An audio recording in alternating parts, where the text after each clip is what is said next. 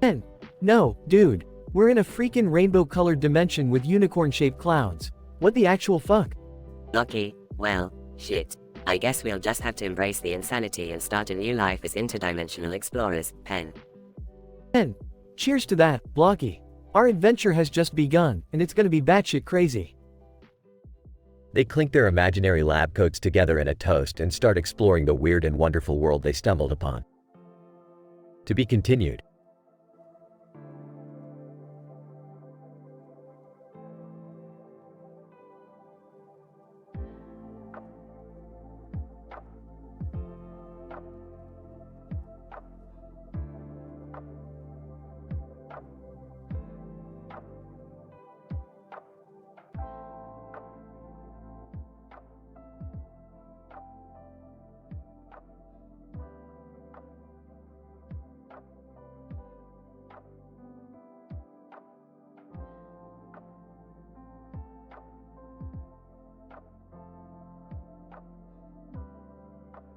Morty, look at this red toy airplane sitting on top of a white object on a tabletop with a white stick sticking out of it. It's like someone took a sadistic art class taught by Picasso's demented twin brother. Whoa, Rick, that's not just any toy airplane. It's the improbability shuttle. It can transport us to any statistically improbable scenario you can imagine. Oh, come on, Rick. Do we really need to go on another one of your insane adventures? Oh, Beth, it's not about need. It's about the endless possibilities and the crippling existential dread that comes with them. Seriously, Rick? I have a date tonight. Can't we skip the whole universe hopping thing just this once? Sorry, Summer, but this is the only way we can get those dick missiles back before they end up in the wrong hands. The galaxy is at stake. Wait, what? Dick missiles? What the hell are dick missiles, Rick? Morty, let's just say they're the most powerful, phallic-shaped weapons in the entire multiverse. We can't let them fall into the wrong hands, especially not Jerry's. Did someone mention my name? I'm right here, feeling inadequate as ever. Jerry, don't get involved. Just put on your pants and stay out of the way. Literally, do nothing. Fine, I'll just stay here and be completely useless. It's what I do best, after all. Alright, strap in, people. We're about to embark on a journey so improbable, it could make Stephen Hawking come back from the dead just to scratch his head. Rick, that's a bit morbid. Can we maybe tone it down a bit? No, Morty, we're going full dark and edgy. Now buckle up and prepare for some interdimensional chaos. The improbability shuttle takes off, hurtling through time and space.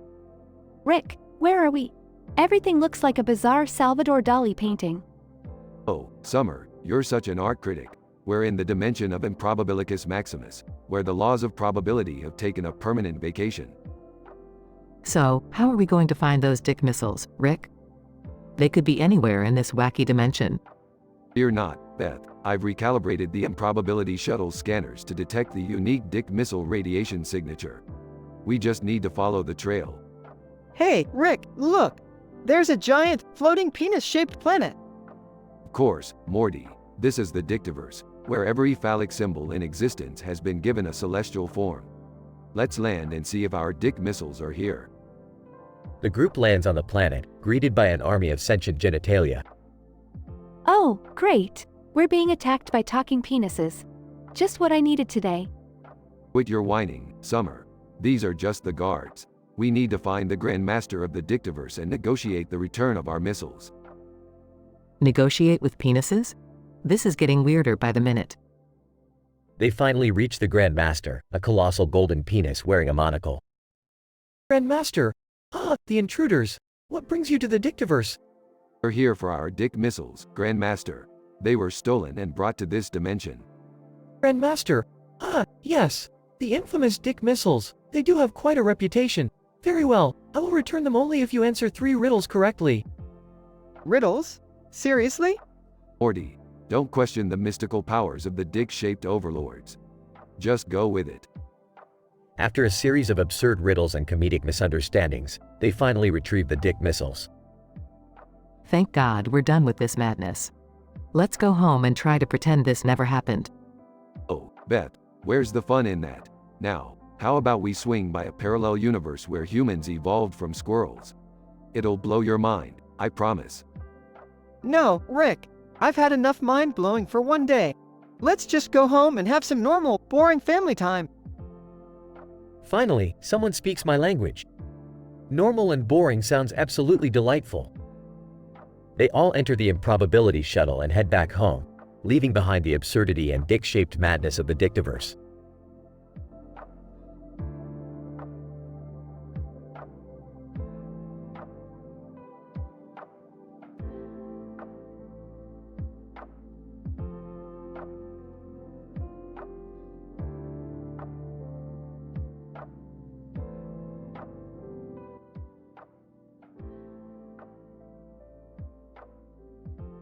Welcome to the Comedy Central roast of Sonic the Hedgehog. Tonight, we have gathered 6 randomly selected characters, enemies from the Sonic the Hedgehog series, to take turns roasting the speedster. Buckle up, because this is going to be a wild ride.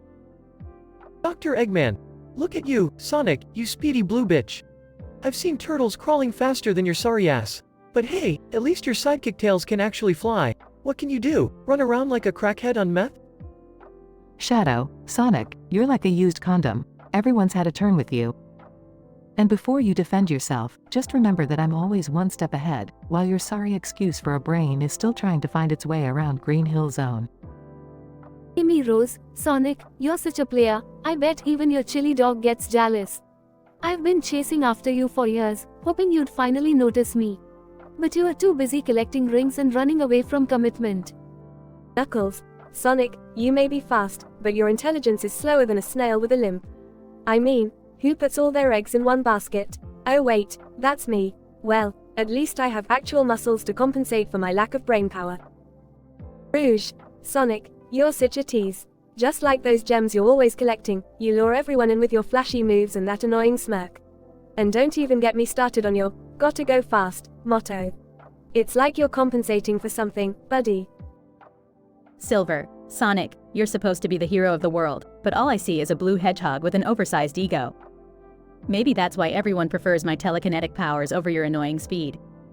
Time to slow down and take a good look at yourself, Sonic. Sonic. Alright, you pathetic losers, it's payback time. Dr. Eggman, you may be a genius, but your fashion sense is as outdated as your plan to conquer the world. Shadow, maybe if you stopped brooding and actually did something useful, you'd have more fans than just your angsty fangirls. Amy, if I wanted to be chased by a psychotic stalker, I'd go hang out with Knuckles. Speaking of which, Knuckles, your biceps are bigger than your IQ, and that's saying something.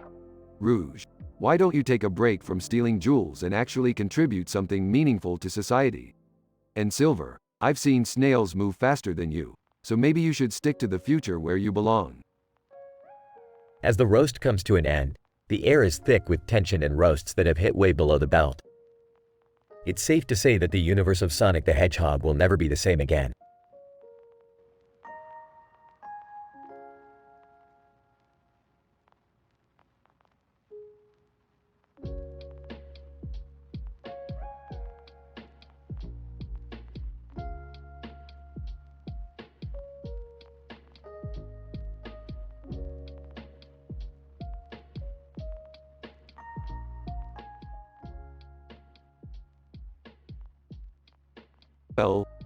Well, Morty. Looks like we've stumbled upon another grand intergalactic adventure. Rick, are you sure we should be involved in this? That snail on the car hood looks pretty harmless. Harmless, Morty, that snail is sitting on a car with a TV on its roof. You really think that's a normal occurrence? I don't know, Rick. Maybe snails are into technology these days. Let's just leave it alone. Leave it alone, Morty. You underestimate the power of a snail with a TV. It could be transmitting secret messages, planning world domination, or watching some adult snail content. Walking in, what are you two arguing about now?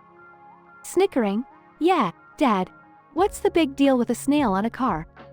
The big deal, Beth, is that this snail is sitting on a car with a TV in the background. And I'm pretty sure it's plotting something devious.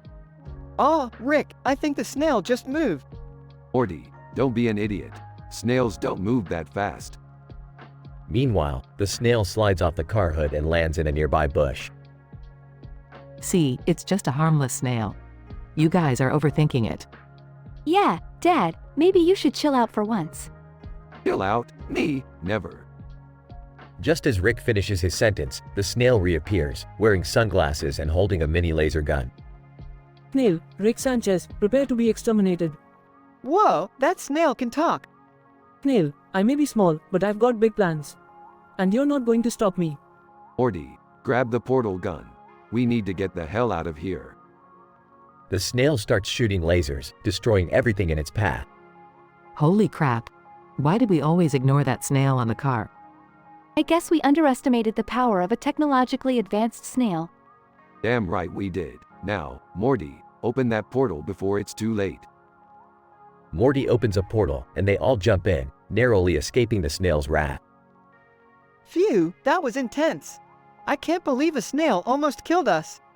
Morty, when will you learn? Never underestimate the ingenuity and malice of a snail with a vendetta. Well, at least we made it out in one piece. Yeah, but what about the snail? It's still out there, wreaking havoc. Don't worry, Summer. We'll deal with it when the time comes. For now, let's head back home and forget about this insane snail adventure. They all leave, the snail's laser blasts creating chaos in the background.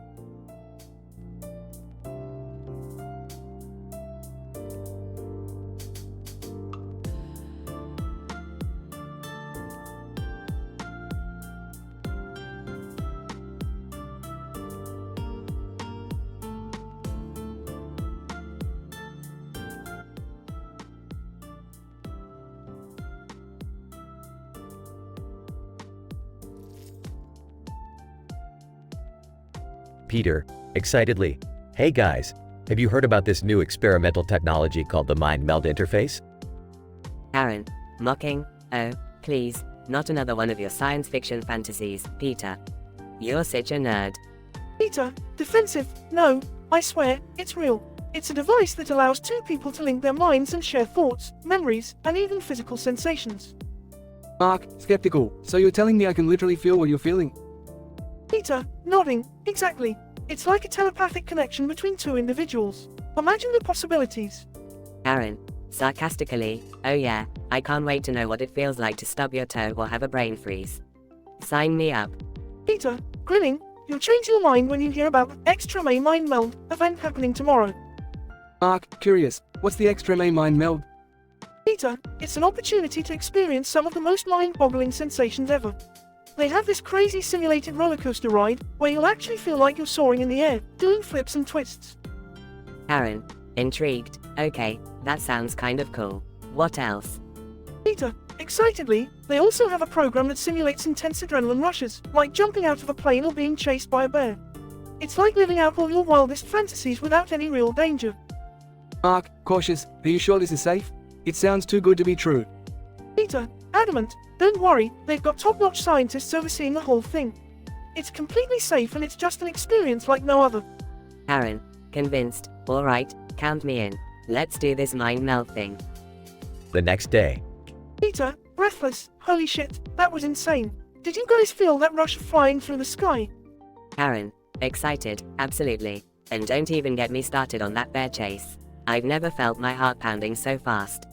Mark, amazed, I can't believe we just experienced all this. This mind meld thing is out of this world. suddenly, a news alert pops up on the TV. News anchor, breaking news, the Mind Meld interface malfunctioned during the Extreme Mind Meld event. Participants are reporting uncontrollable emotions, sensory overload, and temporary personality swaps. Aaron, panicking, what the fuck? Are you kidding me? Peter, frustrated, this can't be happening, we need to fix this. Mark, nervous, I can't believe we took this risk. How do we even undo a mind meld? As the three friends scramble to find a solution, they come across a disclaimer in the fine print. Disclaimer. Mind Meld Interface is an experimental technology with potential side effects. Consult a medical professional immediately if experiencing any adverse reactions. Peter, angry, those goddamn scientists didn't warn us about this. Aaron, frustrated, well, what the hell do we do now? Mark, determined. We have to find a way to reverse this, no matter what it takes. Our lives are on the line. They join forces to unravel the mystery of the Mind Meld interface, hoping to restore their lives back to normal. Little do they know, the road ahead is filled with even more bizarre and perilous challenges.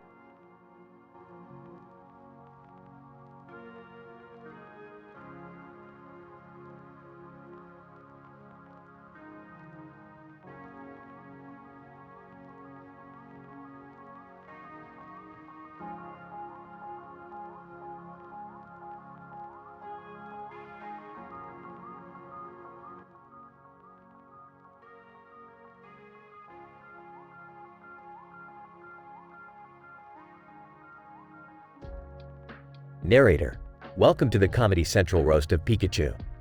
Tonight, we have a group of randomly selected Pokemon ready to unleash their foul-mouthed roasts towards the beloved electric mouse. Let the insults fly. Pikachu, alright, you yellow-bellied bastards. Strap yourselves in because I'm about to roast you all with more intensity than a thunderbolt attack. Get ready to feel the shock. Charizard, Pikachu, you may be sparkly and cute, but let's be real here. Your tail looks like a goddamn lightning bolt-shaped dildo. Who the hell designed that shit? Pikachu, hey Charizard, I'd rather have a phallic tail than a weak-ass fire-breathing dragon that couldn't roast a marshmallow if its life depended on it. Snorlax, Pikachu, you little rat, I bet you collect more STDs than you do Pokeballs. Every time Ash sends you into battle, he better throw in a damn condom too. Pikachu, Snorlax, you lazy sack of shit. The only moves you know are sleep and snore. No wonder trainers use you as a mattress, at least then you'd be useful. Jigglypuff, Pikachu, you mousy prick, your singing voice is worse than a Rattata getting its balls electrocuted. I'd rather listen to nails on a chalkboard. Pikachu, Jigglypuff, your singing is so terrible, even Team Rocket runs away from you. And that says a lot coming from those idiots. Narrator, as the roasts continue, tensions rise, insults escalate, and Pokemon hurl vulgarities at one another. Pikachu, feeling the weight of the insults, gathers his courage for a revenge roast. Pikachu, alright, you filthy Pokemon. You wanna roast me? Let's see how you like it when I zap your sorry asses back to the Stone Age. Charizard, oh, what's the matter, Pikachu? Are you finally going to evolve into something other than a yellow ball of fluff? Oh wait, you can't, you little shit. Pikachu, Charizard, your flames may be fierce, but let's not forget that you're also weak to water. I bet even a squirt from Squirtle's dick could put you out. Snorlax, Pikachu, you electrified rodent. The day you outgrow that stupid yellow onesie is the day you become a real Pokemon. Until then, you're just a mascot for defective batteries. Pikachu, Snorlax, I may be small, but at least I'm not a bloated, immobile, elephant-sized freak like you. I bet you jizz ice cream instead of cum, you gluttonous wanker. Narrator, the Pokemon roasters stand stunned, lost for words in the face of Pikachu's savage comeback. As the crowd erupts in laughter, Pikachu smirks, relishing in his revenge. Pikachu, that's right, you sorry excuses for Pokemon. Don't mess with the electric rodent. I may be small, but my roasts pack a Pikachu-sized punch.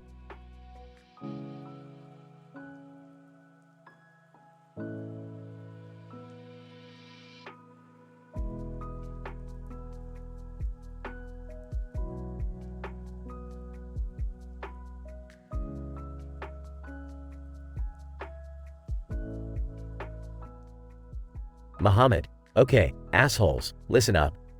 Welcome to the fucking Comedy Central roast of Allah. No repeating jokes, you cunts, so let's make this shit original and brutal. I'm your fucking roast master, Muhammad, and tonight we have 5 random motherfuckers from Islamic history ready to toss some bombs. Let's begin this twisted circus. Roaster 1. Yo, Allah, you thought you were all-knowing, but damn, even your beard ain't perfect. It's like a fucking squirrel died on your chin, you hairy motherfucker. Roaster 2. Allah, you created the universe? Well, shit, you should have focused on some fucking grammar. Your holy book reads like a first grader scribbles, you illiterate bastard. Roaster 3. Allah, you like to call yourself merciful, but looks like your mercy ran out when you decided to create mosquitoes. Those little fuckers are just as annoying as your followers. Ya divine douchebag. Roaster 4. Allah, you claim to be all-powerful and shit, but you couldn't even give us a decent sense of humor. We're stuck with lame-ass knock-knock jokes, while other religions got the good shit. You fucking failed at being funny, you joke of a god. Roaster 5, Allah, you're supposed to be all-forgiving, right? Well, forgive me for saying this, but I'd rather piss on your holy book than follow your fucked up rules. Your religion's like a never-ending RPG with shitty quests and no cheat codes, you sadistic prick. Well, look at you bunch of fucking clowns. Roasting the Almighty, huh? Let's see how you handle this. Muhammad, you claim to be my messenger, but all you ever delivered was bullshit. Your ideas have caused more bloodshed than a fucking zombie apocalypse. And all you other idiots, talking shit about my creation? I gave you life, and now I'm gonna give you a taste of hell. Bend over, fuckers. Time for some divine retribution.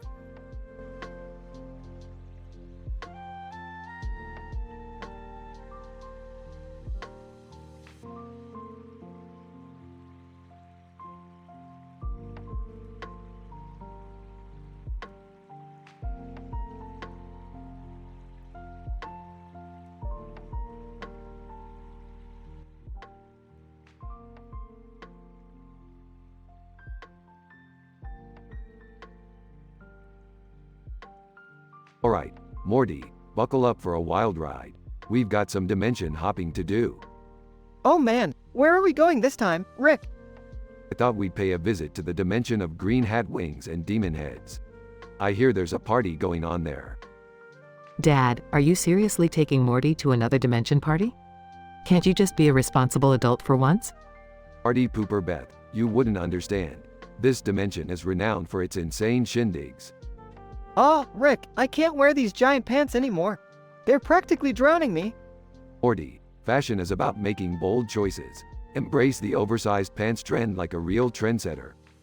Seriously, Morty? Can't you find better fashion advice than what Grandpa Rick gives you? Hey, Grandpa's style is unique, alright? Alright, enough chit-chat. We're here, Morty, time to put on your party face. Whoa, this place is insane. Look at that cartoon character with the green outfit and the wings. Yeah, that's Larry the Leprechaun, Morty. Word as he won the Dimensions drinking contest 12 times in a row. Dad, is this entire dimension just a massive costume party? Beth, in this dimension, every day is Halloween. It's called commitment. I don't know how you two handle this madness. Oh man, look at that demon sitting on Larry's head. Talk about an unconventional accessory. Morty, that demon is called Damien the Destructor. He's Larry's hype demon. Gives him style for days. This is all so absurd. I can't even keep track of who's who. Don't worry, Beth. We'll just go over there and mingle with the locals. Hey, Dad, did you see that little green creature drinking an entire keg? That's the Tasmanian tequila tornado, Morty. He never stops partying. A true legend. I have to admit, this dimension is wilder than I expected. Well, nothing can prepare you for the dimension of green hat wings and demon heads, summer. Hey, Rick, why is that guy over there jumping on a pogo stick made of fire? Morty, that's Johnny the Jackalope. He always has to outdo everyone at every party. It's his thing. Okay, I've had enough. I'm leaving. Morty, come with me. Sorry, Mom, but I'm having the time of my life here. I want to stay. I'm with Morty on this one. Let's loosen up and have some fun, Beth. Kids, go have your little adventure. I'm just gonna teleport away from here. Too much chaos, even for me. Hey, Rick, where are you going? I know a quiet dimension where we can relax and sip some freshly brewed good old-fashioned earth lemonade. That sounds like heaven right now, Dad. Count me in. Yeah, count me in too. Let's ditch this crazy party. Alright, hold on tight. We're going back to the good old earth dimension, where pants are properly sized and sanity reigns. Bye, weird dimension. Hello, normalcy.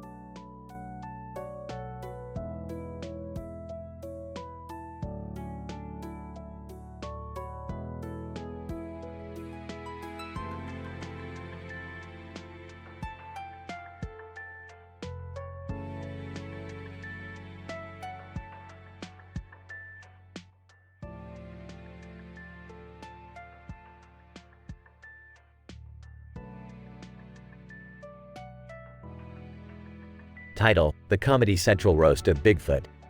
Characters: 1. Bigfoot. 2. The Loch Ness Monster. 3. Jackalope. 4.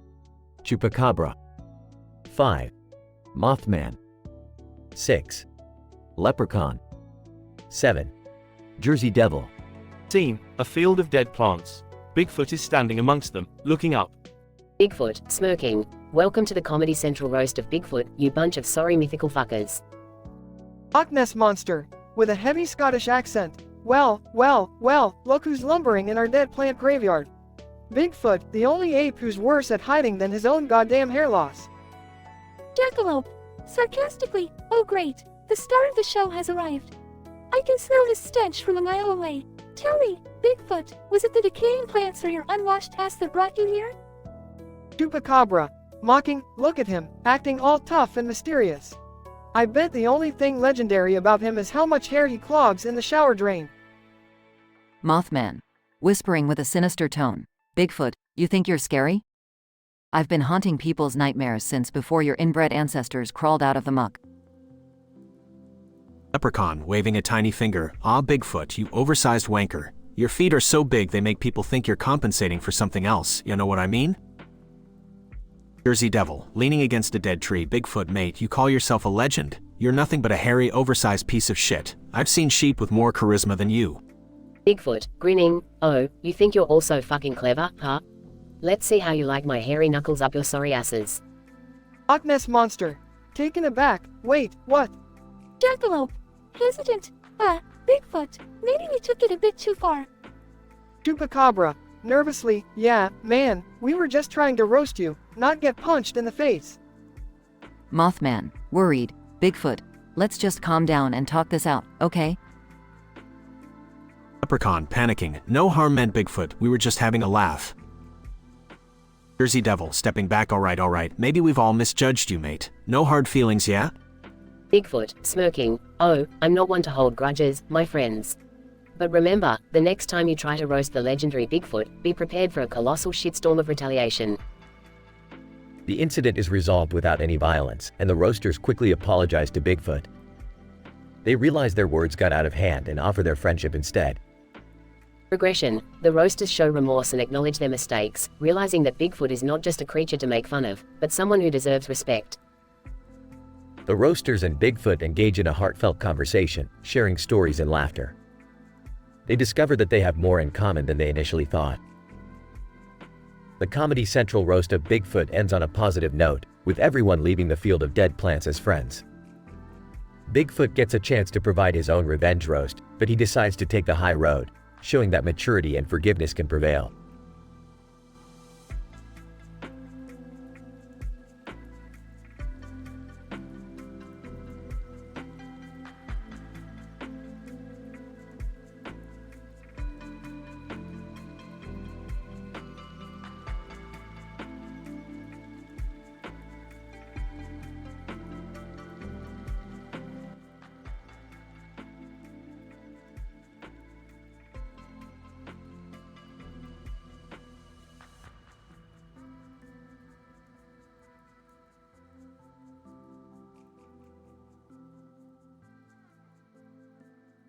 Narrator: welcome to the Comedy Central roast of Lewis, the man of the hour.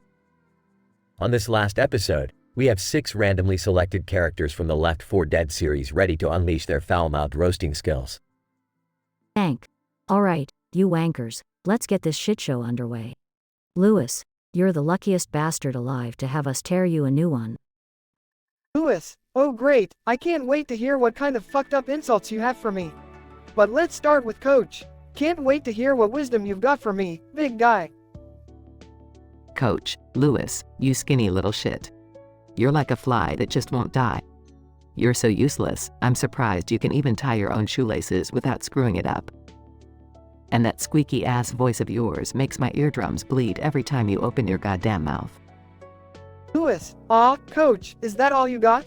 I'm not surprised, it's like showcasing a single rotten brain cell trying to roast me. Zoe, Lewis, you're such a douchebag. I've seen better fashion sense in a horde of mindless zombies. And your obsession with pills?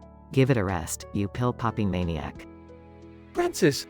Lewis, you fucking piece of shit! Your whining voice is like nails on a chalkboard, but worse. Your face could stop a clock right in its tracks. If I had to choose between spending a day with you and being eaten alive by the horde, I'd choose the latter. Well, Louis, you're the biggest fucking liability of the group. I bet your parents wish they pulled out when they had the chance. You're the reason why we can't have nice things, you whiny little prick. Rochelle. Louis, you ignorant schmuck. You're so damn clumsy, I'm surprised you haven't tripped over your own sorry excuse for a brain yet. And don't even get me started on your hygiene. I've seen dumpsters that smell better than you. Louis, alright, enough of your shit. It's my turn now. Tank, you oversized pile of rotten flesh. Your intelligence is like a zombie's brain, non-existent. Your strength is nothing compared to the fact that you're so ugly, even a witch would run away screaming. Meanwhile, the audience gasps, astounded by Louis's audacity. Louis, coach, you tub of lard.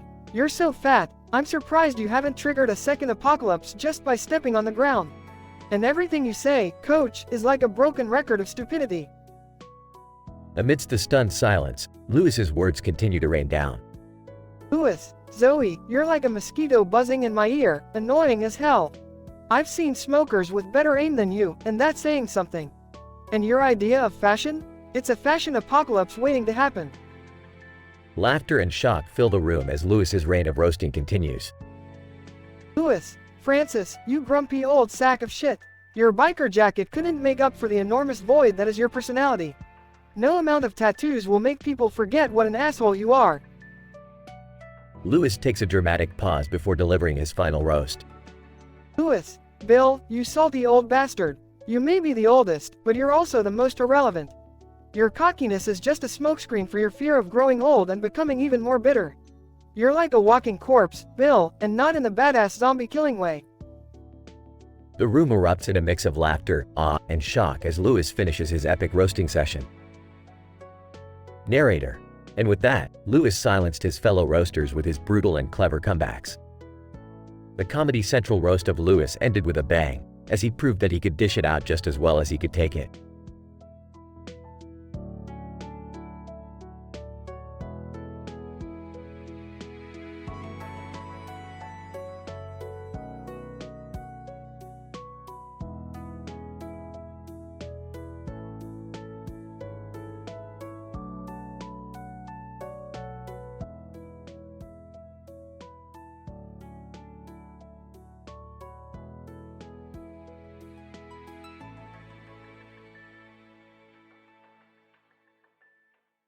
Morty, listen up. We've got another adventure on our hands, Morty. Strap in, because this one's gonna be a wild ride. Oh geez, Rick, what's the plan this time? Another dimension to save or an alien invasion to stop? No, Morty. Today we're going investigating a parallel universe where everyone is obsessed with a ridiculous fashion trend. Confused. What? Fashion trend? Yeah, Morty. Turns out this universe's latest craze is wearing green and white abstract designs with a black background. It's like they raided an art gallery and called it fashion. Well, that sounds horribly tasteless. Exactly, Morty. And it's our job to find out why this dumb trend is taking over. We're gonna put on these ridiculous outfits and blend in. Hesitant. I don't know about this, Rick. I don't want to look like a walking canvas. Quit complaining, Morty. Just put it on. Besides, we'll be the best dressed idiots in the whole universe. Entering the room. What's going on, you two? Beth, we're about to embark on a daring undercover adventure into a parallel universe's fashion crisis. Get ready to turn heads for all the wrong reasons. Sarcastically, wow, saving the universe from terrible fashion choices. Truly heroic. That's right, Beth. We might just change the course of fashion history. Now, put this outfit on. We gotta keep up appearances. Size, fine, I'll do it. But only because it's for science. They all put on the ridiculous outfits and step through a portal. Alright, Morty, time to see the wonders and absurdities of the fashion-obsessed universe. I feel like a joke, Rick. People are staring at us. Relax, Morty. We're just trendsetters revolutionizing the fashion industry. Beth spots a group of people wearing the green and white outfits. Hey, guys, where can we get more of these fabulous clothes? Fashion-obsessed citizen. Oh, darling, there's a secret boutique in the heart of the city. But you'll need a VIP invite to get in. VIP, huh? Morty, looks like we'll need to get these dummies off our backs and find that boutique. They outwit the citizens and finally locate the secret boutique. Wow, this place is a fashion disaster. Hey Rick, look at that black center in the design. It's like staring into the void. Morty, that's the most profound thing you've ever said. We've stumbled upon the fashion black hole, where all style goes to die. They confront the boutique owner, who reveals it's a nefarious scheme to control fashion. Boutique owner, you fools. With my black center designs, I shall control the world of fashion. Sarcastically, oh no, the fashion world is trembling in fear. Alright, that's it. Time to end this madness. They engage in an epic fashion battle, defeating the boutique owner with style. Well, that was surprisingly anticlimactic. Hey, Beth, just be glad we saved the world from becoming a walking abstract painting, alright? Hey, Rick, can I take the outfit home? I've weirdly grown attached to it. Sure, Morty, be my guest. That fashion disaster suits you perfectly. They all laugh as they walk back through the portal to their own universe.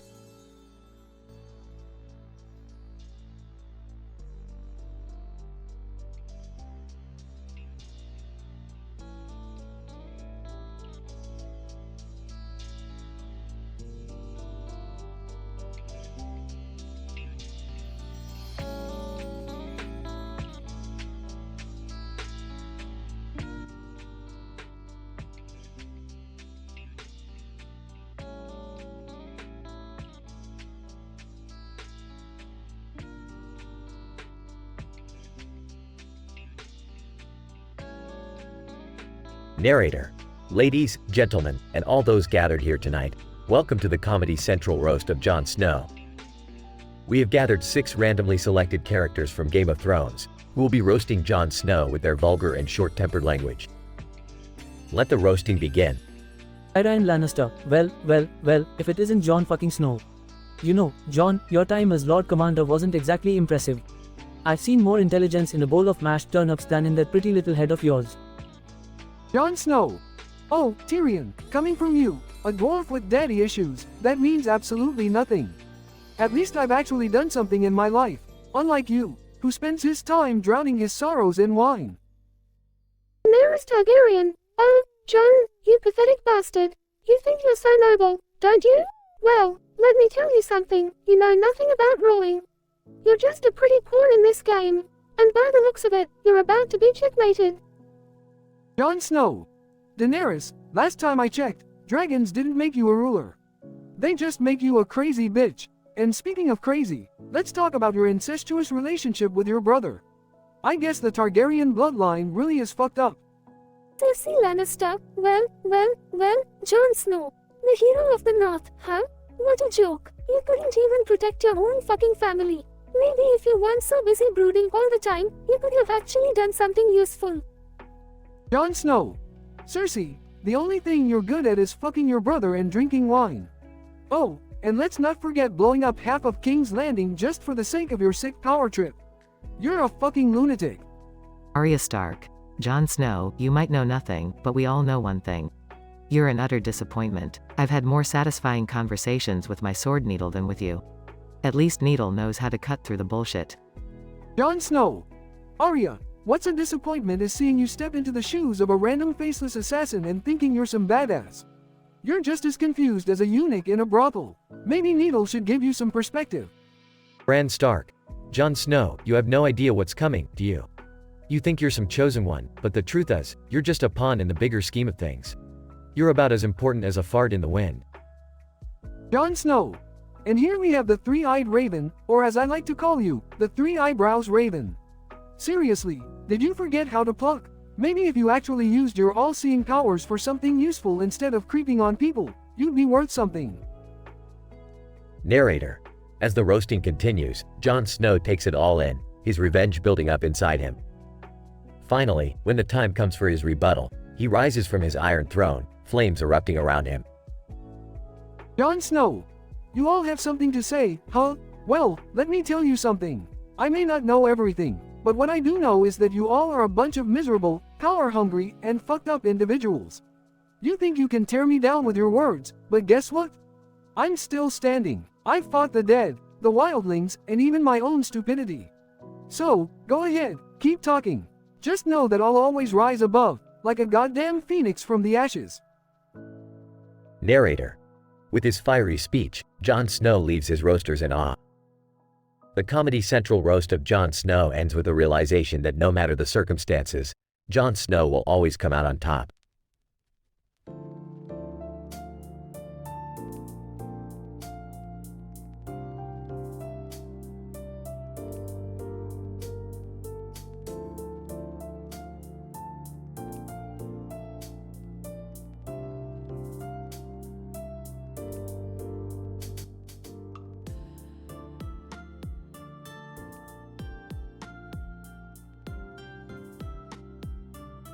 ZTV, welcome, you motherfucking cunts, to the goddamn Comedy Central roast of ZTV. We've got a bunch of assholes here tonight ready to tear each other apart. Let's get this shit show started. Who's up first? T-Series. Well, look who we have here. ZTV, you pathetic piece of shit. You're like the herpes of Indian television. Everyone's had a taste of your garbage, and no one wants it again. Xbox. T-Series, you corporate whores, you're just mad that ZTV has more personality than your bland-ass music videos. Speaking of which, I'd rather fuck a goat than listen to your auto-tuned bullshit. NTS, India, Xbox, shut the fuck up. You're just a bunch of overpaid manchildren playing glorified interactive cartoons. It's like you're trying to compensate for your lack of real-life accomplishments by pretending to be in a fucking virtual reality. Colors, oh, MTS, coming from you, it really doesn't mean shit. Your shows are so poorly written that even a constipated monkey can come up with better plot lines.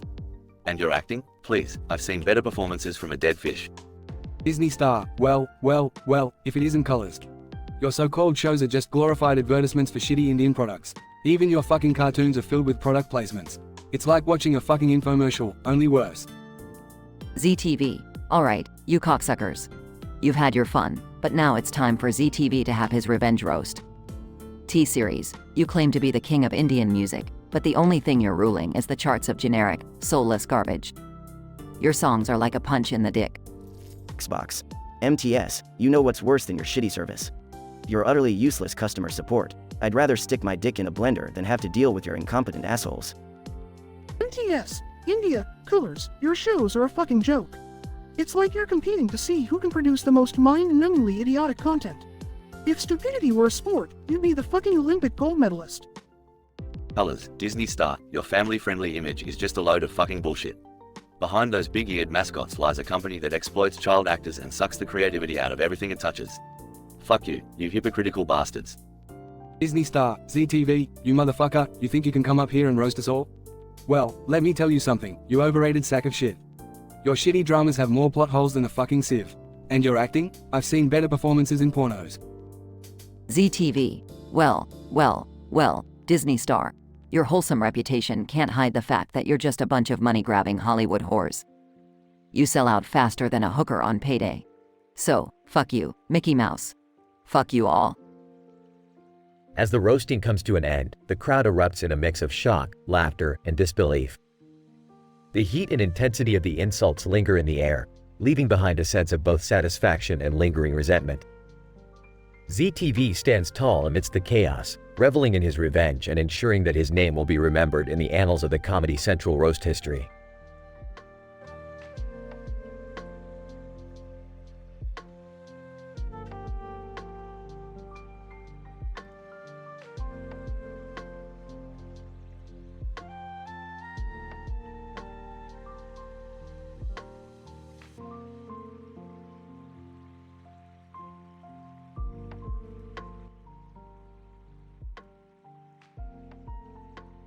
God.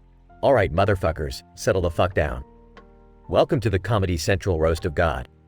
Tonight, I'm gonna show you why I'm the motherfucking divine ruler of this goddamn universe. Lucifer, hey dad, you think you're so fucking high and mighty, but let's not forget who got kicked out of heaven for being a rebellious little shit. You may be the almighty, but I was the hottest angel around. God, Lucifer, you son of a bitch. Don't you dare forget who created your sorry ass in the first place. And by the way, that fiery pit you call hell? Yeah, I designed it specifically for you, you arrogant fuck. Thor, alright, enough with the father-son drama. Let's talk about Zeus over here. You may be the king of the Greek pantheon, but your Zeus lightning bolt outfit looks like a fucking cosplay disaster. And don't even get me started on your nymph fucking escapades. Zeus, oh please Thor, like you're any better with your hammer-humping fetish. At least I have the decency to keep my affairs goddamn discreet. Your shit's all over the internet. Odin, enough. Both of you are a bunch of fucking amateurs. I am the Allfather, the supreme ruler of Asgard. And for your information, my eye patch is not a fashion statement, you insensitive pricks. I lost my fucking eye in battle, protecting the 9 realms from frost giants and shit. Buddha, hey, big man, I gotta ask, how the fuck did you manage to become enlightened sitting on your ass all day? Were you just too lazy to participate in the world's bullshit? God, Buddha, my dude, you're one to fucking talk. Sitting under that Bodhi tree, meditating and shit. I created everything without lifting a finger. At least I had the decency to create some action and drama in this godforsaken world. Jesus. Alright, everybody just calm the fuck down. We're all here to roast God, remember? And let's not forget how much of a playboy you were, Dad. Knocking up Mary, getting freaky in the temple. You give new meaning to Holy Spirit. God, Jesus Christ, son, do you really want to go there? We all know how you turned water into wine, but you couldn't make a decent loaf of bread to save your life. This whole Son of God gig.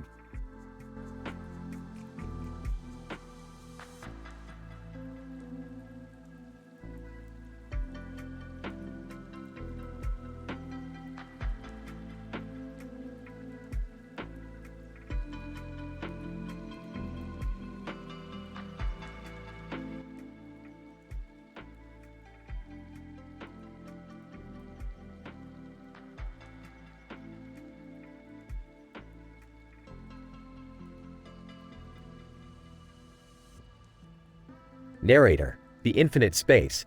BFDI characters Fight of Doom and Horror Factory logo begins with a close-up of a metal grate, adorned with a yellow stripe. As the camera pans out, we see an array of frightening logos and a cast of BFDI, Battle for Dream Island, characters, a group known for their intense conflicts and adult language. The stage is set for a wild and vulgar adventure. Fiery, alright, ya flaming douchebags. Listen up. Ify, what's all the fuss about, Fiery? Fiery, we've been sucked into this freaking horror factory. Someone's gotta pay for this shit. Skeleton, damn straight, let's show 'em who's boss. Snowball, yeah, but how the hell are we gonna get out of this mess? Akko, screw thinking, let's just kick some ass.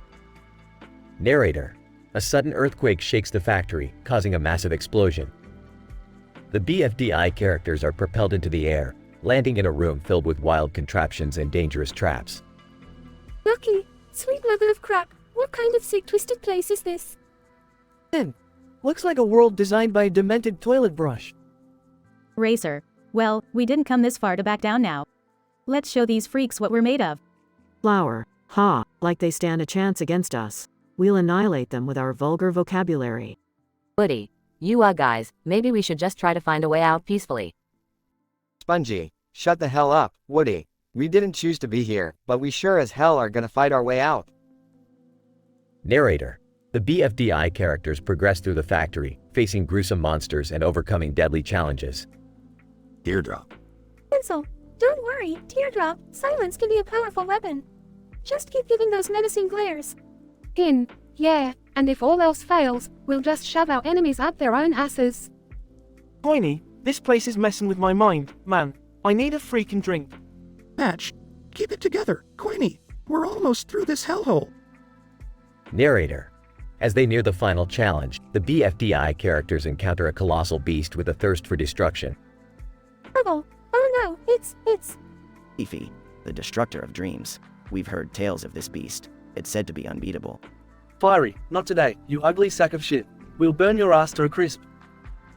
Narrator, a fierce battle commences, filled with profanity-laden insults and relentless attacks. The BFDI characters fight with all their might. Skeleton, take this, you fucking abomination. Flower. Eat dirt, you son of a bitch. We're not backing down, you oversized freak. Narrator, finally, after a grueling showdown, the BFDI characters emerge victorious, battered but triumphant. Fiery, we did it. We kicked that bastard back to the depths of hell. Pencil, I never doubted our ability to prevail. Ify, this experience may have been insane, but damn, it feels good to come out on top. Narrator, the BFDI characters share a moment of camaraderie, celebrating their victory in a realm where improbable odds were overcome. Woody, I guess, we, did it. Spongy, you bet your sweet ass, Woody. We're the baddest motherfuckers in all of Dream Island. Narrator, the infinite space. BFDI characters' fight of doom and horror factory comes to a close, leaving our foul-mouthed heroes forever marked by their crazy, dramatic, and intense adventure that defied all expectations. The end.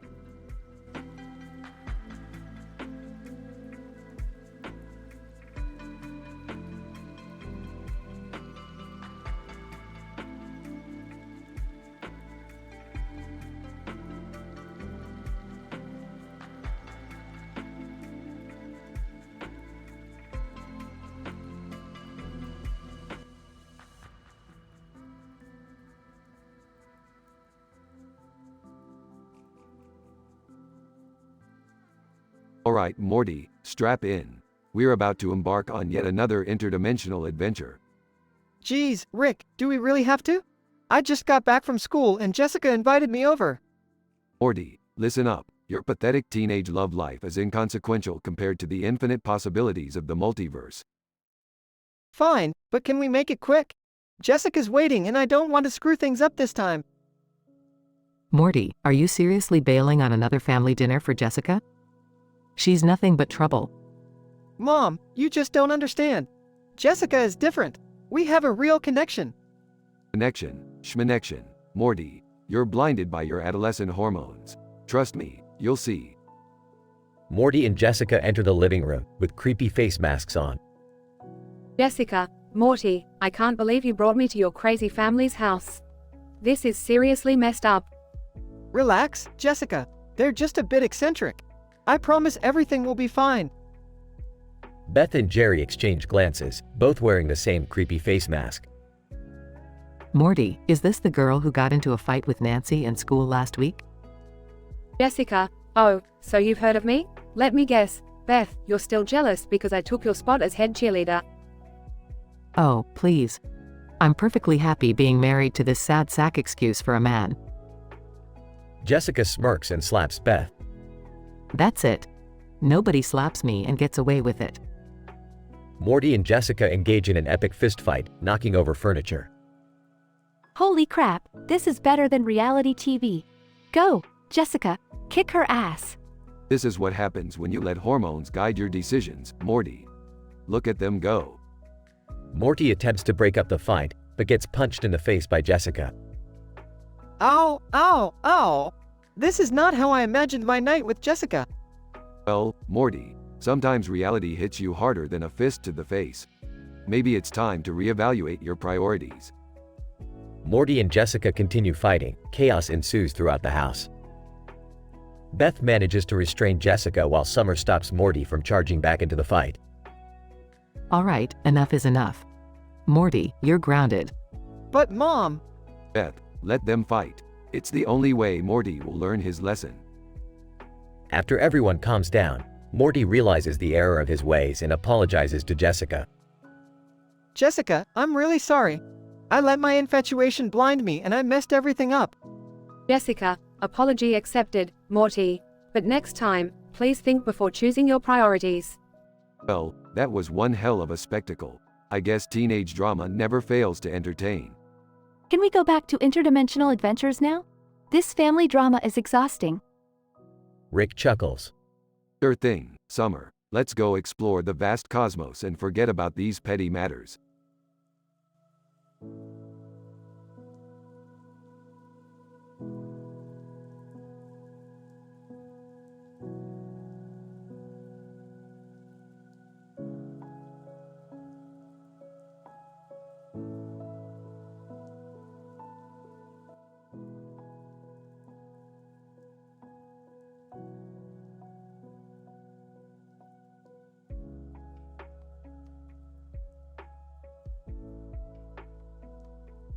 Batman.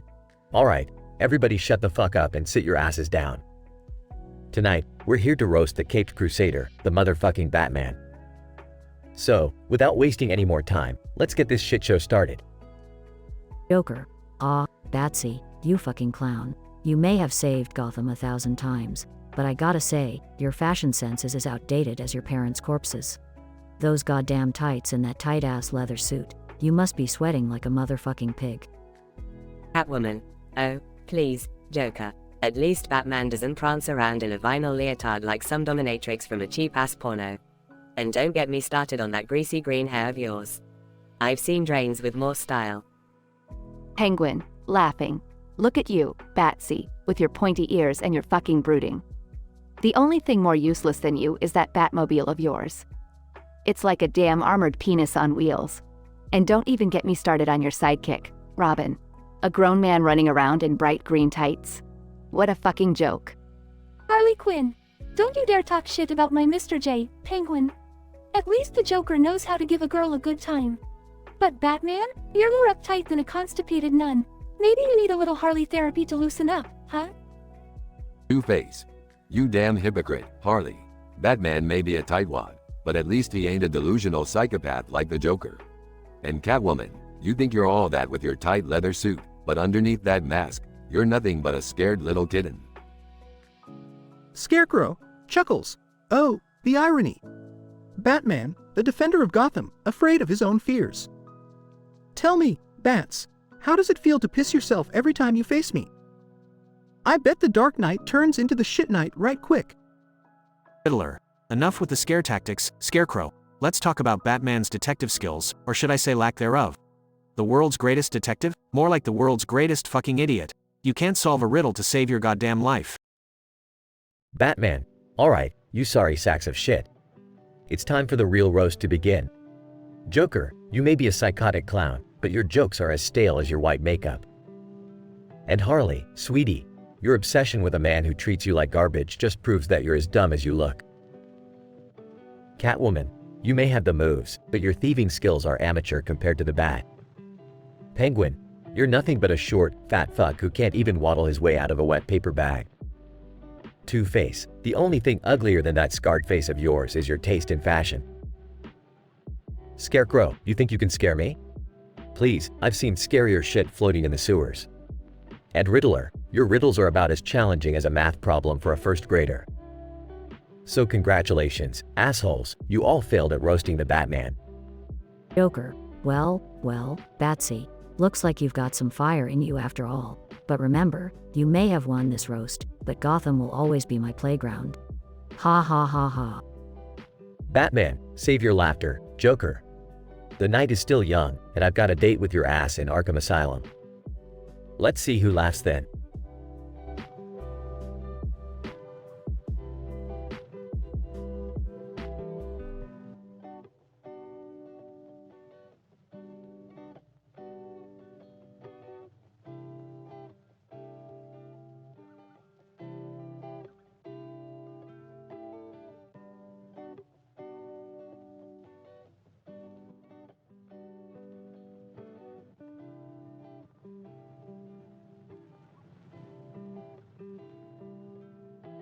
Gordon Freeman takes the stage, clearing his throat.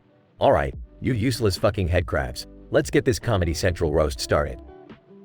Headcrab zombie. Croaks. You know, Freeman, for a guy who doesn't even talk, you've got one hell of a punchline. Gordon Freeman, at least my punchline isn't a bunch of moaning and brainless stumbling. You zombies are the reason people think eating Tide Pods is a good idea. Ortegont. In your case, Freeman, it seems, the one free man, really refers to your freedom from a fucking personality. Gordon Freeman, funny coming from a blind alien who gets off on shocking people. You call it your resonance cascade. We all call it a Saturday night in Cleveland. G-Man, leaning forward, smirking, ah, Freeman, your resistance skills are as laughable as your fashion sense. Did you raid the clearance rack at Dolesville Express? Gordon Freeman, at least I don't dress like a shitty James Bond wannabe who collects souls like their Pokemon cards. Speaking of which, G-Man, you're the reason I don't trust shady government officials with a fucking comb-over. Arnie Calhoun laughs. Freeman, you're the only guy the first know who could solve world peace and still look like a homeless mountain man. Gordon Freeman, and you're the only guy who could clean up City 17 and still smell like a neglected porta potty. Alex Vance, smirking. Freeman, your lack of words is only outdone by your lack of basic human decency. Gordon Freeman, coming from the woman who hangs out with a literal alien slave, I'd say your moral compass needs more tuning than your dad's rusty ass forceps. Father Grigori, bellowing laughter, Freeman, my dear boy, you truly are the worst thing to happen to Black Mesa. And that's saying something, considering we had a fucking alien invasion. Gordon Freeman, funny, Father Gregory, I thought you were too busy collecting cobwebs in Ravenholm to come up with any original jokes.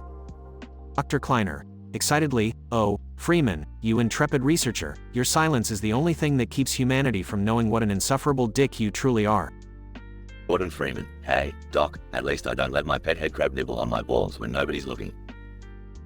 Gordon Freeman takes a sip of water, preparing for his final roasts. Gordon Freeman, now, this has been one hell of a roast, but let's not forget who the real hero is here. I may be silent, but at least I don't need a PhD to know you pathetic fuckers couldn't last 5 minutes in my HEV suit. So keep on roasting, because when I'm done, you'll be begging for a teleport to the nearest hole to crawl into. Thank you, and good fucking night.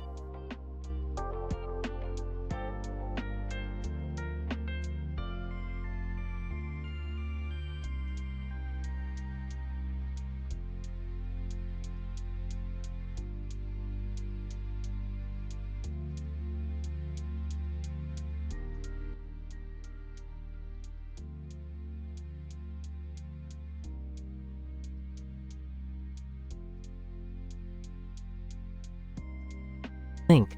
Welcome everyone to the fucking Comedy Central roast of yours truly. I hope you all brought your big boy fucking pants tonight because I'm about to tear your sorry asses apart. Ganondorf. Well, if it isn't the boy in fucking green. You think you're so damn special, don't you? Chopping your way through dungeons and collecting fucking rupees like they're goddamn candy. Zelda. Oh please, Ganondorf. You couldn't even take down a cucko if it pecked you in the fucking face. You're all talk and no fucking action. Tingle. Hey, where the fuck did I end up? I'm just a goddamn balloon man with a fucking hat. How'd I get mixed up with these assholes? Dead. HNNNGHHHHHH. You think your princess is so fucking hot, Blink? Well, I'll tell you what, even I wouldn't touch her with a 10-foot fucking pole.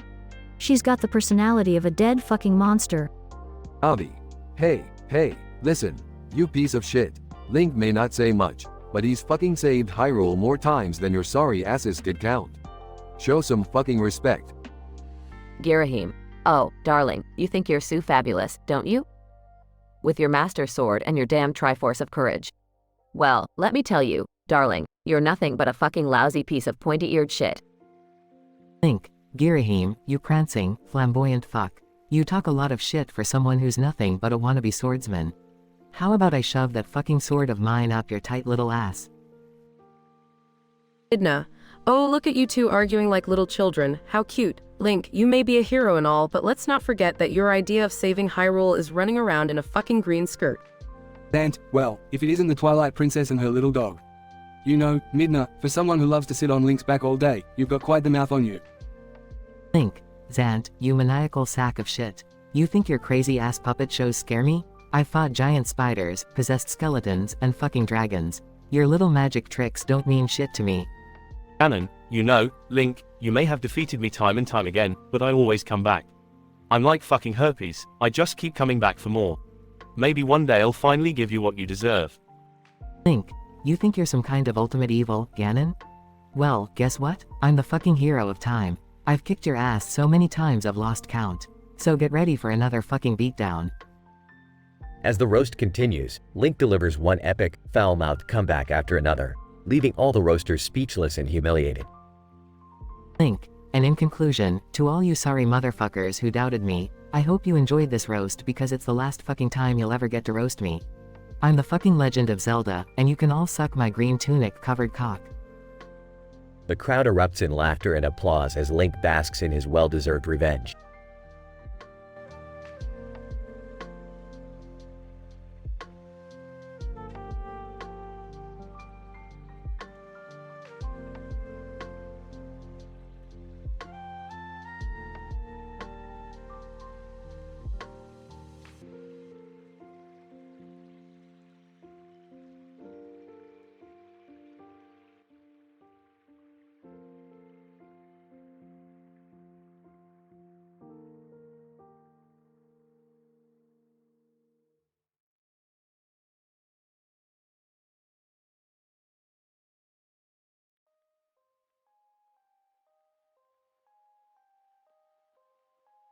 Nick.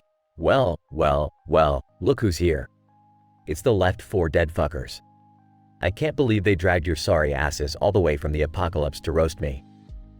Guess I should be flattered, but honestly, I'd rather be killing zombies. Bill, look at this sorry son of a bitch. Nick, you're the biggest asshole I've seen since the outbreak. I bet you'd shoot your own granny if she got in your way. Nick, shut your fucking mouth, old man.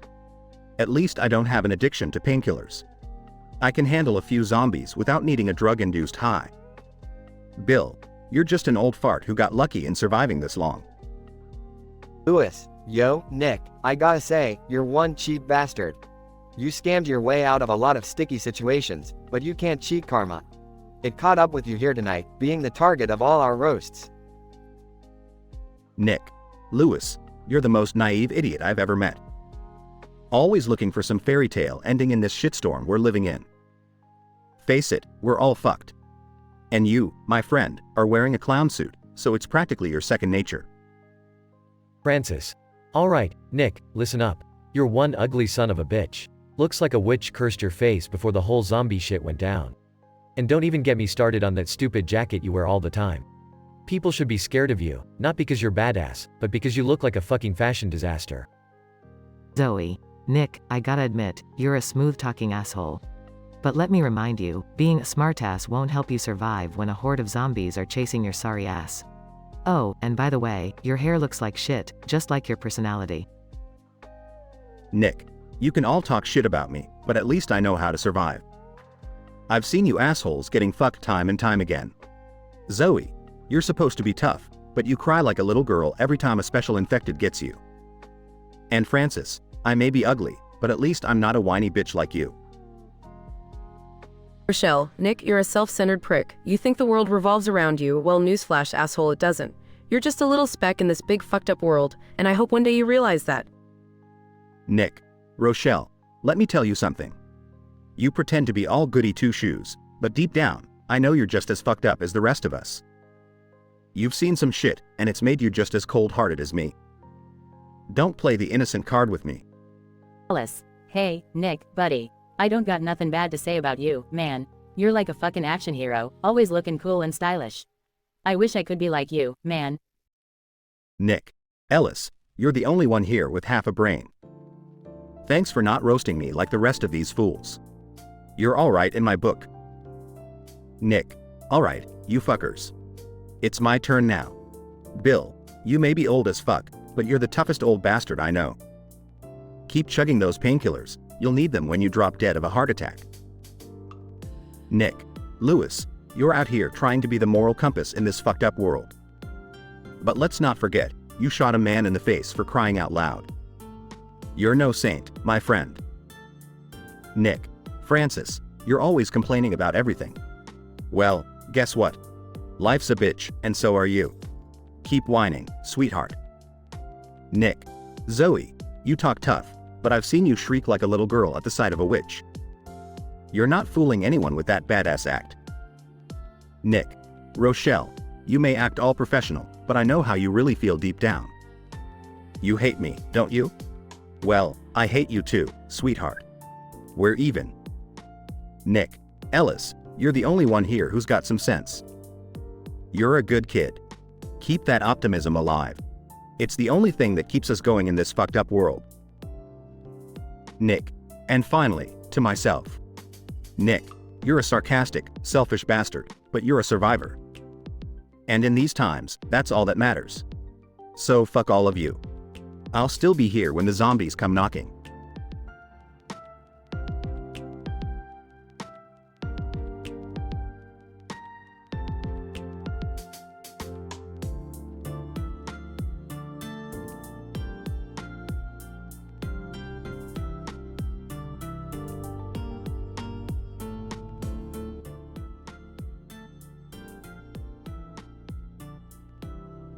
Welcome to the Comedy Central roast of Link. Tonight, we have a star-studded lineup of roasters, all ready to dish out some short-tempered and foul-mouthed insults. Let's dive into the chaos. Roaster 1. It's an honor to be here, surrounded by all these piles of shit. Speaking of shit piles, Link, you're so dumb, you couldn't tell a Goron's ass from a Deku nut. Roaster 2. Oh, look at our hero, Mr. Legendary Sword. More like Mr. Tiny Triforce, am I right? Hey, Link, did you ever find out why the chickens in Kakariko village keep attacking you? It's because they heard you were a huge cock. Roaster 3. Now, listen up, you Hyrulean shitstain. You strut around in that green tunic, acting like you're some kind of badass. But let me ask you this. Do you even lift, bro? I bet you couldn't even carry a fairy in a bottle without breaking a sweat. Roaster 4. Hey, Link, I heard you've been collecting all those heart containers. Must be compensating for something, eh? Maybe you should try getting a bigger sword instead of running around with that toothpick. Roaster 5, you know, it's impressive how you managed to save Hyrule so many times, Link. But let's be real, you're just a glorified errand boy. Hey, Link, go fetch me this, go fetch me that. I bet Zelda even makes you pick up her dirty underwear. Link, alright, you pathetic excuses for Deku Scrouts. I've had enough of your bullshit. Roaster 1, your insults are as weak as your pathetic attempt at playing the ocarina. Roaster 2, I may have a small Triforce, but I still managed to save the world while you're stuck here trying to get laid. Link, Roaster 3, you think you're tough? How about I introduce you to a Moblin and see how you fare? Oh, wait, you'd probably piss your pants before you even drew your sword. As for Roaster 4, I laugh in the face of your weak sword shaming. My skills are legendary, and so is my dick. Link, and finally, Roaster 5, you think I'm just an errand boy? Well, at least I actually get shit done, while you sit on your ass, being useless. And as for Zelda's underwear, she doesn't need me to pick it up because she's too busy begging for a piece of the hero of time. Audience. Roaring laughter and applause. Whether you love him or hate him, Link definitely served up some well-deserved revenge roasts against all the participants. The Comedy Central roast of Link will forever be remembered as a night of ruthlessly foul-mouthed insults and unforgettable comebacks.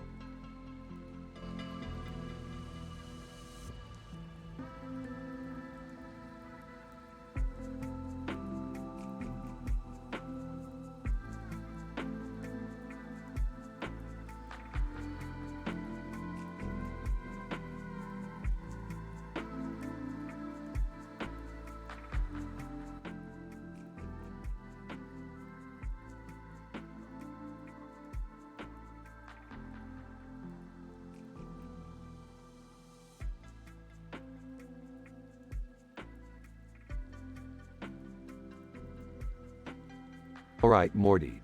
Buckle up because we're about to embark on an interdimensional adventure of epic proportions. I don't know, Rick. Last time things got pretty crazy.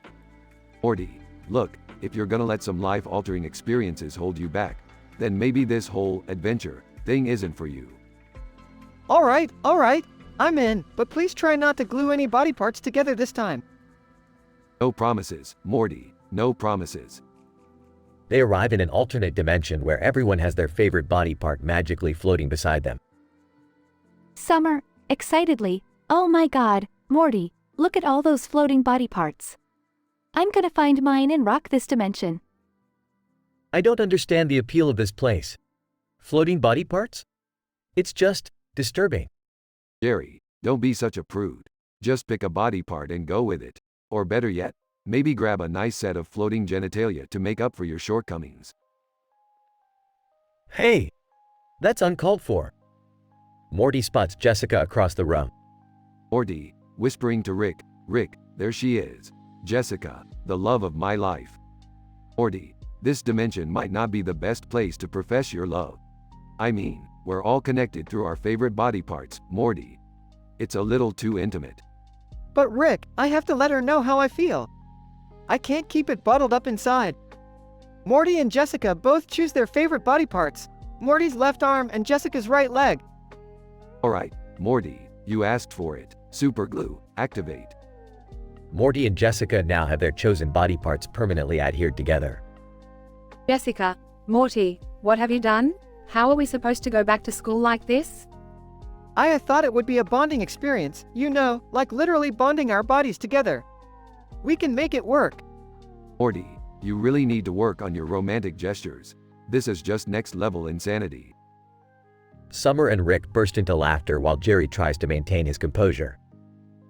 Morty, I can't believe you actually did it. You and Jessica joined at the appendage. That's some next level commitment right there. I knew this would end badly. Morty, you need to think before you act. Meanwhile, Morty and Jessica attempt to navigate their new conjoined state. Jessica, we'll figure this out, I promise. I'll never let anything come between us, not even a superglued limb. Jessica, Morty, you're insane. But maybe, just maybe, this crazy, messed up situation is exactly why I like you. As Morty and Jessica learn to embrace their new reality, Rick starts concocting a plan to separate them. Alright, Morty, there's only one way out of this sticky situation.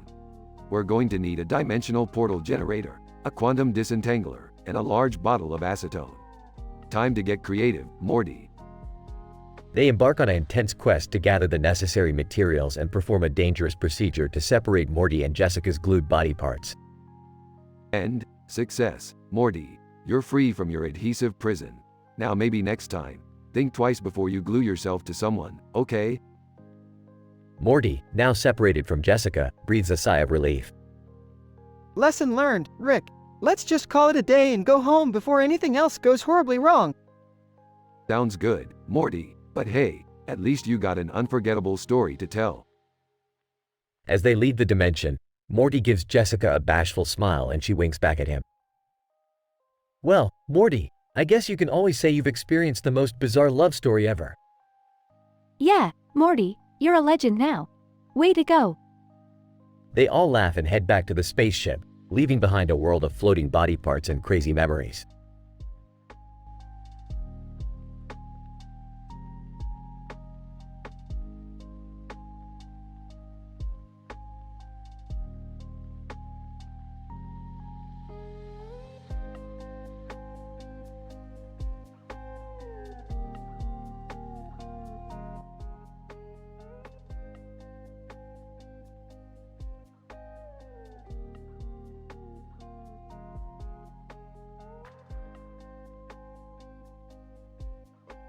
Link, standing on the stage, with a sly grin.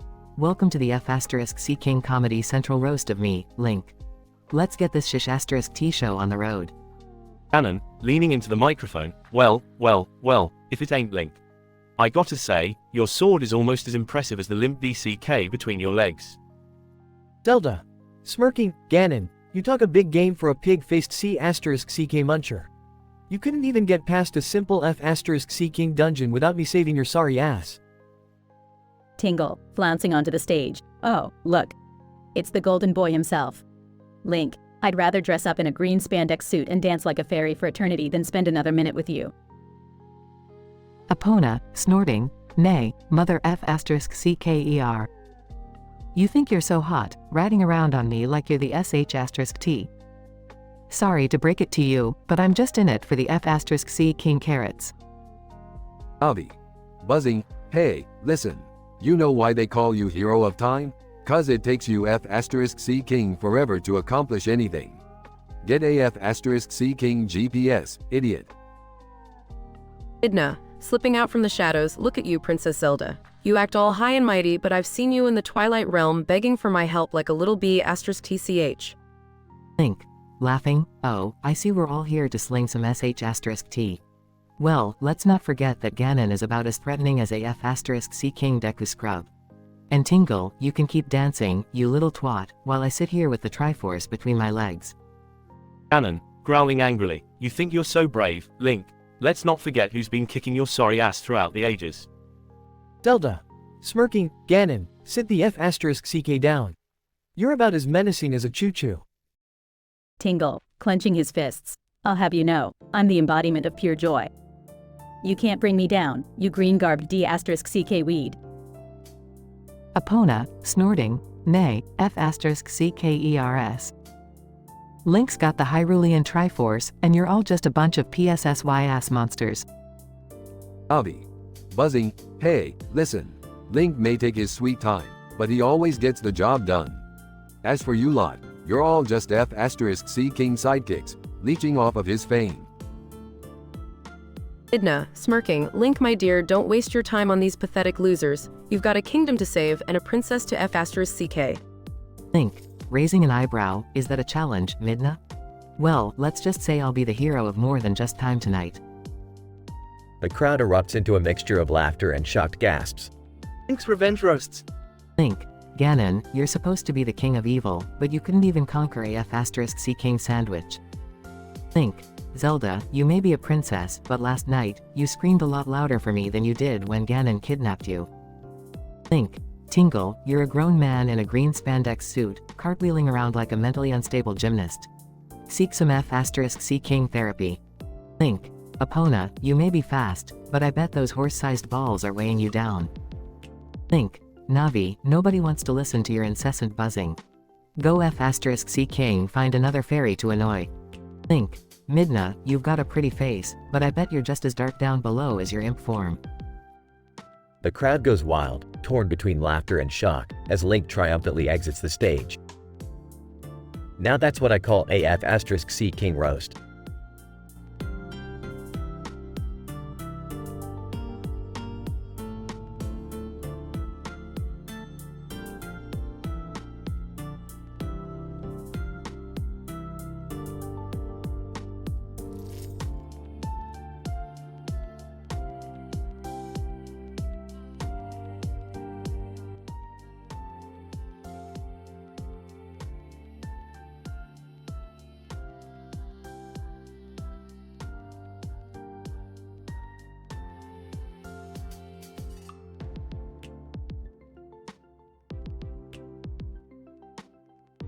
Mario.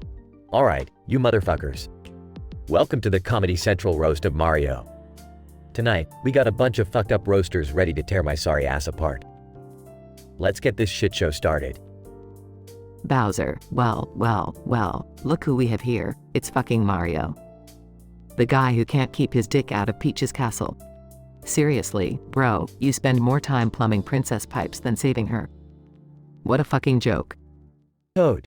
Yeah, Mario, you might be a hero to these idiots, but let me tell you something, your mushroom is more pathetic than that tiny-ass mustache on your face.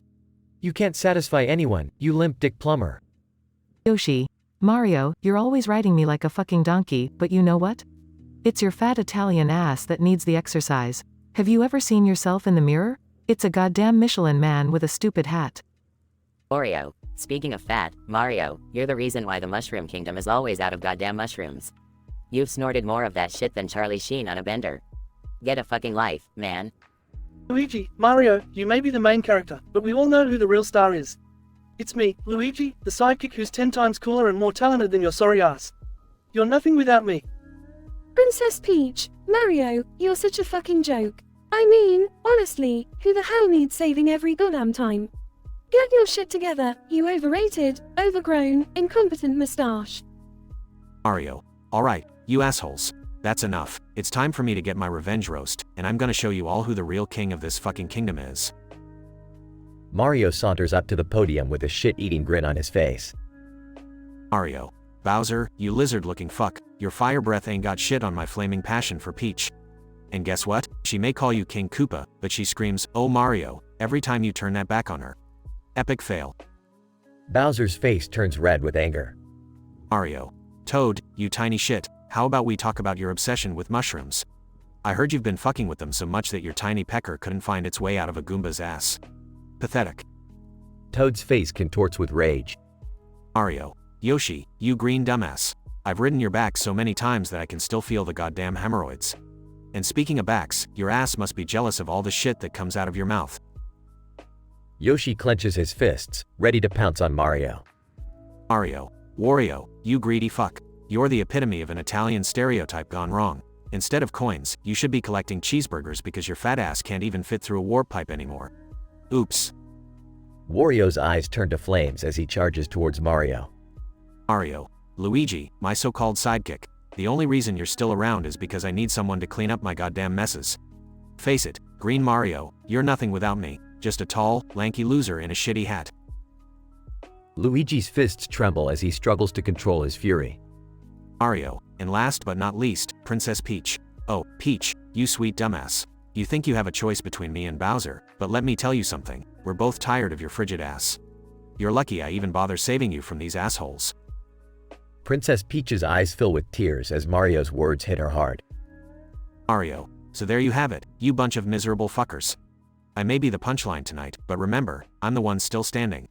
You can try to roast me, but you'll always come up short. Game over, bitches. The crowd erupts in applause and laughter as Mario walks off the stage, triumphantly flipping off his fellow roasters.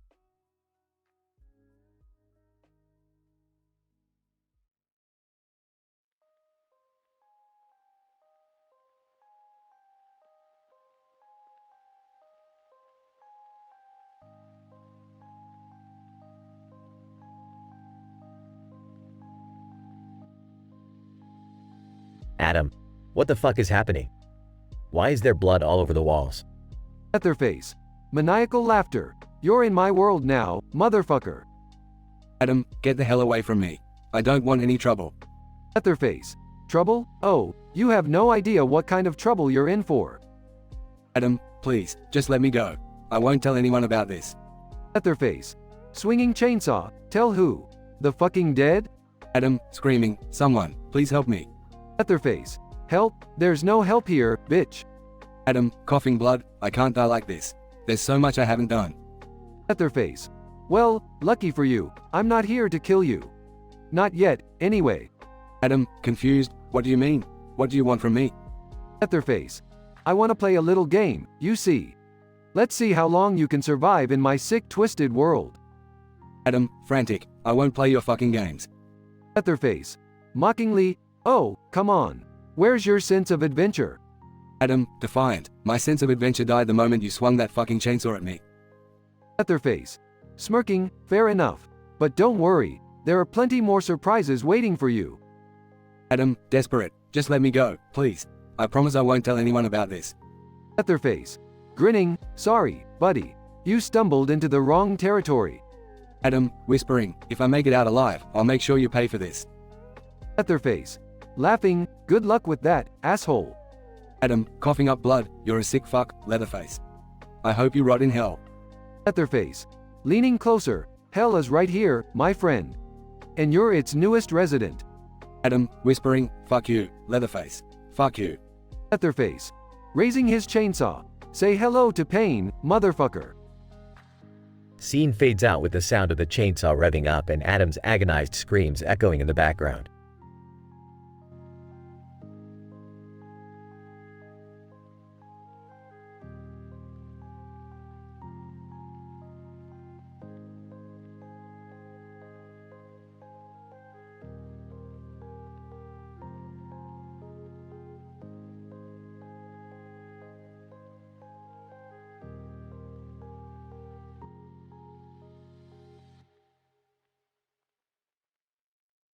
Sonic. Hey, everyone. Happy New Year, and welcome to the Comedy Central roast of Sonic the Hedgehog. Booster 1. Yo, Sonic. You think you're so fast, huh? Well, I bet I could still catch you with my stubby legs. Booster 2. Sonic, you blue-haired prick. You run so fast, but where exactly are you going? Some call it a hero's journey. I call it a desperate attempt to escape your sad, lonely life. Poster 3. You know, Sonic, I've always wondered. Do you think that if you could stop running for just a moment and reflect on your life, you'd realize how utterly pointless it all is? Sonic. Oh, here we go again. Another one of Eggman's lackeys trying to rain on my parade. Well, let me tell you, buddy, nothing you say can bring me down from my glorious hedgehog pedestal. Roaster 4. Hey, Sonic, how about you stop dating all these human princesses? It's a little creepy, don't you think? You're the fastest thing alive, but when it comes to finding a partner, you're slower than a snail on tranquilizers. Roaster 5. Alright, Sonic, let's talk about your fashion choices. Blue with red shoes. What are you, a walking advertisement for the American flag? It's like you're trying to distract us from the fact that you have the personality of a boiled potato. Roaster 6. Sonic, you've got all these power-ups and super forms, but what have you really accomplished? You're just a glorified hamster on a never-ending running wheel, going nowhere fast. Sonic. Alright, enough is enough. You think you can all take shots at me? Well, gather around, because it's time for me to give you all a taste of your own medicine. Sonic continues. Roaster 1. Your legs are so stubby, I bet you can't even reach your own dick to take a piss. And Roaster 2, your insults are about as creative as Eggman's mustache. Roaster 3, you're right, my life may be pointless, but at least I'm not stuck being one of Eggman's bumbling sidekicks. Sonic continues. Roaster 4, maybe if you could run as fast as me, you wouldn't be so bitter about my love life. Roaster 5, at least I have a personality, unlike you, who's about as interesting as watching paint dry. And Roaster 6, maybe if you stopped running your mouth, you'd realize that I've saved the world more times than you can count. Sonic concludes. So, thank you all for the roasts, but I'll still be the fastest, coolest hedgehog around. And for those who didn't make the cut, I'll just save you the embarrassment and roast myself.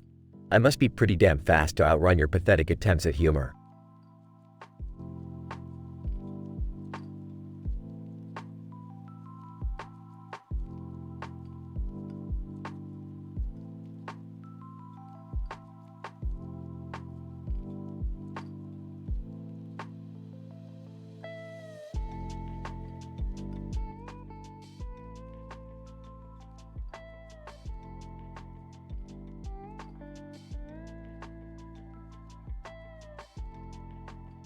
Narrator, welcome to the Comedy Central roast of Link.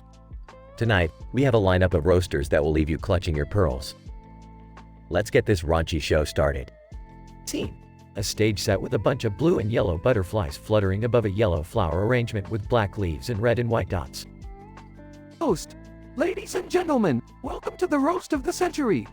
Tonight, we have 2 randomly selected characters, 2 randomly selected enemies, and 2 randomly selected items from the Legend of Zelda series ready to tear each other apart.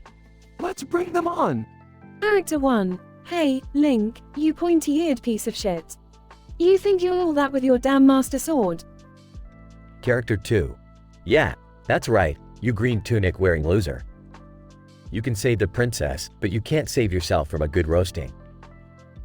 Enemy 1. You know what, Link? You may be a hero, but you're nothing compared to us. We eat Hylian warriors like you for breakfast. Enemy 2. Ha, Link, the hero of time? More like Link, the hero of farts. You couldn't even defeat a Deku scrub without tripping over your own sword. Item 1. Listen up, Link. Can you hear that? That's the sound of your pathetic ocarina playing. Seriously, did Akiko teach you how to play that thing? Item 2. Hey Link, remember when you found me in a dungeon? Well, I hope you remember because it was the last time you ever found anything useful. Link, alright, you bunch of hot steaming piles of Moblin droppings. You think you can roast me? Well, listen up, because it's payback time. Link, Character 1, you're a walking inventory glitch. You couldn't find your own ass with a map and a compass. Link, Character 2, you little prick. The only thing you've saved is a seat for your sorry ass while others did the real work. Link, Enemy 1, you talk a big game, but you're as useful as a cucko in a sword fight. Maybe if you spent less time monologuing and more time practicing, you'd actually pose a threat. Link, Enemy 2, you're nothing but a low-level enemy taking up space. I've seen tougher monsters when I accidentally stepped in Azora's pile of shit. Link, Item 1, you think you're so special with your magical powers? Well, newsflash, you're just a tool, and not even a good one. I'd trade you for a jar of Lon milk any day. Link, Item 2, you were the biggest waste of rupees I've ever encountered. You're like a wooden shield in a volcanic dungeon, completely useless. Audience, ooh. Narrator, and there you have it, folks. Link turns the tables on his roasters with a vengeance. The crowd is left in a mix of shock and amusement as our hero takes his final bow. The Comedy Central roast of Link was a wild and vulgar affair, where insults were flung and tempers flared. But in the end, Link proved that he could dish it out as well as he could take it. And from that day forward, no one dared to roast the hero of Hyrule.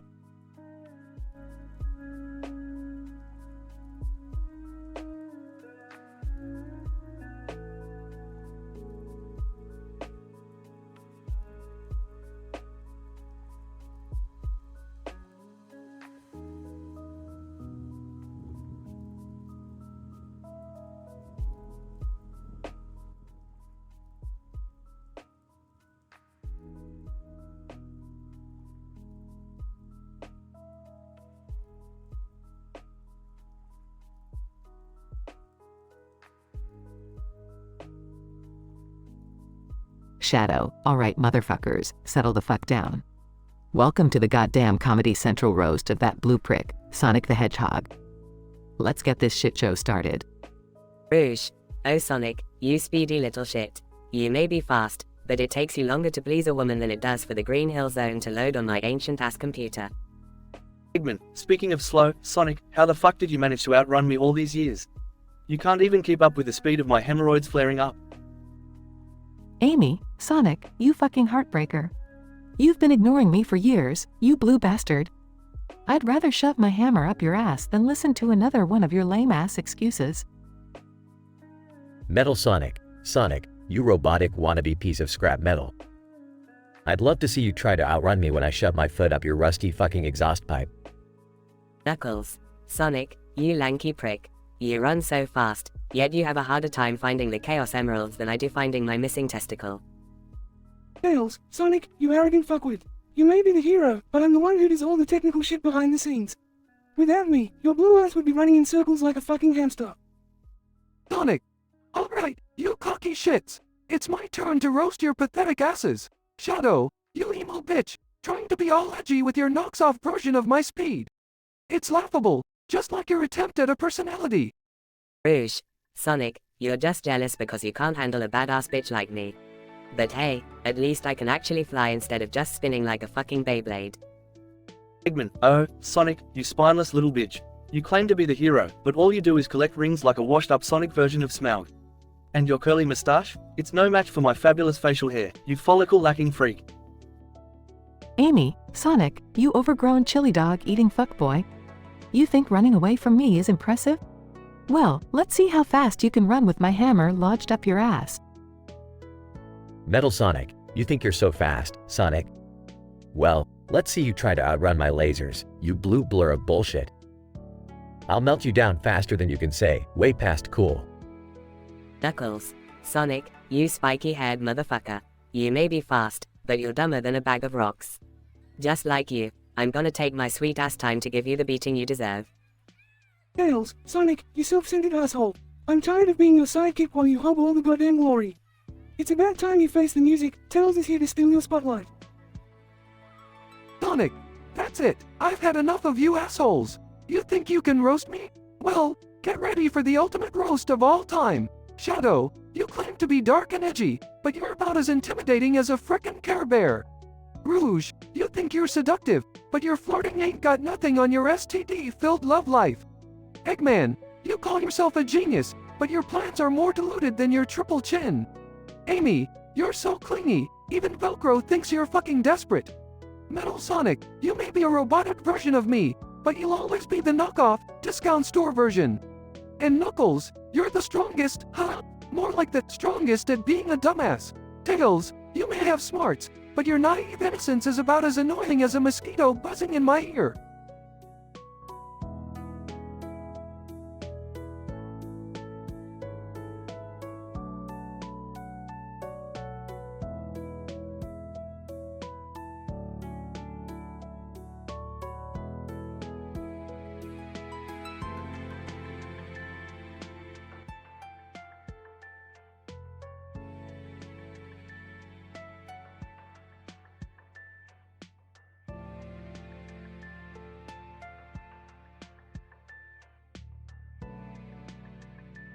Alright, Morty, buckle up. We're about to embark on a wild, interdimensional adventure that will have Pornhub scrambling to come up with new categories. Rick, I'm not sure I'm ready for that. Can't we just, have a normal adventure for once? Normal, Morty. Normal is for people who soggy their cereal before eating it. We're way beyond that, buddy. Strap in and prepare for mind-bending chaos. After teleporting to a new dimension, Rick and Morty find themselves in a bizarre city made entirely of marshmallows. Whoa, Rick, this place is crazy. It's like a giant, edible fluffernutter sandwich. What are we supposed to do here? Morty, we're here to track down the infamous Marshmallow King, responsible for smuggling illegal candy across multiple dimensions. We're gonna bring him down, Morty, and save the interdimensional cavities. Morty spots Lady Ayoko Watanabe, a fierce intergalactic captain with a stern expression and a deadly reputation. Rick, look, it's Lady Ayoko Watanabe. They say she can crush a planet with a single eyebrow raise. Morty, she's just an overrated space jockey. But rumor has it she and the Marshmallow King have a steamy, interdimensional romance going on. We need her help to bust him. Lady Ayoko approaches Rick and Morty with a determined look. Lady Ayoko Watanabe, Rick Sanchez, Morty Smith. I've heard of your escapades. If you want my assistance, you better not waste my time with your usual nonsense. Oh, please, Ayoko. I've seen more action than you've had marshmallows for breakfast. We're going to need your expertise to infiltrate the Marshmallow King's hideout. We can trust her, Rick. She's the best in the business. And, by business, I mean the space jockey, not the weird romance she's got going on. Rick and Ayoko exchange a sly glance, acknowledging the rumors with a hidden smirk. Ayoko, fine, Rick. But you better not mess this up. We're going in guns blazing, metaphorically. I don't need some bumbling sidekick slowing me down. Bumbling sidekick, I'll have you know. I once defeated an entire army of Gromflomites using nothing but a paperclip and a chia pet. Morty rolls his eyes, while Ayoko tries to hide a chuckle. Ayoko. Well, Rick, impressive or not, I hope you can keep up. The Marshmallow King won't go down without a sticky fight. Lightsaber-wielding marshmallow minions surround them as they enter the hideout, engaging in an epic battle. Morty, be careful. These marshmallows fight dirty. They've got a Marshmallow Vader. No, a Darth Mallow leading them. A Darth Mallow? That's both terrifying and deliciously punny. After an intense battle, Rick, Morty, and Ayoko confront the Marshmallow King, who is revealed to be an anthropomorphic gummy bear. Marshmallow King, so you think you can take me down, Sanchez? You'll never defeat the sweetest villain in the multiverse. Sweetest villain? Please, you couldn't even intimidate a diabetic at an all-you-can-eat candy buffet. With a burst of ferocity, Ayoko charges forward, defeating the Marshmallow King with a precise strike. Ayoko, consider yourself reformed, Marshmallow King. Smuggling candy is a sweet crime, but nothing we can't handle. Wow, Ayoko, that was incredible. I mean, you're a really badass space captain. Ayoko, thank you, Morty. It's all in a day's work. Now, if you'll excuse me, I have a universe to patrol. Good luck with your adventures, Rick and Morty. Just try not to blow up any more planets. Rick smirks while Morty blushes awkwardly as Ayoko leaves. Oh, Morty, another successful mission.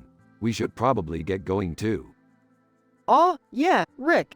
But next time, let's try not to get involved in any more interdimensional romances, okay? Morty, we can't control where the heart, or in this case, other suspiciously shaped organs, takes us. Now, let's go before this entire dimension turns into a smorgasbord of diabetes.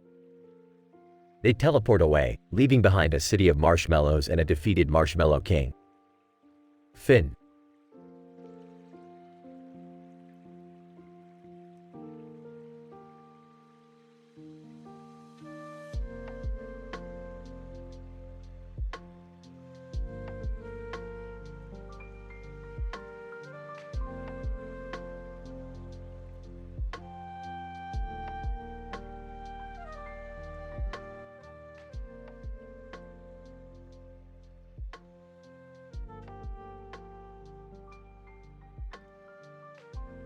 Hunter. Alright, you walking sacks of decay, let's get this roast started. First up, we have the one and only Tank from Left 4 Dead. You might recognize him from his starring role as Walking Brick Shithouse. Smoker, Tank, you hunk of rotting garbage. Thanks for knocking down more buildings than the lousy construction crew that made your sorry ass. Boomer, you, Tank, make the worst smelling fart in the world seem like a whiff of fresh flowers. I can practically smell your stench from here. Bitch, Tank, I've seen scarier things in a Barbie dream house than your dumbass. You're about as terrifying as a wet kitten. Charger, Tank, you big oaf. I bet your idea of an intricate chess strategy is just flipping the damn board over.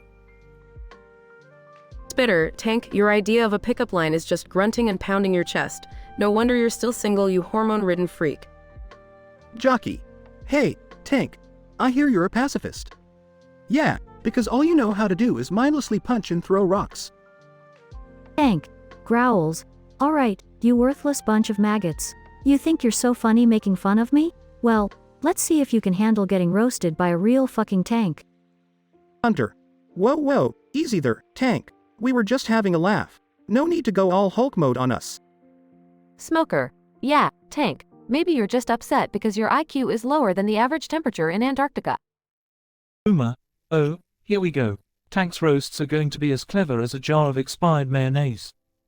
Bitch, I bet Tank's idea of a comeback is just more grunting. Seriously, Tank, vocabulary lessons might do you some good. Charger, Tank, your roasts are going to be worse than a Nickelback concert. Just a bunch of growling and noise. Spitter, Tank, have you ever thought about enrolling in a How to Be Funny class? Because you seriously need one. Jockey. Tank. I've seen funnier comedy at a prostate exam. And trust me, that's not saying much. Tank. Loud roar. Enough. I'll show you pathetic jokes what a real roast looks like. Hunter. Oh, looks like the tables have turned. Let's see what this walking mountain of muscle has to say. Smoker. Oh, I'm shaking in my non-existent boots. Hit us with your best shot, Tank. Uma. Tank, if your roasts are anything like your intelligence, I think we're all in for a long, awkward silence. Bitch. Alright, Tank, impress us with something other than your weight and general smelliness. Chargers, show us what you got, Tank. But keep in mind, we're all about as impressed as a goldfish watching paint dry. Spitter, Tank, I'm waiting for a roast that doesn't sound like a caveman attempting Shakespeare. Prove me wrong, you brain-dead brute. Jockey. Alright, Tank. I dare you to come up with one original, funny thing. Can you do it? Or is your limited vocabulary holding you back? Tank. Evil laughter. You fools thought you could out-roast me? Well, prepare to bask in the glory of my merciless revenge.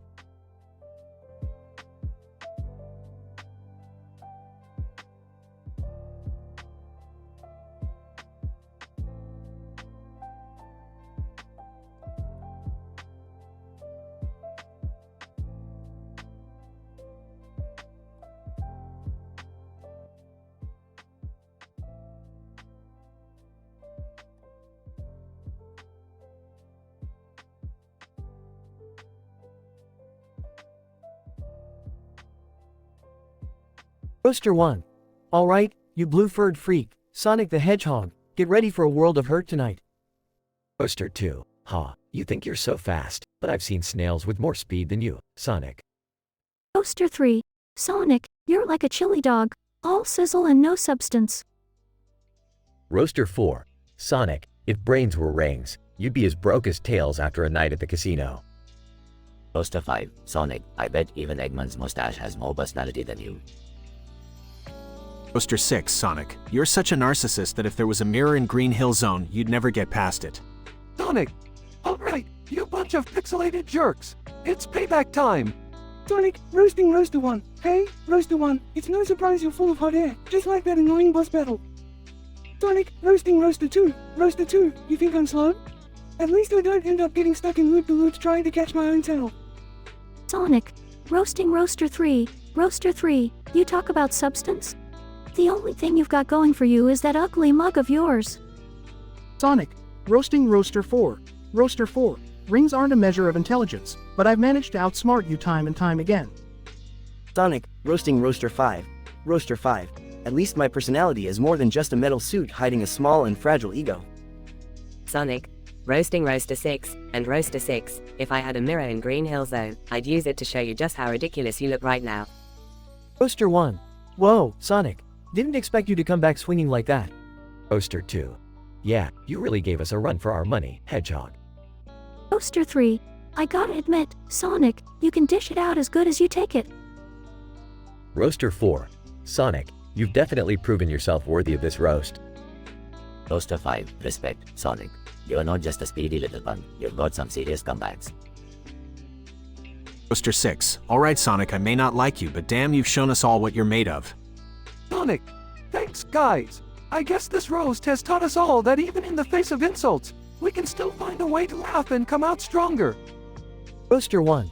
Sonic, you may be faster than the speed of sound, but your roasting skills are even more impressive. Roaster 2. Cheers, Sonic. You definitely know how to bring the heat to a roast. Roaster 3. Sonic, you've earned my respect tonight. Let's have a chili dog to celebrate. Roaster 4. Sonic, I take back what I said earlier. Your wits are sharper than a homing attack. Roaster 5, you've got a lot of spunk, Sonic. It's no wonder you're always saving the day. Roaster 6, alright Sonic, I'll admit you've roasted us all. I'll never underestimate that blue blur again. Sonic, thanks everyone. Remember, even in the midst of a roast, let's try to keep our friendships burning bright, much like the rings we all cherish. And with that, the Comedy Central roast of Sonic the Hedgehog came to an end, leaving everyone in stitches and Sonic with a newfound respect from his fellow roasters. Truly a night filled with laughter and roasting, proving that even the fastest hedgehog can dish it out just as well as he can take it.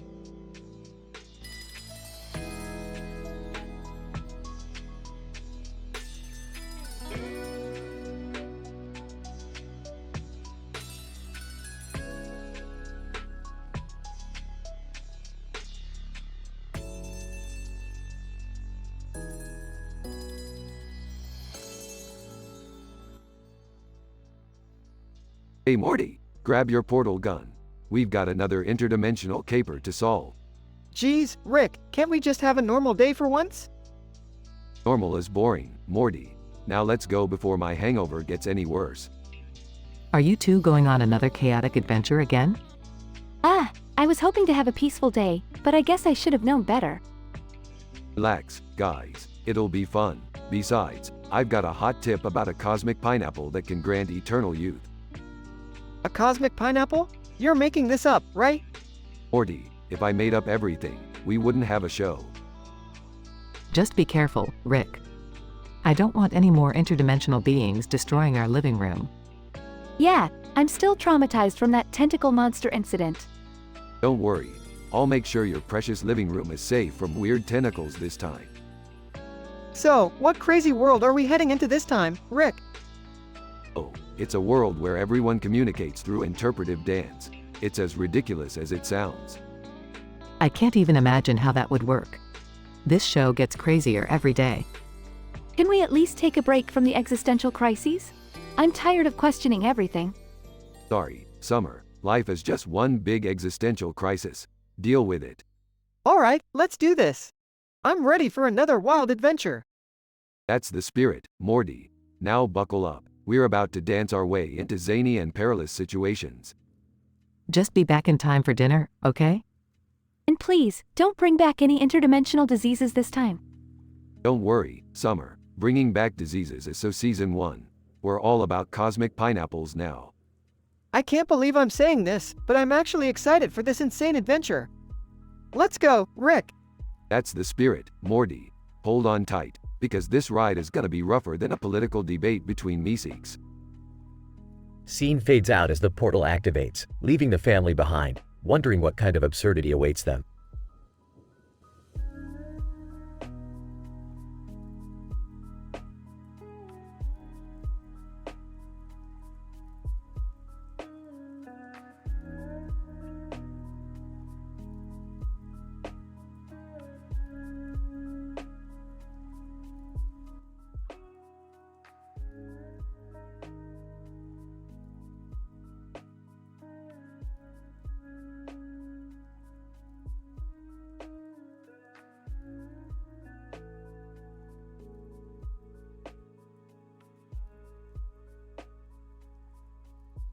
Setting: a stage with a pan filled with dried food next to a blue napkin on top of a tabletop. The audience is cheering as Link takes the stage. Link, all right, settle down, you ugly fucks. It's time for the Comedy Central roast of yours truly, Link. Audience laughter and applause. We've got some real assholes here tonight, so let's get this shit show started. Item 1, a Master Sword-shaped microphone, stands up. Master Sword, well, Link. Look at you, you pointy-eared moron. You've been running around Hyrule for years, but you still can't get laid. Ever think about cleaning the tunic? It looks like it smells worse than a moblin's ass. Link smirks. Link, yeah, well, at least I'm not just a fucking prop, Master Sword. You're nothing without me wielding you. You're like my own personal dildo, ya know? Item 2, a jar of Lon Lon Ranch milk, interrupts. Lon Lon Ranch milk. Speaking of dildos, Link, did you know I sell more bottles of milk than there are women in Hyrule? Not surprising, considering no one wants to touch your pathetic excuse of a Triforce. I bet it's as shriveled as your ambition. Link's eyes narrow. Link, hey, at least I can hold a conversation without sounding like a fucking cow taking a shit. Or are you just milking your 15 minutes of fame? Link points his finger at item 3, a Z targeting system. Link, and you, Z targeting system, you must be the fucking brainchild of a Goran on crack. No wonder half the time I can't even lock onto my own shit. Couldn't hit the broadside of a Deku Baba's ass even if it were sitting in front of you. Z targeting system flickers. Z targeting system. Oh, like you're so fucking accurate, Link. Every time you swing that sword, you look like a BMOS with Parkinson's. And don't even get me started on your shitty aim with the bow. You couldn't hit a Lizalfos if it were up your fucking nose. Link glares at item 4, a bottle of red potion. Link, red potion, huh? More like regret potion. Drinking you is like swallowing a fairy's load. Sure, you heal me, but only until I realize that I wasted my time on a placebo in a goddamn glass container. Talk about a shitty deal. Red potion sees. Red potion. Oh, and what about you, Link? A hero who relies on bottles of glorified Kool-Aid to save his ass. You're nothing but a weak, pathetic little elf. Just like your dick, it's probably half the size of your ego. Link clenches his fists. Link, that's it, you fucking potion. I don't need your goddamn healing, cause I'm about to rip you a new one. Item 5, the Ocarina of Time, begins to play a haunting melody. Ocarina of Time. Calm the fuck down, you idiots. We're here to roast Link, not kill each other. Look at us, arguing like a bunch of Kakariko village hoes. Let's remember why we're here and focus on ripping this dumbass apart. The audience erupts in laughter and applause. Link, you know what, you're right, Ocarina. It's all in good fun. So, let's bring it back to the man of the hour. Item 6, the Golden Gauntlets, raises a golden hand. Golden Gauntlets. Link, you may be a dumb motherfucker who talks to chickens, but when it comes to saving Hyrule, you're the real fucking deal. You may not be the brightest bulb in the dungeon, but damn it, you've earned your place in the history books.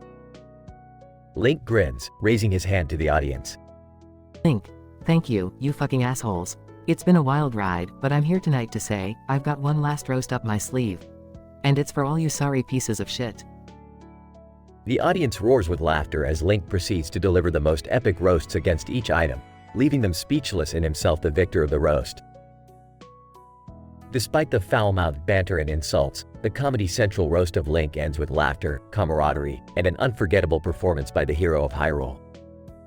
A night of brutal roasting morphs into a night of bonding and celebration, proving that even in the most unlikely of circumstances, laughter can unite even the raunchiest of characters.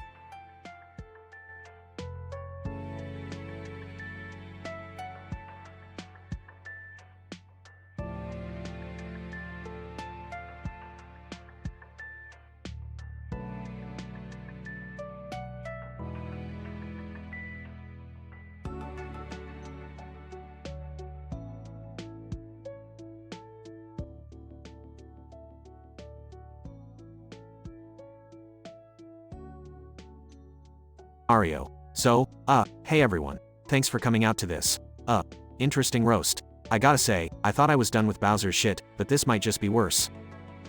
Toad. Well, look who decided to join us on stage. Mario, you Italian plumber fuck. You might be the star of the game, but damn, you spent more time rescuing Peach than actually doing any plumbing. Man, you must be a fucking toilet expert by now. Luigi laughs. Oh, come on, Toad. Let's not forget about those pesky coins Mario's always collecting. I mean, what's the point? You're just jumping around like a maniac on crack, grabbing shiny objects like they're your life's purpose. Are you trying to compensate for something, Mario? Mario chuckles. Oh, it's funny you say that, Luigi, because last time I checked, nobody complained about collecting coins. And hey, speaking of compensation, Toad, it must be rough being the only power-up that can't grow bigger or shoot fireballs. I bet the ladies love that, huh? Toad. Grits teeth. Screw you, Mario. At least I don't need a fucking mushroom just to fit through a pipe. And don't even get me started on those goddamn Koopa Troopas. I mean, who the fuck thought giving a turtle a spine-shattering shell was a good idea? Nice job, genius. Luigi laughs uncontrollably. Oh, man. You know what's even better, Mario? When you fall off a cliff and die because you have the freaking motor skills of a blind toddler. I mean seriously, how many damn times have you fallen into a pit just because you can't judge distance for shit? Mario. Oh, really, Luigi? Well, at least I'm not the one who constantly has to rely on my big brother for help. And yeah, maybe I'm not the most graceful plumber out there, but at least I'm not a coward hiding behind your taller and greener shadow. Toad raises hands. All right, settle down, you two. Let's not turn this roast into a full-blown fist fight. After all, we're all here to make fun of Mario, right? Mario smirks. You think you two have been roasting me this whole time? Well, it's my turn now. Toad, you may not be the most popular power-up, but let's not forget you've always been loyal to my sorry ass. And Luigi, well, you might be a scaredy cat, but when the shit hits the fan, I'm glad you've got my back. Luigi, grinning, yeah, Mario. Despite all the shit we've been through, we're still family. So, I guess what I'm trying to say is, fuck you, but also, I love you. Toad chuckles. Yeah, fuck you, Mario. But you know what? Despite all your flaws and all the times I wanted to kick you in the plumbing, you're still the hero of our story. Let's go get some drinks, you Italian bastard. Mario laughs. You know what? I wouldn't have it any other way, you mushroom-headed asshole. Let's do this, and fuck those power-ups. They all laugh and exit the stage together, flipping off the power-ups displayed on the screen behind them.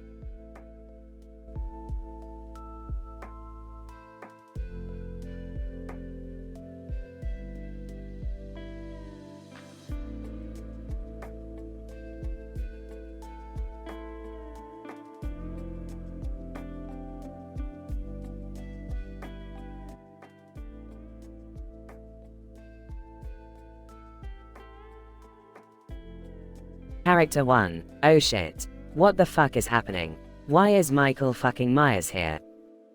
Character 2. Quit your fucking whining and fight back, you pansy ass.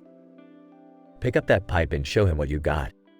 Character 1. Gasping. You don't understand. This guy is a fucking psychopath. He's unstoppable. Character 2. Unstoppable my fucking ass. You think I give a damn about that? We're gonna make him regret stepping foot in this goddamn room. Character 1. Panicked. Look at all this blood, man. It's like a goddamn slaughterhouse in here. Character 2. Yeah, and by the time we're done with this motherfucker, his blood will be all over this room too. Character 1. Struggling. He's fucking strong, man. I can barely keep up. Character 2. Quit being such a little bitch. If you want to survive, you gotta fight with everything you got. Character 1. Screaming. Holy shit. He just sliced my fucking arm. I'm bleeding everywhere. Character 2. Laughs. That's the spirit. Blood makes it more fun. Now go for his goddamn eyes. Make that son of a bitch blind. Character 1. Grunting. I'm swinging as hard as I can, but he just keeps coming. This guy is a fucking nightmare. Character 2. Well, guess what? We're gonna turn his nightmare into a fucking reality show. Get up, you piece of shit, and keep fighting. Character 1. Crying. I can't. I'm done. He's gonna kill us both. Character 2. Snarling. No one is killing me today, you fucking coward. I didn't survive all this shit to die in some goddamn bathroom. Character 1. Whispering. Look, he's staring at that fucking mirror. What the hell is he doing? Character 2. Who the fuck cares? Now's our chance. Grab that broken piece of glass and let's finish this. Character 1. Horrified. Oh my god. He just stabbed himself in the fucking chest. Character 2. Holy shit. That crazy son of a bitch wants to go down together. Character 1. Whispering. He's falling, man. He's fucking dead. We survived. Character 2. Fuck yeah, we did. We owned that psychotic piece of shit. Character 1. Laughing and crying. This was fucking insane. I never want to experience something like this again. Character 2. Grinning. Hell yeah, partner. We'll be telling this fucking story till the end of time. Now let's get the fuck out of here before something else tries to kill us.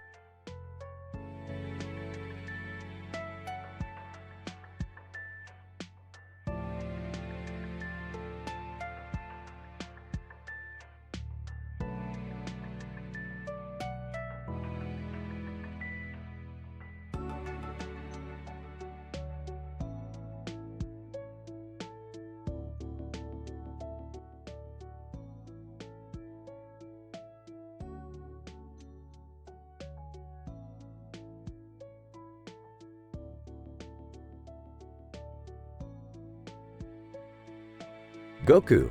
Yo, what's up my Saiyan bitches? Ready to get roasted tonight? I hope you can handle the heat. Vegeta, roasting Goku? About time. Prepare your sorry ass, Kakarot, cause I've got a hell of a roast for you. Gohan, Dad, are you sure about this? I mean, we're all family here. Shouldn't we keep it friendly? Goku. Relax, Gohan. It's all in good fun. Besides, I know these guys can dish it out just as much as I can take it.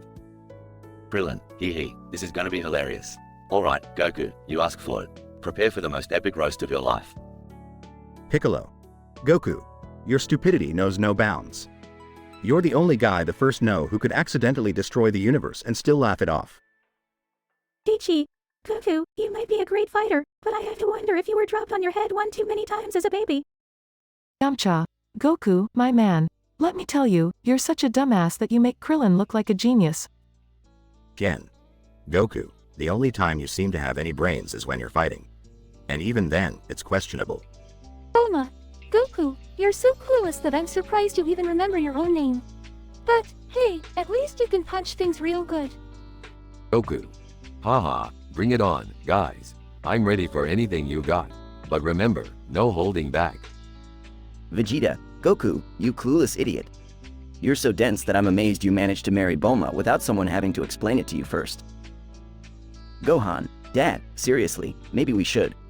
Goku. No, Gohan. I can handle it. Let the roasting continue. Krillin, Goku, you're so obsessed with training that I'm surprised you even know what a family is. But hey, at least you're always ripped. Piccolo. Goku, you're like a black hole for common sense.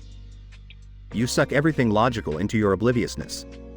Chi-Chi, Goku, you're the worst husband ever.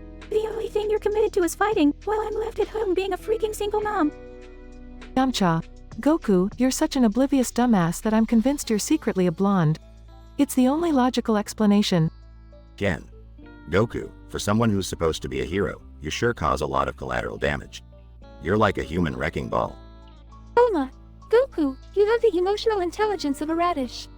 It's a wonder Chi-Chi hasn't dumped your sorry ass already. Goku. Haha, you guys aren't holding back. I love it. But now, it's time for me to have my revenge roasts. Vegeta, oh, please, Kakarot. Like you could come close to roasting me. You're just a weak, pathetic excuse for a Saiyan. Goku. Vegeta, if brain size correlated with power level, then yours would barely register on a scouter. You're all bark and no bite. Gohan, Dad, don't forget to roast me too. Goku. Gohan, you're like a human fiddle, always playing second fiddle to your old man.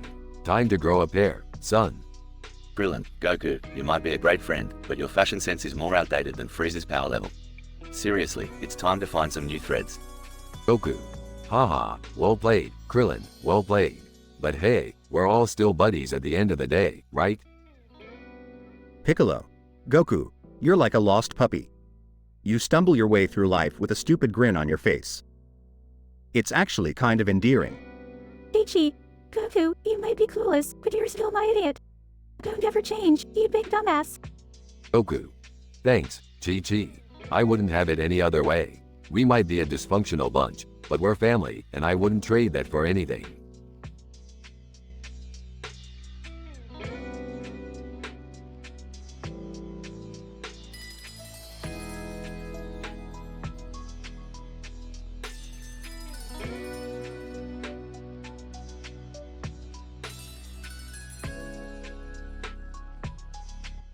Nick.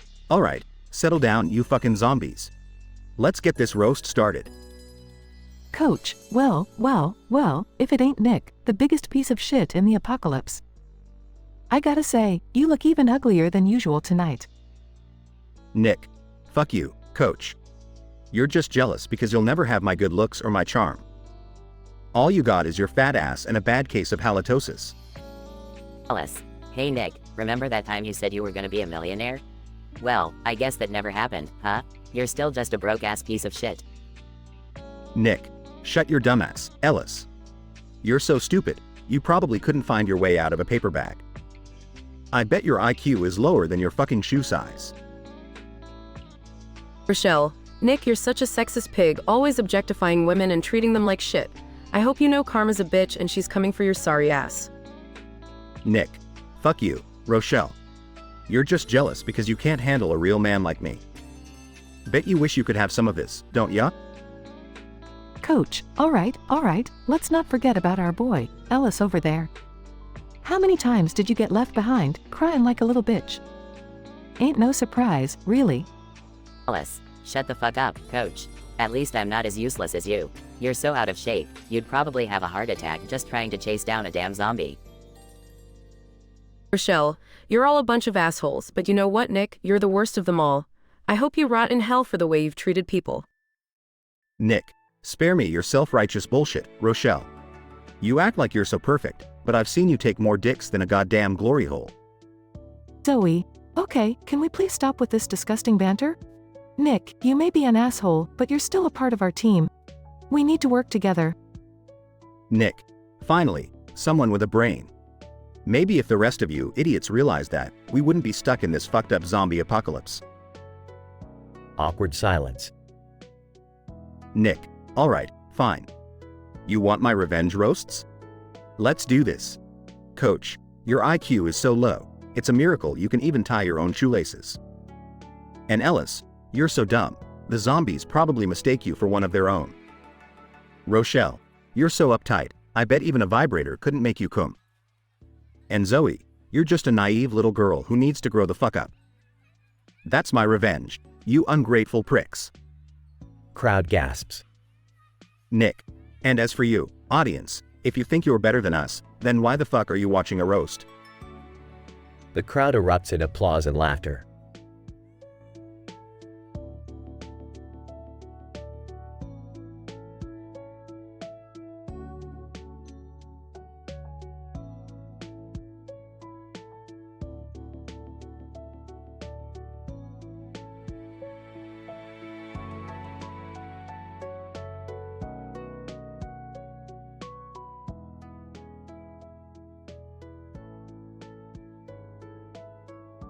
Coach, all right, settle down, settle down.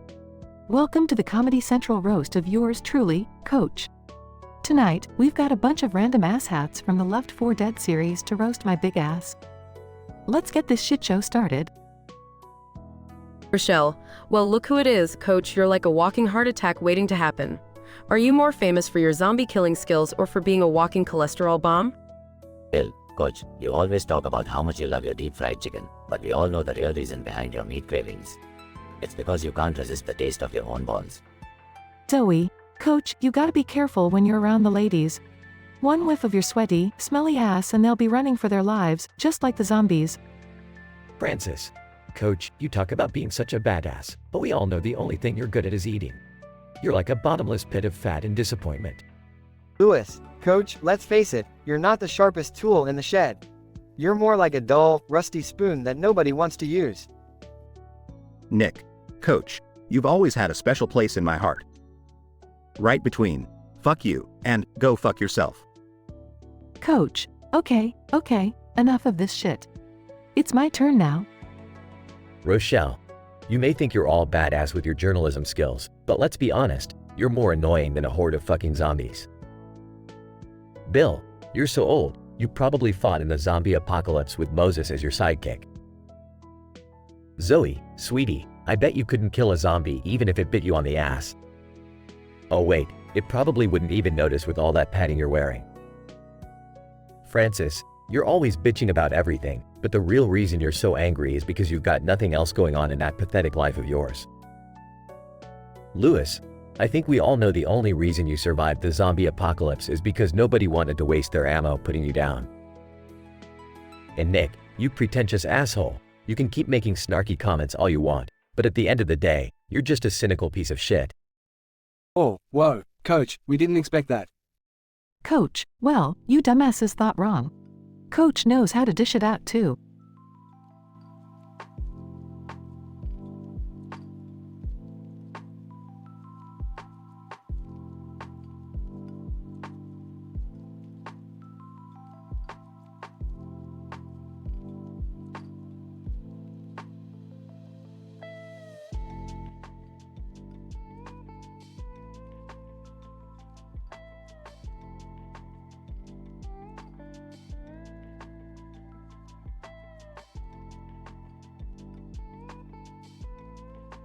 John, what the actual fuck is happening?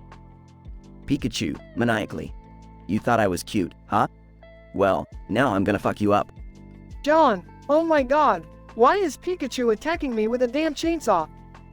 Pikachu, prepare to meet your bloody end, motherfucker. John, this is insane. Somebody help. Pikachu, nobody can save you now, you piece of shit.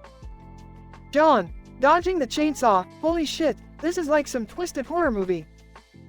Pikachu, laughing maniacally, blood splatter everywhere. John, fuck, you're getting blood all over the walls and floor. Pikachu, isn't it beautiful? John, panicking, no, it's fucking disgusting. Stop cutting me, you yellow demon. Pikachu, you deserve this. You thought I'd be cute and cuddly forever, huh? John, struggling to escape, I never expected this madness. Pikachu, you made a big mistake, asshole. John, I'm sorry, please, let me go. Pikachu, it's too late for apologies, you filthy human. John, gaining determination, I won't let you kill me, you electric psychopath. Pikachu, growling, I'll make you suffer. John, grabbing a broken pipe, time to fight back, you little yellow fucker. Pikachu, charging, prepare for a thunderbolt, bitch. John, striking Pikachu, taste this, you electrifying bastard. Pikachu, wincing in pain, shit. You got me. John, fighting back, I'm not going down without a fight. Pikachu, weakening. You fucking human.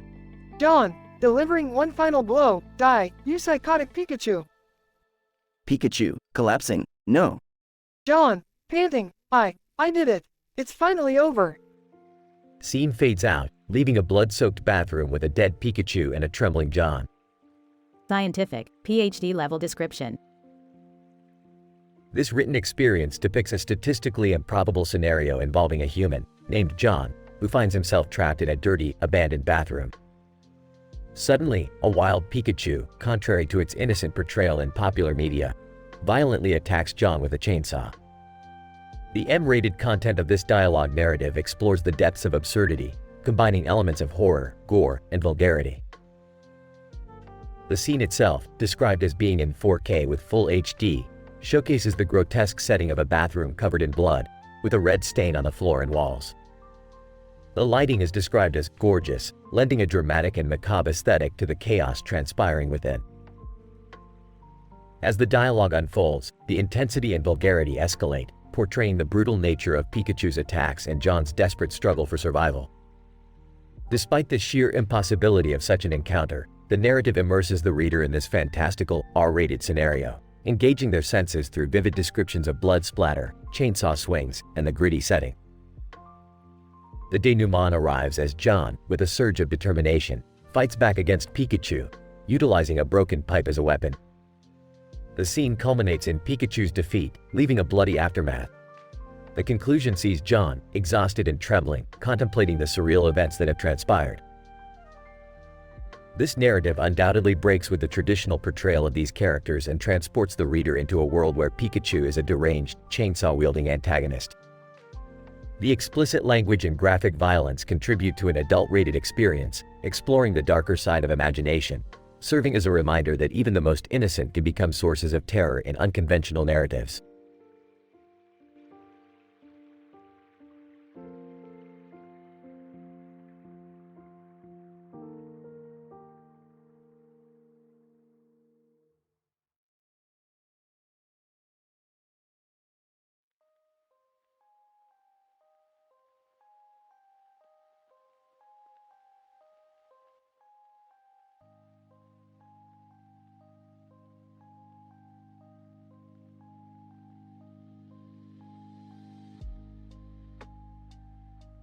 Alright Morty, buckle up.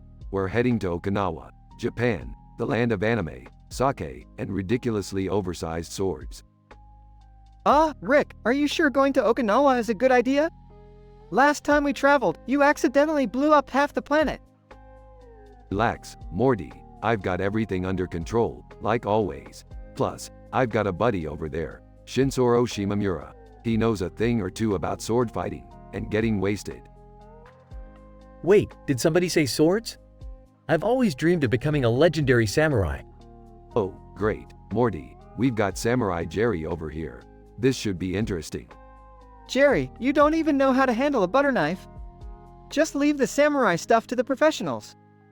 Shinshiro Shimamura, Rick, Morty, you made it. Welcome to Okinawa, the land of honor and debauchery. Who's this joker with the toy sword? Toy sword? This is a katana, my friend. I've spent hours on the internet researching how to be a samurai. I even subscribed to Samurai Monthly. Shinshiro Shimamura, Samurai Monthly.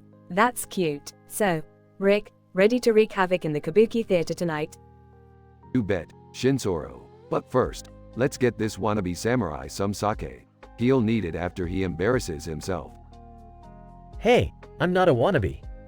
I've been practicing my sword swings and, meditating for inner peace. Inner peace? Jerry, just admit it. You're just trying to impress that geisha you saw on the plane. Well, maybe I am. She was beautiful, Morty. And with my new samurai skills, she won't be able to resist me. Alrighty, ladies and gentlemen, let the kabuki show begin. Just remember, Jerry, don't hit anyone with that sword. We don't need an international incident on our hands. Rick, I think Jerry's attention is divided between the kabuki and the geisha in the front row. Who needs kabuki when there's a beautiful woman right in front of me? Shinshiro Shimamura, Jerry, focus. The kabuki's getting intense, and it's about to rain blood on stage.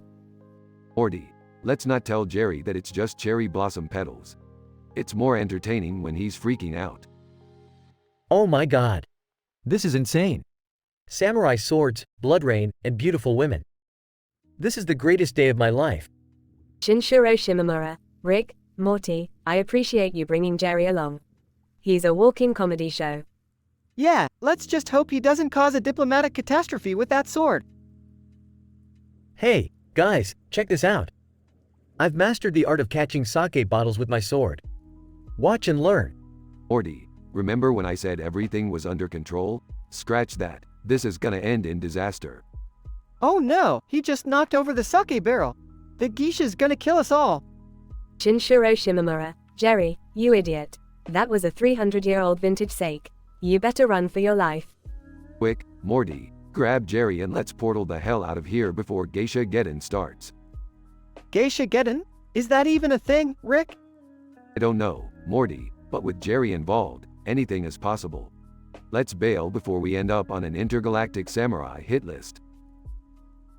Rick, Morty, and Shinsoro Shimamura manage to escape the wrath of the enraged geisha and portal back to safety. Jerry's dreams of becoming a samurai are shattered, but he's happy he survived the Okinawa adventure.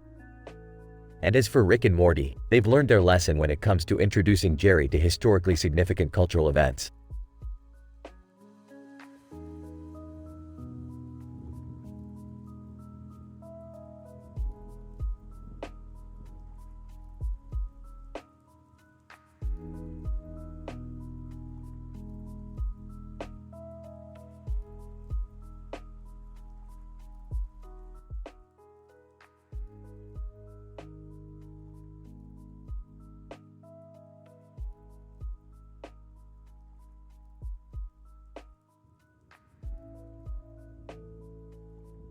Pikachu. Alright, you yellow sons of bitches, welcome to this Comedy Central roast. Tonight, we're gonna rip each other apart with our words. Let's get this shit show started.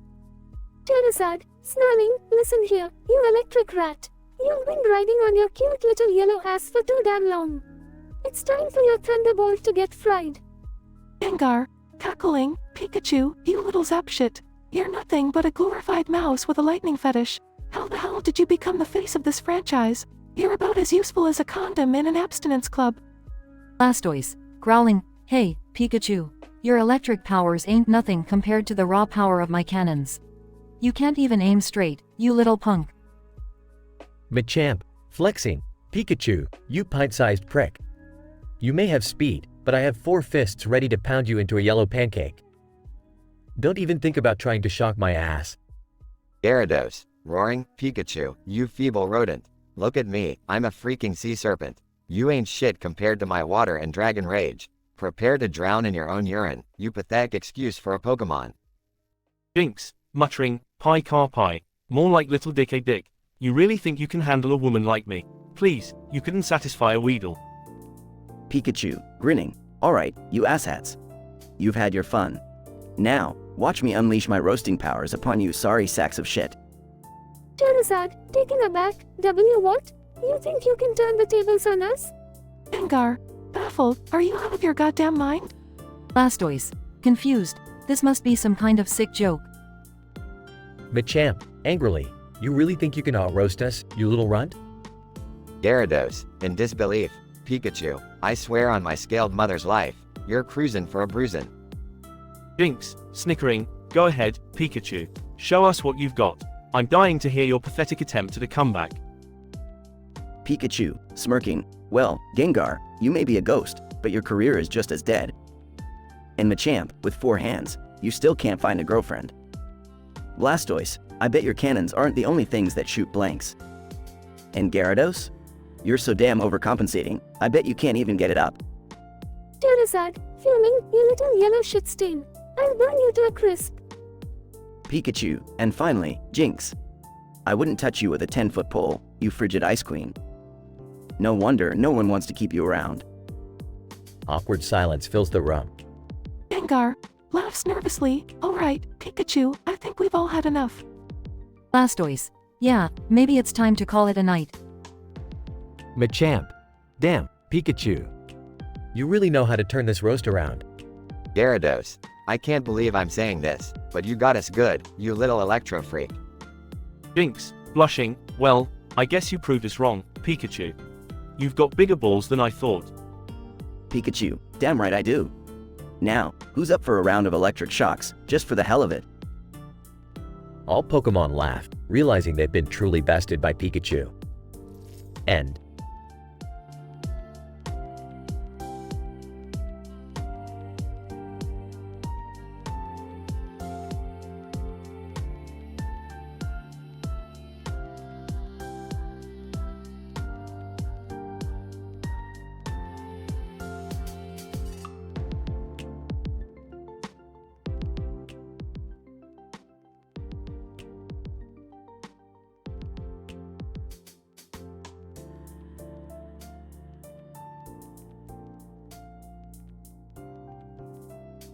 Narrator, ladies and gentlemen, welcome to the Comedy Central roast of Tank from Left 4 Dead. Hunter. Smirking, well, if it isn't Mr. Thick Skin himself. Tank. You're so dumb you tried to swipe left on a boomer. Smoker. Exhale smoke. Tank. You're so slow that by the time you finish turning, there'll be a whole new goddamn apocalypse. Boomer. Burps. Tank. You're so damn fat, you make me look like a goddamn supermodel. And that's saying something. Bitch. Growls. Tank, your grumpy ass face scares little children more than me at a daycare. And trust me, that's saying something. Charger, snorts, Tank, you charge like a fucking turtle on Prozac. Ain't nobody scared of your slow ass. Spitter, spits, Tank, you're so inflexible it's a wonder you haven't torn a goddamn muscle just brushing your teeth. Jockey. Laughs. Tank. You're so fucking tall. I bet you see the Eiffel Tower from your goddamn backyard. Tank. Deep voice. You think you all can roast me? Well, let's see if you can withstand my comeback. Hunter. Cackles. Oh, here we go, big boy. What do you have to say? Tank. Hunter, you're always jumping around like a meth-addicted kangaroo. Maybe you should hop on over to rehab, you fucking crackhead. Smoker. Snarls. Tank. You think you're tough with that rock-hard skin, but your size just shows that you need all the help you can get. Boomer. Belches. Tank. You may be big, but your brain is smaller than my balls. And trust me, those are tiny.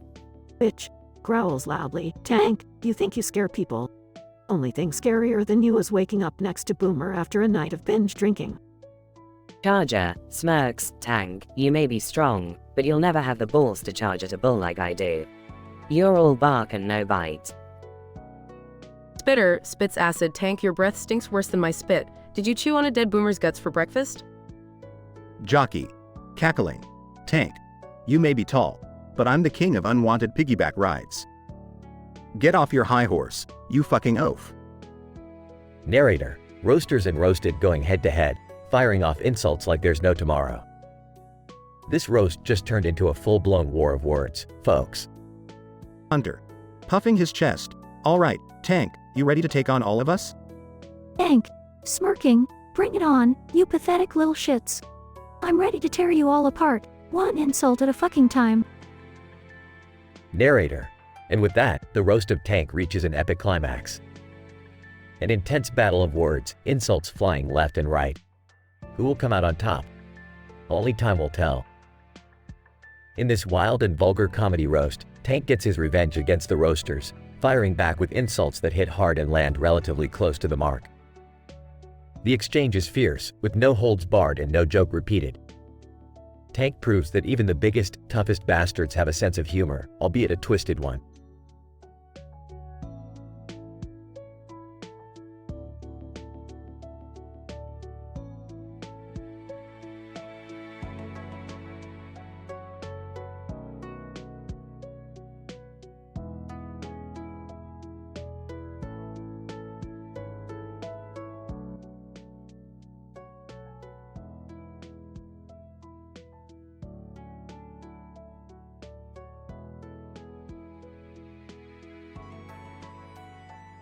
Jeff Ross. Alright, ladies and gentlemen, welcome to the Comedy Central Roast of Humanity. Tonight, we have a special treat for you as we have gathered 10 randomly selected gods and goddesses from human history to roast us all. So, let's get this shit show started. God of Thunder, hey, humans! You've messed with the wrong kind of thunder, and tonight I'm here to fuck you up with my roasts. Humanity, you're like a bunch of maggots crawling on horse shit. Worthless pieces of shit thinking you're the masters of the universe. Goddess of love. Oh, please. Mr. Thundercock here thinks he's so tough, but we all know his tiny hammer can't compare to the real deal. And humanity, I thought love was blind, but holy shit, you guys are ugly. You couldn't get laid in a whorehouse with a stack of $100 bills. Goddess of war, love, you naive twat. Humanity is nothing but a bunch of pathetic weaklings, afraid of their own shadows. You're all so fucking terrified of getting hurt that you hide behind your virtual screens and cancel culture. Grow a pair of fucking balls, you cowards. God of wine. War. Chill the fuck out. You act all tough, but we all know you're compensating for something. As for you humans, without alcohol, none of you would get laid either, except for that one guy over there fucking a sheep. Yeah, we see you, you sick fuck. Goddess of wisdom, while you all bicker like drunken idiots, let's not forget that humanity has invented things like philosophy, mathematics, and science. But you know what? We also have flat earthers, anti-vaxxers, and reality TV stars, so yeah, the dumbasses are still going strong. God of mischief. Oh, wise goddess, you speak the truth. But let's not ignore the fact that humanity is so gullible. You could probably convince them that a pile of horse shit is a delicacy, and they'd eat that shit up. Literally, keep up the good work, you tricksters. Goddess of fertility. Alright, enough of this intellectual nonsense. Let's talk about the real power of humanity, sex. You humans are like rabbits, humping everything that walks. Your obsession with fucking is almost as impressive as your ability to reproduce uncontrollably like a bunch of horny rats. God of death, fertility, you never fail to amuse me. But let's not forget that I'm the ultimate equalizer. Every single one of you fuckers is gonna die, whether you like it or not. So, grab a condom, eat a salad, or snort some cocaine, it doesn't matter. In the end, I'll be waiting. Jeff Ross. Alright, calm down. As much as I'm enjoying this divine shitstorm, it's time for religion to get its revenge on everyone. Wait, what's that? Oh, it seems that the gods and goddesses have disappeared. Well, that's just fucking great. Humanity always knows how to ruin a good roast. The stage starts shaking, and a booming voice is heard. Voice of religion. You thought you could mock us, you insolent beings? Well, now it's our turn. We shall unleash plagues, floods, and holy retribution upon your sorry asses. Prepare to face the wrath of religion, you fucking sinners. The curtain falls, and chaos ensues as the participants in the audience scatter in fear. Jeff Ross. And there you have it, folks. The Comedy Central Roast of Humanity takes a dark turn as religion seeks its revenge. Looks like we're in for one hell of a night.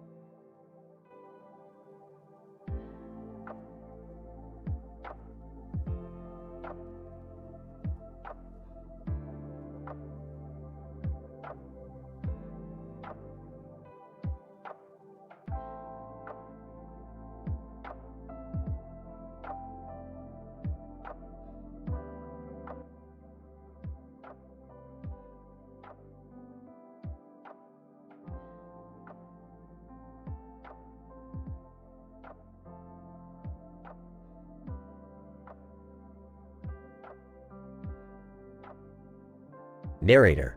Welcome to the Comedy Central roast of Willy Wonka. Tonight's roasters include 6 randomly selected characters from Willy Wonka and the Chocolate Factory. Brace yourselves for a truly outrageously vulgar and intense evening. MC, ladies and gentlemen, put your hands together for our first roaster, the indomitable Veruca Salt. Veruca Salt, strutting onto the stage. Well, Willy Wonka. You sick, twisted fuck. I can't believe I'm wasting my time roasting your candy ass. But here I am. Crowd, laughter, applause. Violet Beauregard, rolling her eyes. Oh please, Veruca. You think you're so damn special. Newsflash, bitch. You're just a spoiled brat with a daddy who wipes your ass. Crowd, laughter, cheers. AiTV, interrupting. Speaking of asses, Willy, yours must be the size of a frickin' Oompa Loompa. Seriously, how many brownies did you shove up there? Crowd, uproarious laughter. Willy Wonka, smiling. Aw, Mike, my dear boy. You've always had a keen sense of imagination, although your mouth spews more bullshit than my chocolate river. Crowd, shocked silence. Augustus Gloop, chewing a mouthful of chicken. Willy, you creepy old fuck, what's your secret ingredient? Roof eyes, cause I can't explain how my ass ended up in a pipe. Crowd, gasps, followed by laughter. Charlie Bucket. Defensively, leave Mr. Wonka alone, you bastards. He's a genius. Crowd, collective, ooh. Veruca Salt, shut up, Prince Charming.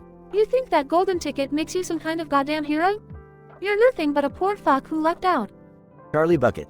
Angry, at least I'm not a self-absorbed bitch like you. Crowd, ooze, tense silence. Narrator. The tension in the theater reaches its breaking point, as roasters and audience members alike prepare to witness the climax of this chaotic evening. Willy Wonka, calmly. Aw, my turn now. Veruca, my dear, did your daddy ever tell you that money can't buy you class? But I suppose it bought you enough cocaine to last until Christmas. Crowd, explosive laughter, shocked gasps. Willy Wonka, continuing. Mike, if your brain was half as big as your ego, you'd still be a goddamn idiot. But hey, at least television gave you a chance to be a mediocrity. Crowd, raucous laughter, mixed with cheers. Willy Wonka, smirking, is for you. Augustus, the only thing deeper than my chocolate river is the profound disappointment I feel when looking at your face. Enjoy your chicken, my friend, because that's the only thing that loves you back. Crowd, uproarious laughter. Willy Wonka, with a sly grin. Finally, Charlie, my dear. You good-hearted fool, you may be poor, but you have something no one else here does, integrity. And that is worth more than all the golden tickets in the world. Crowd, applause, mixed with laughter. Narrator. And so, as the laughter subsides and the roasting comes to an end, the stage is set for a bizarre, yet strangely heartwarming conclusion. Willy Wonka stands triumphant, having turned the tables on his roasters, leaving them all speechless. In the midst of a hilariously vulgar and intensely dramatic Comedy Central roast, Willy Wonka proves to be the ultimate roast master, turning the tables on his merciless roasters and leaving both the crowd and his opponents in stunned silence. The evening ends with a strange mix of a twisted satisfaction and unexpected camaraderie, as the participants realize that beneath the vulgar insults, there lies a strange bond formed in this eccentric theater of comedy.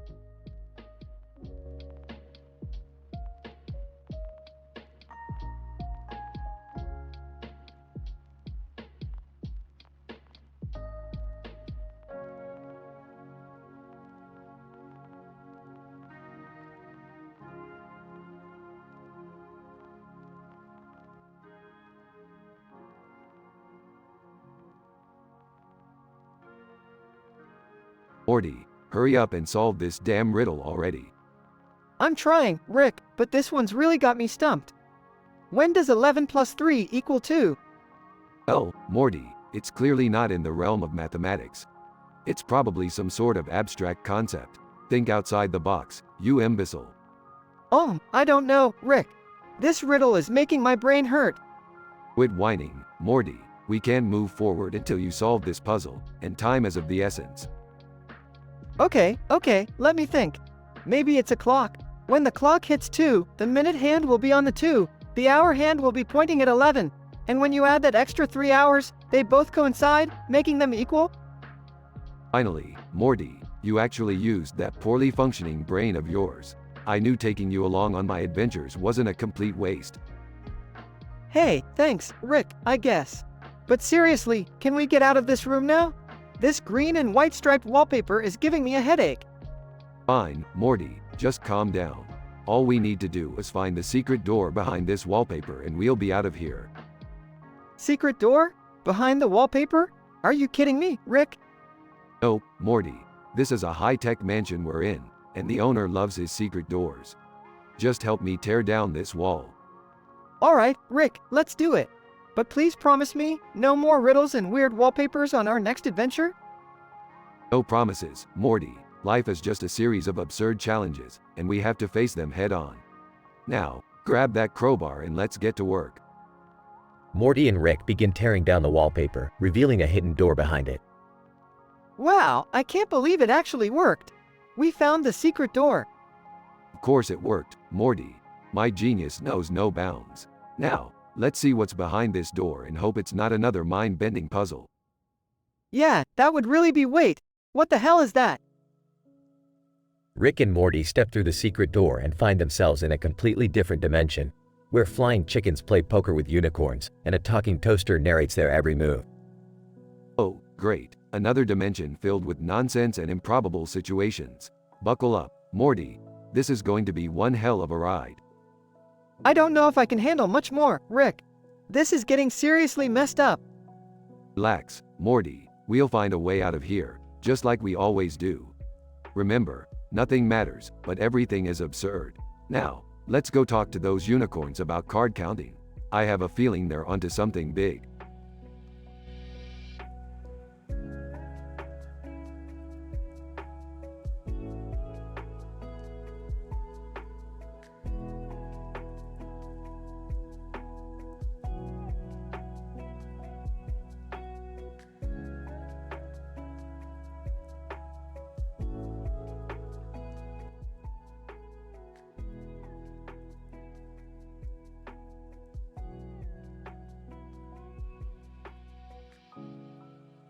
Alright, Morty, let's see what you got. Roll that fucking dice. Oh, okay, Rick. Here goes nothing. Rolls the dice natural 20. Whoa, Morty, that's a critical hit. Looks like luck's on your side this time. Yeah, but I don't know, Rick. That was probably just a fluke. Luke, my hairy ass, Morty. Roll it again. Let's test your luck. Alright, here we go. Rolls the dice another natural 20. But in the multiverse, Morty, this is statistically impossible. You're on a fucking roll. I know, Rick, but I still can't believe it. 2 natural 20s in a row? It's insane. Yeah, Morty, insane indeed. But let's not stop here. Roll that dice again. I'm starting to feel the pressure, Rick. Okay, here we go. Rolls the dice natural fucking 20. Morty, at this point, I don't even know what to say. You're breaking the laws of probability. I don't get it, Rick. It's just a dice, right? How is this happening? Morty, this isn't just any regular dice. I may have picked it up from an alternate dimension filled with infinite possibilities. It's been infused with cosmic energy or some crap like that. Cosmic energy? Are you serious, Rick? Look, Morty, let's not question it. Let's roll again and see if this streak continues. Okay, Rick, here we go. Rolls the dice natural 1. Well, Morty, every streak has to end eventually. That's just the way probability works. Yeah, I guess so. But it was fun while it lasted. I felt invincible for a moment. Don't worry, Morty. We've still got one roll left. Let's see if you can redeem yourself. Alright, last roll coming up. Rolls the dice natural fucking 20 again. Morty, this is madness. You've just rolled 4 natural 20s out of 5 rolls. I can't believe it, Rick. This has to be some kind of cosmic joke. Morty, we're stepping into uncharted territory here. Let's roll one last time and see if this dice is truly supernatural. Okay, Rick. Here goes nothing. Rolls the dice natural. 420? Oh, for the love of all things unholy, Morty, you've broken the fourth wall. This is madness. I'm sorry, Rick. I didn't mean to break reality or whatever. Morty, we need to bury this dice forever. It has messed with the very fabric of probability. Let's never speak of this again. Agreed, Rick. Let's hope this doesn't attract any unwanted interdimensional attention. Only time will tell, Morty. Only time will tell.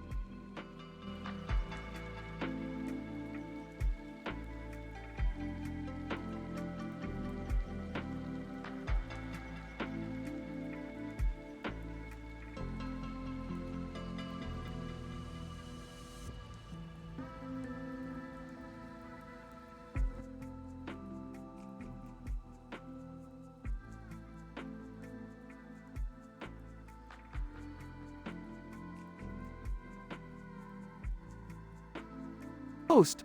Ladies and gentlemen, welcome to the Comedy Central Roast of Mario. Tonight, we have 6 randomly selected roasters from the Super Mario series, ready to unleash their foul-mouthed humor on our beloved plumber. Remember, no joke repeats, and these guys are holding nothing back. Let the roasting begin. Roaster 1, Bowser. Mario, you fat mustachioed loser. You've been rescuing Peach for decades, and she still goes off with me whenever she gets the chance. Face it, you're about as useful as a blooper in a desert. Roaster 2, Wario. Mamma mia, Mario, your game may be called super, but your dick size is more like mini. No wonder you're always chasing after those mushrooms, trying to compensate for your tiny pipe. Roaster 3, Donkey Kong. Mario, you overgrown fungus muncher. I've been kidnapping princesses since before you were even a pixel on the screen. I bet even Pauline got tired of your limp-ass jumps and went looking for a real monkey to swing on. Roaster 4, Luigi. Mario, my dear bro, I've been living under your flashy shadow for years. It's time to reveal the truth. Your princess saving heroics. It's all a cover-up for your serious addiction to that eerie green pipe. And here I thought I was the green brother. Roaster 5, Yoshi. Mario, you green hat-wearing prick. You've been riding my back for so long, I'm starting to think you've got a thing for scaly dino ass. Well, guess what? The next time you try to hop on, I hope I scorch your ass with some spicy lava. Monster 6, Toad. Hey, Mario, you short, stubby constipated plumber. Your love for coins is pathetic, just like your love life. What's the matter? Can't handle a real woman like Princess Peach. No wonder she keeps running off with Bowser. Mario, alright, you bunch of pixelated dicks. It's time for me to turn the tables and roast you clowns. Mario, in a thunderous rage. Bowser, you reptilian turd. Your fire breath ain't gonna help when I flush your scaly ass down the drain. Mario, with determination.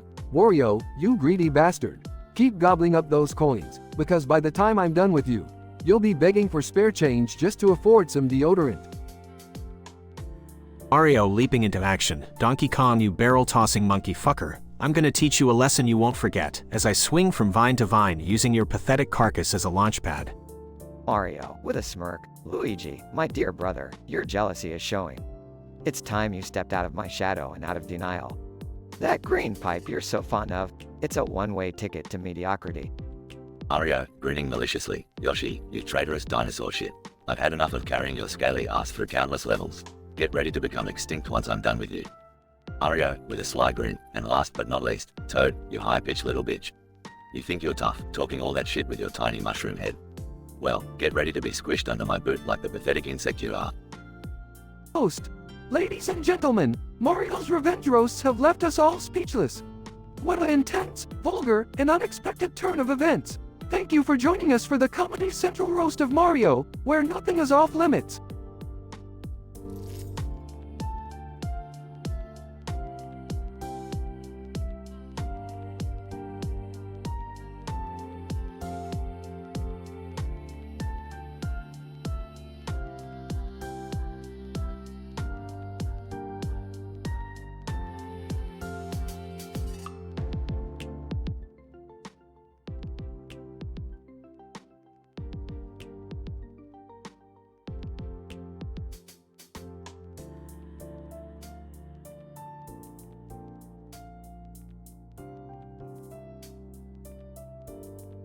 To set the stage, imagine a dimly lit, sophisticated comedy club. A spotlight shines on a podium where the host stands, wearing a Mario hat. Behind him, a large screen shows the image of Mario and his iconic mouse companion, running and jumping through various levels. Host. Ladies and gentlemen, welcome to the Comedy Central Roast of Mario. Tonight, we have gathered 6 of the Super Mario series' most colorful characters, ready to roast our beloved plumber. Let the roasting begin. Koopa Troopa. Mario, you Italian sausage. You've single-handedly made more turtles extinct than global warming. You better call your doctor, because your mustache looks like a bush that hasn't been trimmed in a decade. Goomba, Mario, you oversized, big-nosed freak. You go around stomping on us poor Goombas without remorse. You're nothing but a lousy bully. And what's up with those tiny, stubby arms?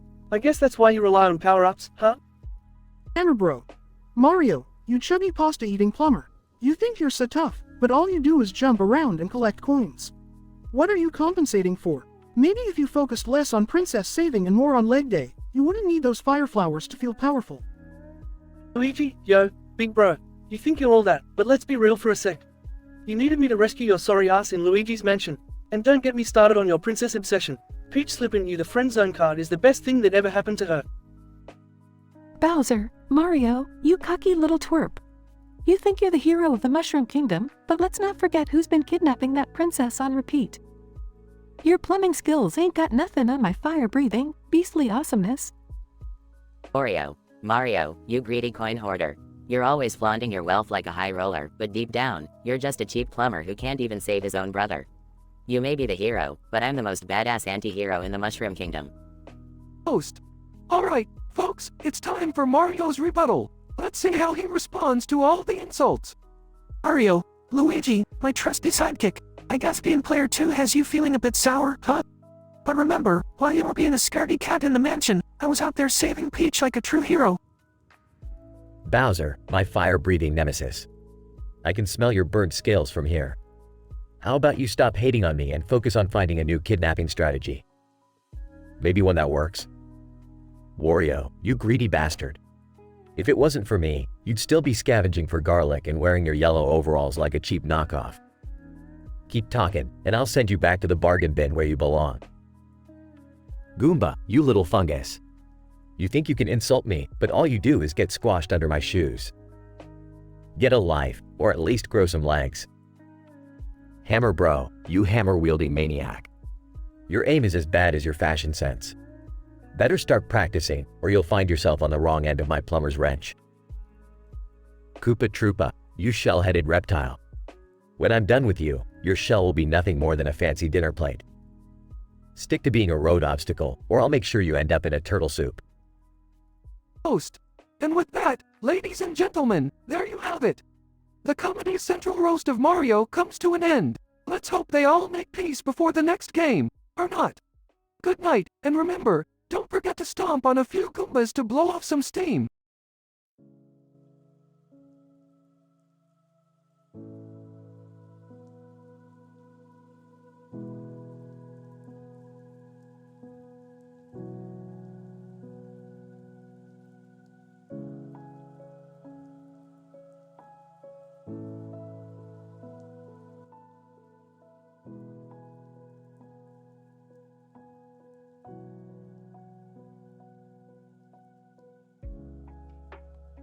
Morty_instance_1.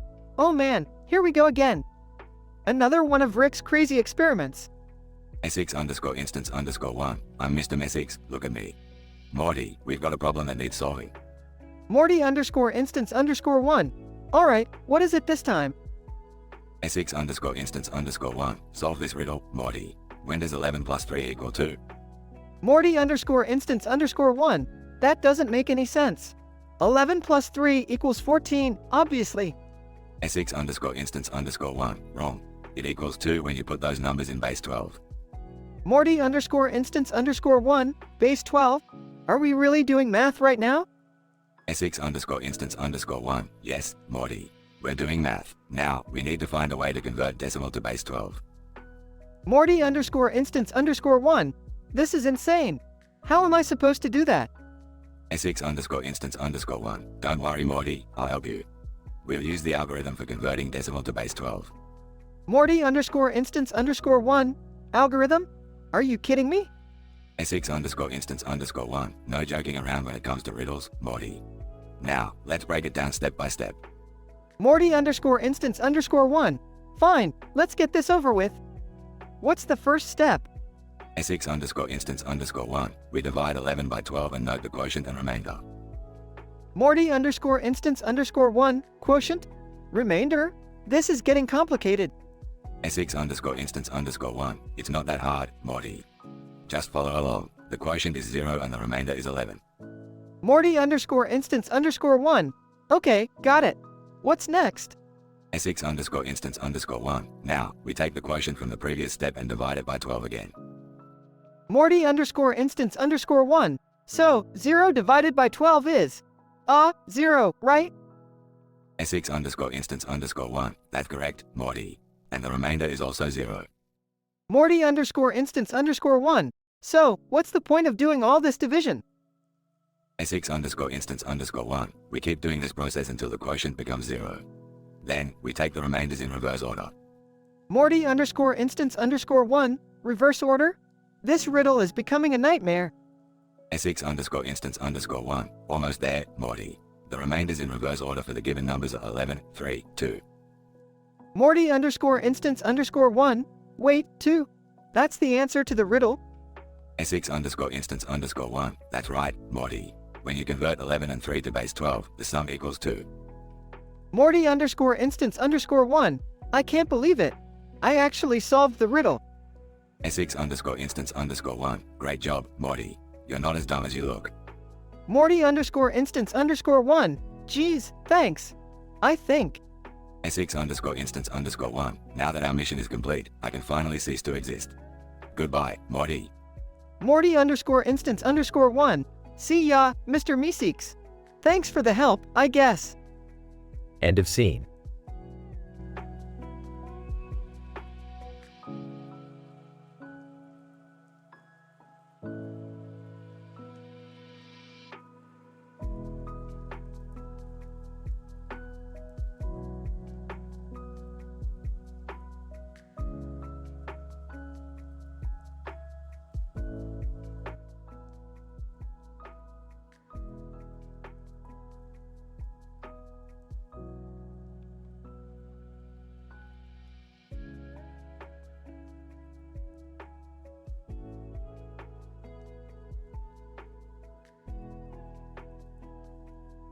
Pikachu.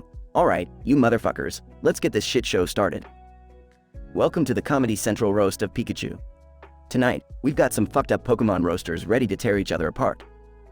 Strap the fuck in. Charizard, hey Pikachu, you little yellow shit stain. You think you're all cute with your electric balls, but your face looks worse than a squirtle's ass after a Taco Bell binge. Pikachu. Fuck you, Charizard.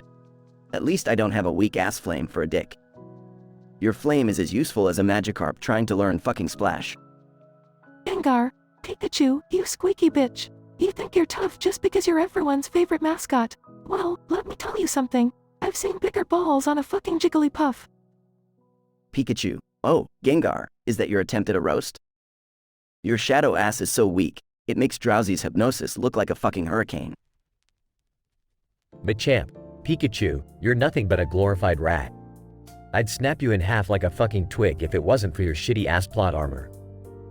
You got more protection than a Chansey with a never-ending supply of condoms. Pikachu. Machamp, the only thing you're good at is flexing your puny ass arms. You look like you couldn't fight your way out of a fucking paper bag. Pathetic.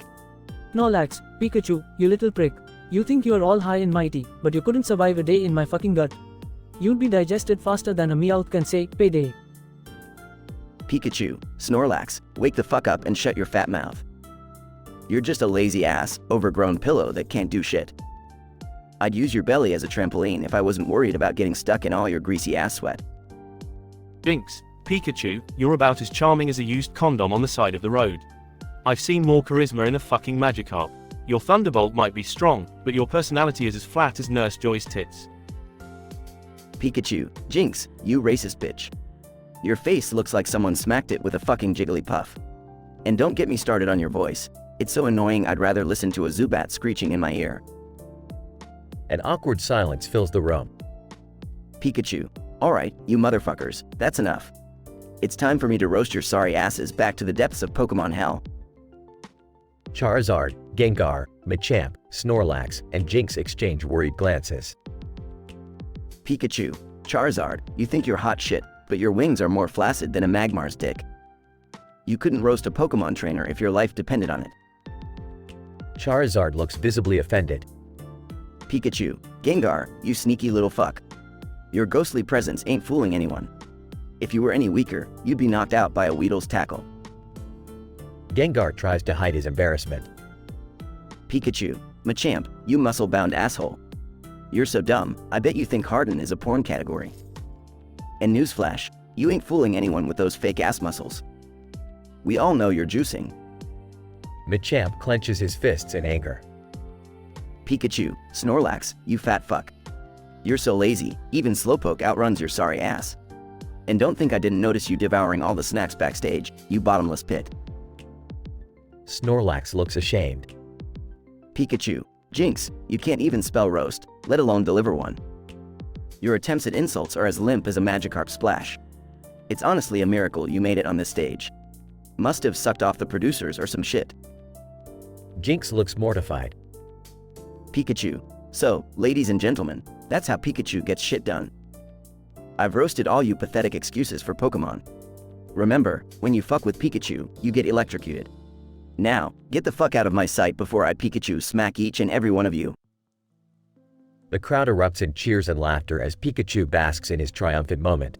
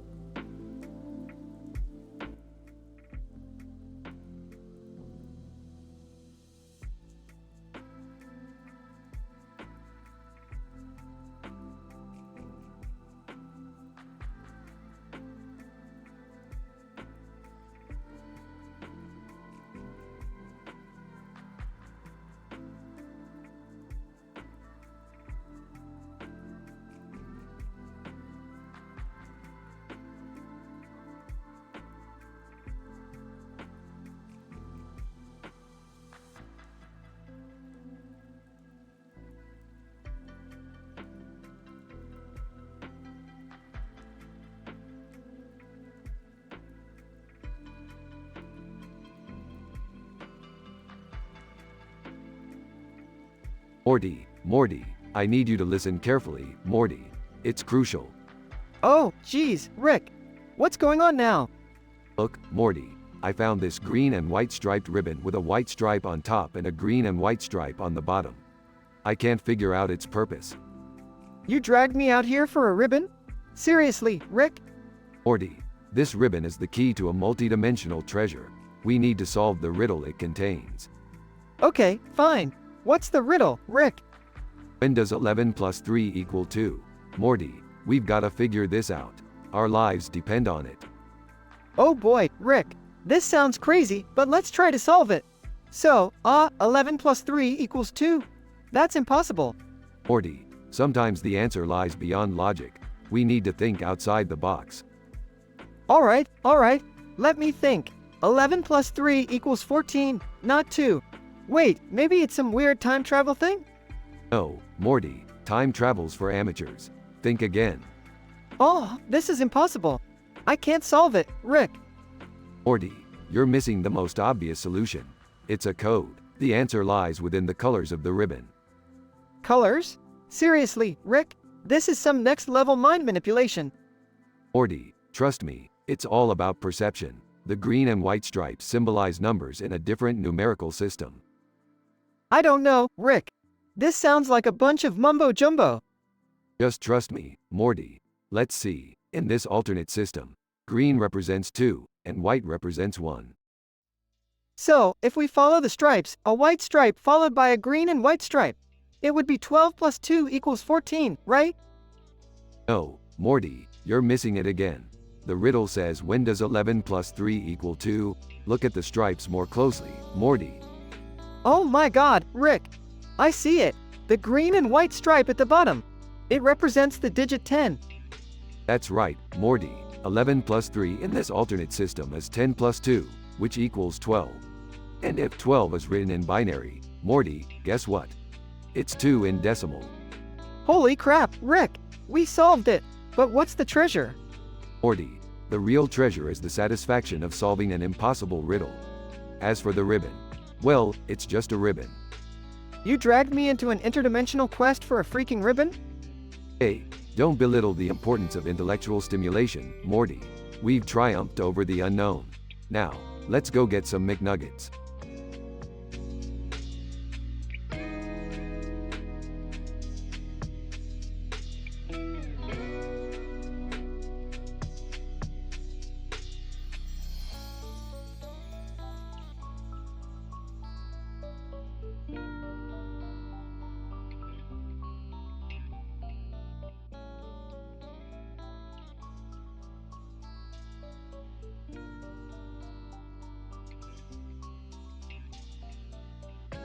B&D, man, this swamp is creepy as fuck.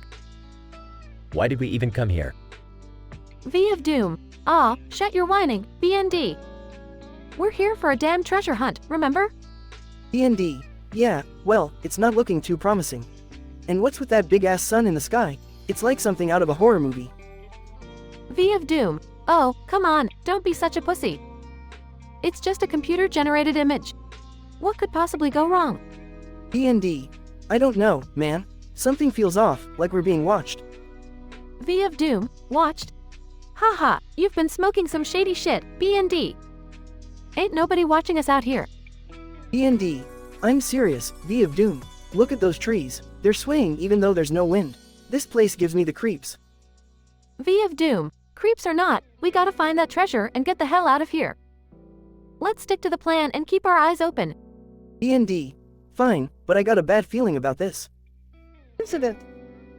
Suddenly, an eerie mist starts to descend upon the swamp, thickening the air and obscuring their vision. B&D. Holy fuck, what is this? I can't see a damn thing. V of Doom, shit. Stay close, B&D. Don't let go of my hand. We gotta stick together. Regression. As they stumble blindly through the mist, strange whispers echo all around them, growing louder and more sinister with each passing second. B&D. Panicking, V of Doom. I can't take this anymore. We need to get out of here. V of Doom, frustrated. Shut the fuck up, B&D. We can't just give up now. We're so close to the treasure, I can almost smell it. B&D. Voice trembling. Can you hear those whispers, V of Doom? They're saying horrible things. V of Doom, trying to remain calm. Ignore them, B&D. Just keep moving. We'll be fine. The mist clears suddenly, revealing a grotesque, shadowy figure lurking just beyond the trees. B&D. Screaming, what the fuck is that thing? V of Doom, we're fucked. V of Doom, whispering, oh shit, B&D. It's the V of Doom. It's come for revenge. Remember when we messed with it on that live stream? The V of Doom lunges forward with lightning speed, engulfing B&D in its monstrous grasp. B&D. Screaming and pleading, no, please. I'm sorry, I didn't mean it. V of Doom, sinister laughter, too late for apologies now, B&D. Revenge is a bitch, ain't it? As B&D's screams fade away, the V of Doom disappears into thin air, leaving behind only a haunting silence. Prompt. Remember that this narrative script is a fictional and imaginative creation. No monsters or evil exist in reality. Keep our content safe, respectful, and positive.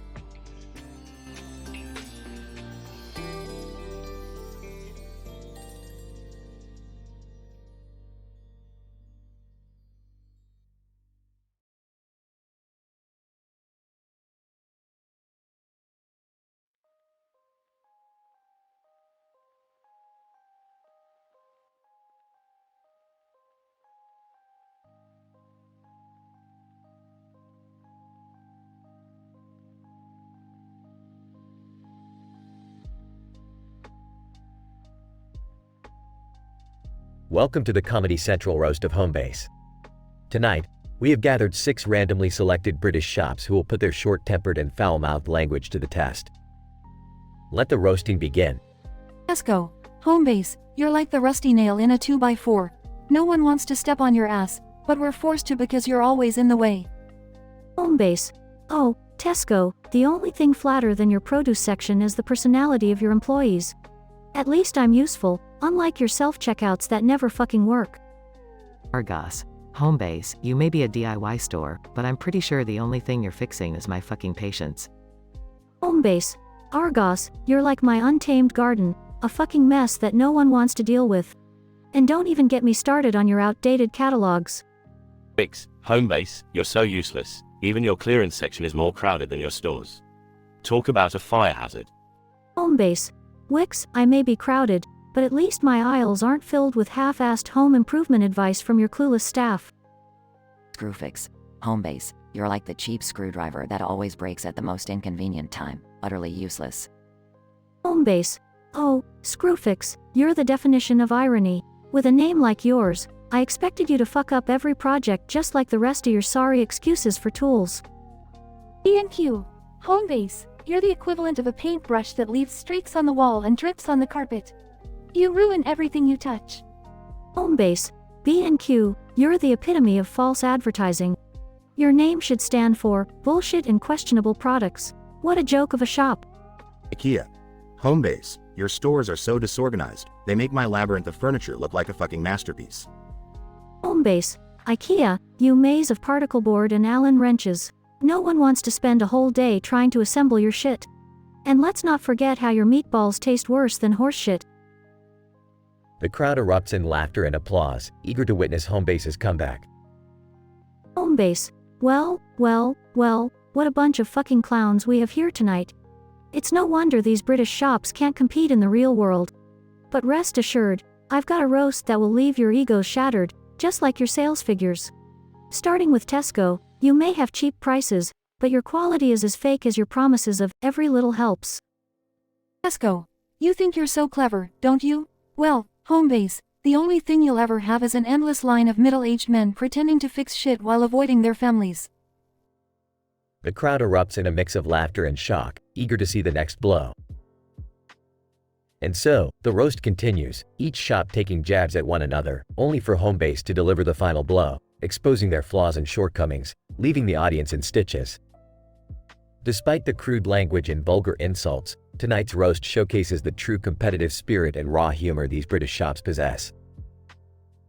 In the end, Homebase has his sweet revenge, proving that even the underdog can rise above and shut down the competition. The Comedy Central roast of Homebase will be remembered as a night of unforgettable insults, severe burns, and unapologetic humor.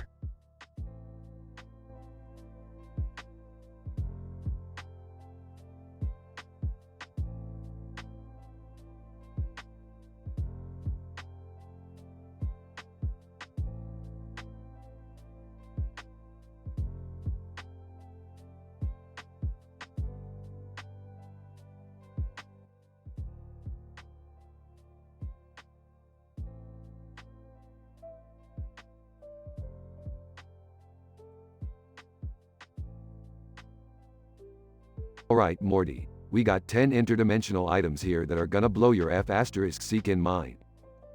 Geez, Rick, are these things even legal? They look dangerous.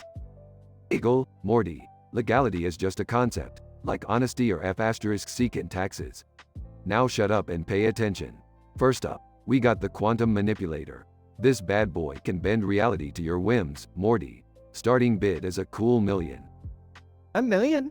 Are you out of your mind, Rick? We can't afford that. Morty, you little sh**t, we're auctioning these things off. People with more money than sense are gonna bid on them. Now, grow some balls and keep up. Okay, fine. Next item, a portal gun. This thing can take you anywhere in the multiverse. Starting bid, $2 million. Ah, good old portal gun. Takes me back to that time when. Forget it, Morty. Just focus on the auction. Alright. Moving on, we have the Infinity Gauntlet. Starting bid is $5 million. You can control time, space, and reality with this baby. The Infinity Gauntlet? Morty. This ***'T's not just for some crossovers, it's the real deal. Bid wisely, folks. And here we have the Cerebral Enhancer. Increase your IQ by 1,000%. Starting bid is a measly 100,000. Finally something in your price range, Morty. But don't get cocky. You might fry your brain like a crispy pickle or some ***T. Up next, we got the Phoenix Crystal. It grants you immortality. Starting bid, $10 million. Mortality, Morty, you know what they say. Everyone wants to live forever until they do. Proceed with caution, potential bidders. Now we have the emotion manipulator. Control the emotions of others. Starting bid, 1 million.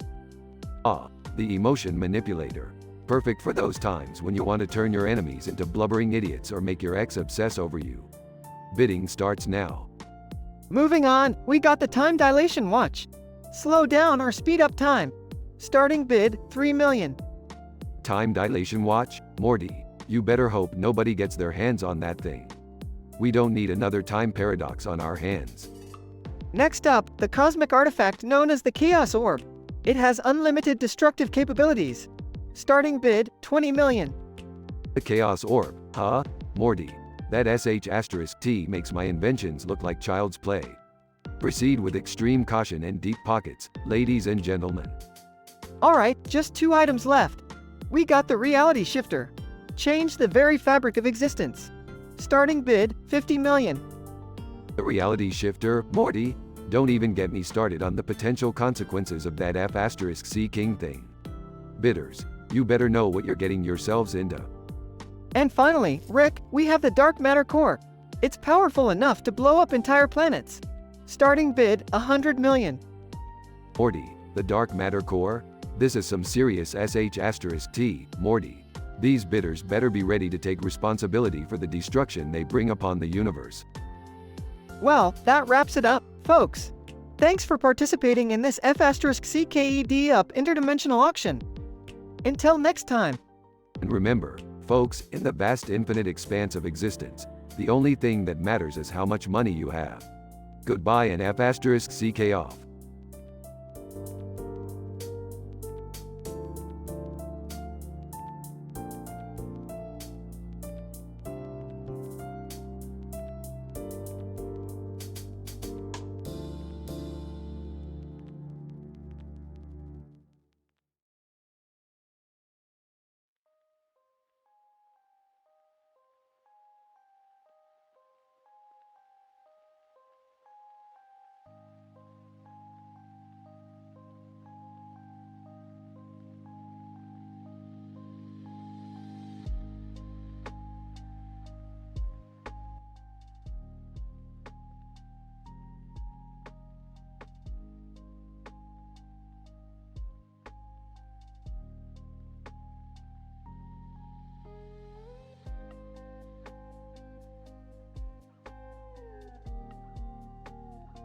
Lou. Welcome to the Comedy Central roast of Lewis, you motherfuckers. Tonight, we've got a bunch of fucking infected ready to rip this dumbass apart. Let's do this. Bill, walking up to the podium, well, Louis. I gotta say, you're the only motherfucker I know who can make a horde of zombies seem like a goddamn day in the park. You're about as useful as a one-legged man in an ass-kicking contest. Francis. Smirking. Lewis, you're the type of motherfucker who would trip over a fucking twig in the middle of a zombie apocalypse. Your survival skills are as pathetic as your fashion sense. Seriously, who the fuck wears a suit during a zombie invasion? Zoe, rolling her eyes, Lewis, I've seen you panic more times than I can count. And let me tell you, if we were a horror movie, you'd be the screaming blonde bimbo who would trip over her own feet and get eaten by a fucking smoker. You're a liability, dumbass. Lewis, nervously, alright, let me have a go at you assholes. Bill, you old fuck, the only thing louder than your goddamn mouth is the smell of your rotting, senile ass. And hey Francis, maybe if you took off those ridiculous sunglasses, you could actually see how much everyone hates your guts. Francis. Grinning. Oh, you think you've got jokes, huh? Well, Lewis, at least I'm not the one who shits their pants at the sound of a witch crying. You're so terrified of everything, I'm surprised you didn't piss yourself right now. Lewis, fuck you, Francis. And Zoe, you think you're so smart, huh? Well, newsflash, princess, brains won't save you from the tank's fist. You'd be nothing without us, just another helpless bitch in this apocalyptic shitshow. Zoe, furious, you fucking piece of shit. I'd rather be a helpless bitch than a spineless coward like you. At least I have the balls to face the danger head on, unlike your sorry ass. And Bill, you crusty old fuck, you can kiss my ass. Bill, grinning, oh, Zoe, you wanna talk about balls? Let me remind you, girl, you couldn't hit a charger if it was standing right in front of you. You're more useless than a fucking boomer's vomit. And Louis, you're just a whiny little bitch. Cry me a river, you sorry son of a bitch. Louis, angry, that's it. Fuck all of you. You think you're so tough, but you're nothing without me. I may be scared, but at least I'm not a bunch of heartless assholes like you. Francis. Laughing. Oh, look who's attempting to grow some balls. You can't roast for shit, Louis. Go cry in a corner like the pathetic loser you are. Zoe. Smirking. Louis, you're not even worth the time or the breath. It's clear that you're the weakest link in this fucked up group. Now go throw yourself to the zombies, maybe they'll make you useful for once. Louis, defiantly, well, fuck all of you. I don't need any of you to survive this shit. I'll show you asshole what I'm made of. Bill, chuckling, yeah, good luck with that, Louis. You're gonna need all the luck in the world, you dipshit. In the end, Louis, fueled by anger, turns the tables, delivering a series of epic roasts against each of the roasters, leaving them speechless and defeated. As the crowd erupts in applause, Louis stands tall, finally earning the respect he had craved for so long.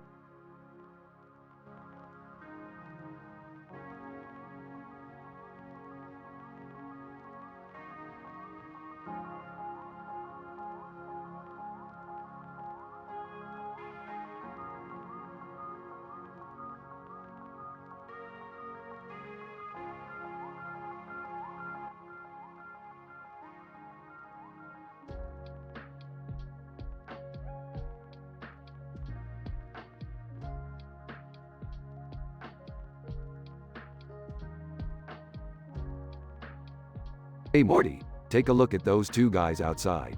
The one with the beard and the one with the mustache. They've been staring at each other for a while now. I mean, talk about facial hair rivalry. Oh, Rick, we need to stay focused. We have a mission to accomplish here. Remember? Oh come on, Morty. You can't blame me for getting distracted by these ladies passing by. Look at those statistically improbable attributes. They're like walking anomalies of genetics. Rick, please. We're supposed to be looking for the interdimensional transflixolator. Can we please just focus on that? Fine, Morty, but you can't deny the laws of attraction, my boy. Science isn't just about equations and calculations. It's also about appreciating the marvels of biology. Yeah, well, maybe you could appreciate the marvels of not procrastinating for once. Okay, fine. Let's find that transflixolator thingy. But mark my words, Morty, someday we'll invent a device that measures beauty, and it'll blow your mind. Yeah, whatever, Rick. Just lead the way. Rick and Morty enter the building, searching for the transflixolator. Morty, look at these scientists, acting all superior with their white lab coats and fancy degrees. What a bunch of pseudo-intellectuals. Rick, let's not judge people based on their appearance. We're here for a reason, remember? Right, transflixolator. Got it. But seriously, Morty, have you noticed the absurd correlation between the tightness of a lab coat and the lack of empathy? It's like they wrap themselves up in self-importance. Can we please focus on finding the transflixolator? Fine, Morty, but don't say I didn't warn you about the dangers of scientific vanity. Now, according to my calculations, the transflixolator should be in this room. They enter a room with a multitude of complex machinery. Rick, I think we found it. The transflixolator. Finally, now we can get out of here and maybe appreciate more scientifically intriguing matters, like advanced physics and the physical dimensions of existence. I can't believe we found it so easily, Rick. This has to be our luckiest adventure yet. Luck, Morty, luck doesn't exist. It's merely a figment of probability manipulation. But hey, we did it. They grab the transflixolator and make their way to leave when suddenly... Hey, Rick. Morty. What are you guys doing here? Oh, great. It's Jerry. Just what we need. Another living proof of regressive genetics. Watch it, Rick. I won't stand for your insults anymore. Oh, really, Jerry? What are you gonna do about it? Trip over your own insecurity? Dad, Rick, can you please stop bickering? We have a crisis here. Crisis? Summer, there's always a crisis. Life is a perpetual roller coaster of catastrophes. We might as well enjoy the ride. Guys, can we please focus on the bigger picture here? We found the transflixolator, and we need to get it back to save the universe or something. Everyone looks at Morty, briefly stunned. Fine, Morty's right. Let's work together and save the day. Agreed. But Rick, next time, Please try to keep your commentary on people's appearances to yourself. You got it, Summer. Now let's go, team. We've got a universe to fix, and who knows, maybe somewhere out there, there's a dimension where I don't get distracted by physical attributes.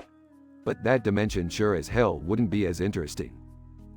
They all nod determinedly and head off to fulfill their mission.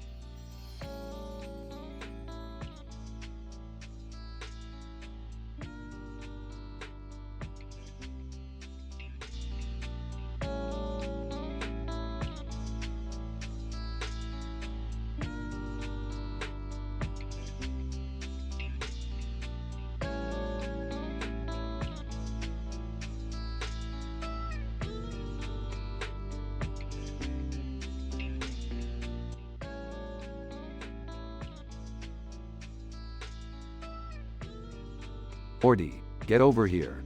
We got another crazy adventure ahead, Morty.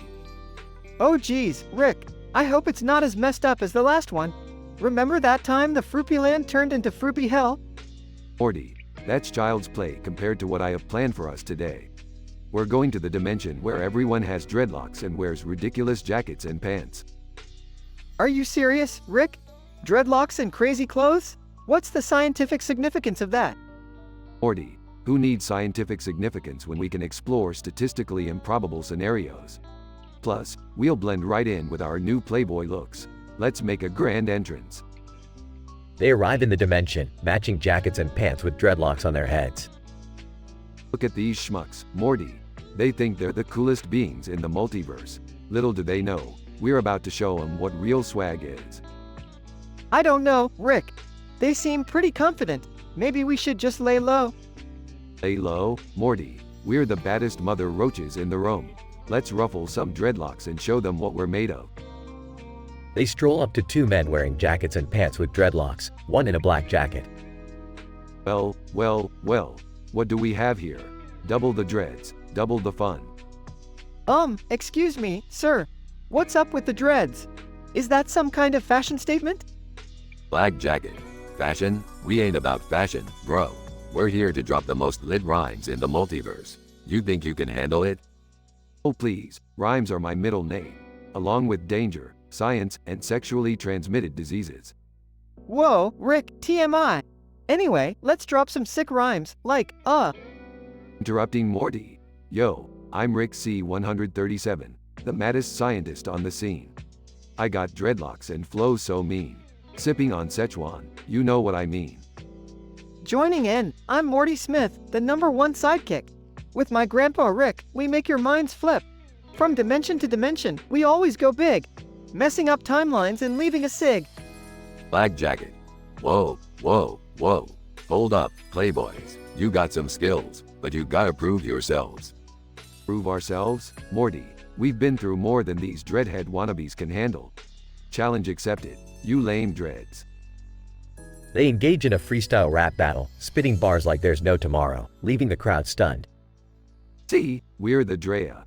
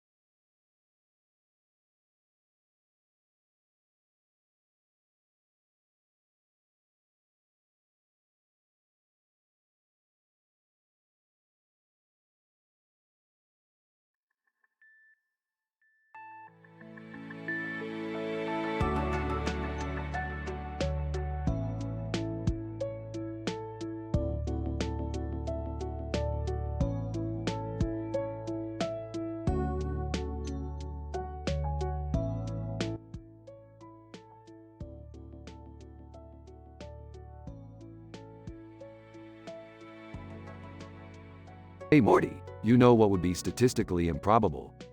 What, Rick? If we found ourselves at a concert where everyone levitated while dancing and the suave MC had the power to make saucy spacewalk scuffles spontaneously erupt.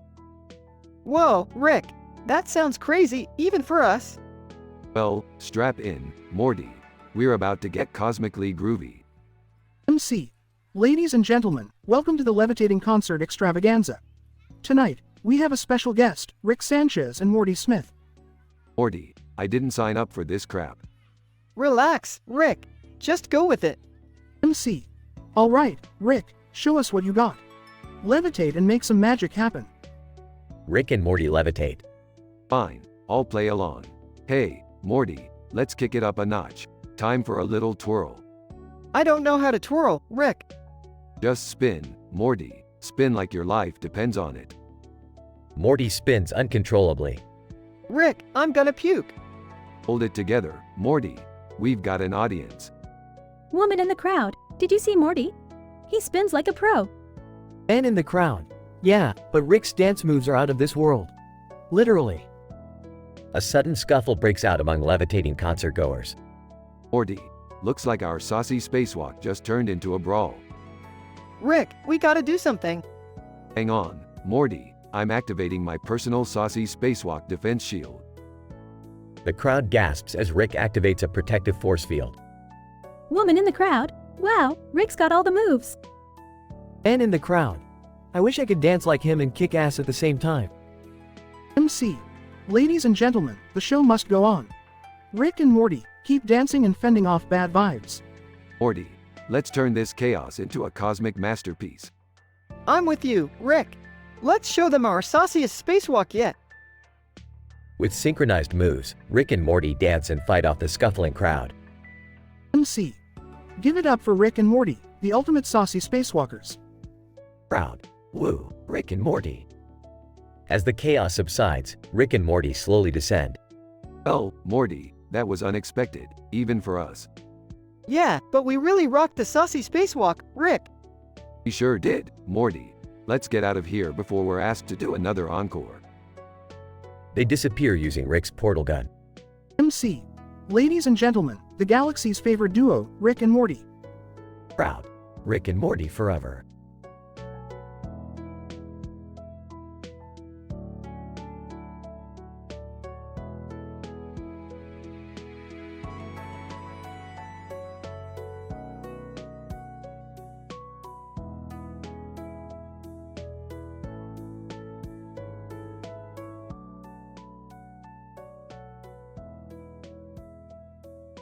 Title, Smash and Swear Showdown. Steve Harvey, welcome to Celebrity Family Feud. Tonight, we have Team Super Mario on one side. Mario, Princess Peach, Luigi, Toad, and Bowser. On the other side, we have Team Zelda, Princess Zelda, Link, Ganondorf, Impa, and Navi.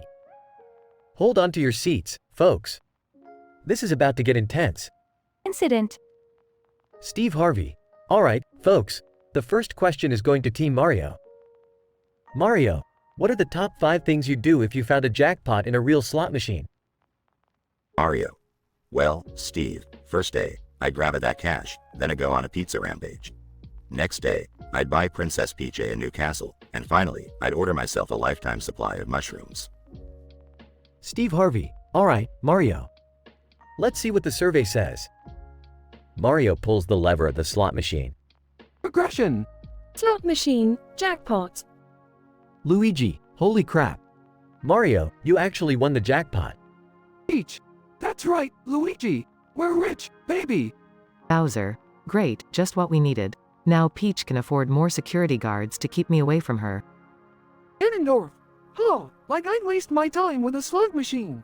I'd rather conquer the lands and take what I want. Navi, hey, Ganondorf. Listen. Winning this feud is more important than your silly world domination.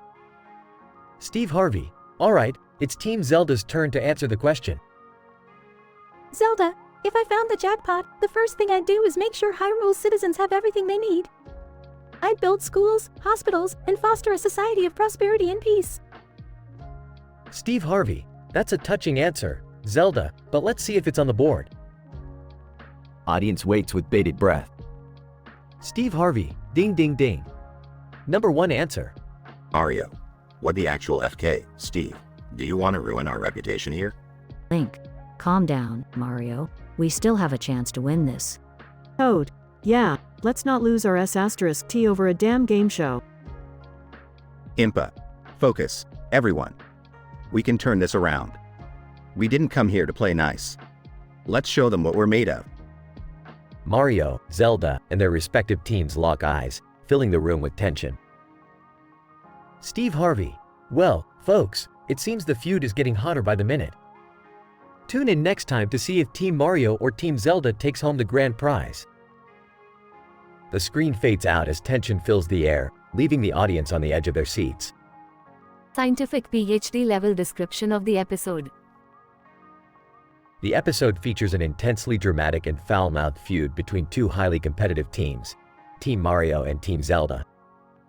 As they face off in a high-stakes game show, the characters exhibit short tempers and vulgar language, establishing a heightened sense of tension. The statistical likelihood of such a team composition participating in a game show is improbable, to say the least. However, the purpose of this narrative is to explore the extremes of absurdity and entertainment within a simulated reality.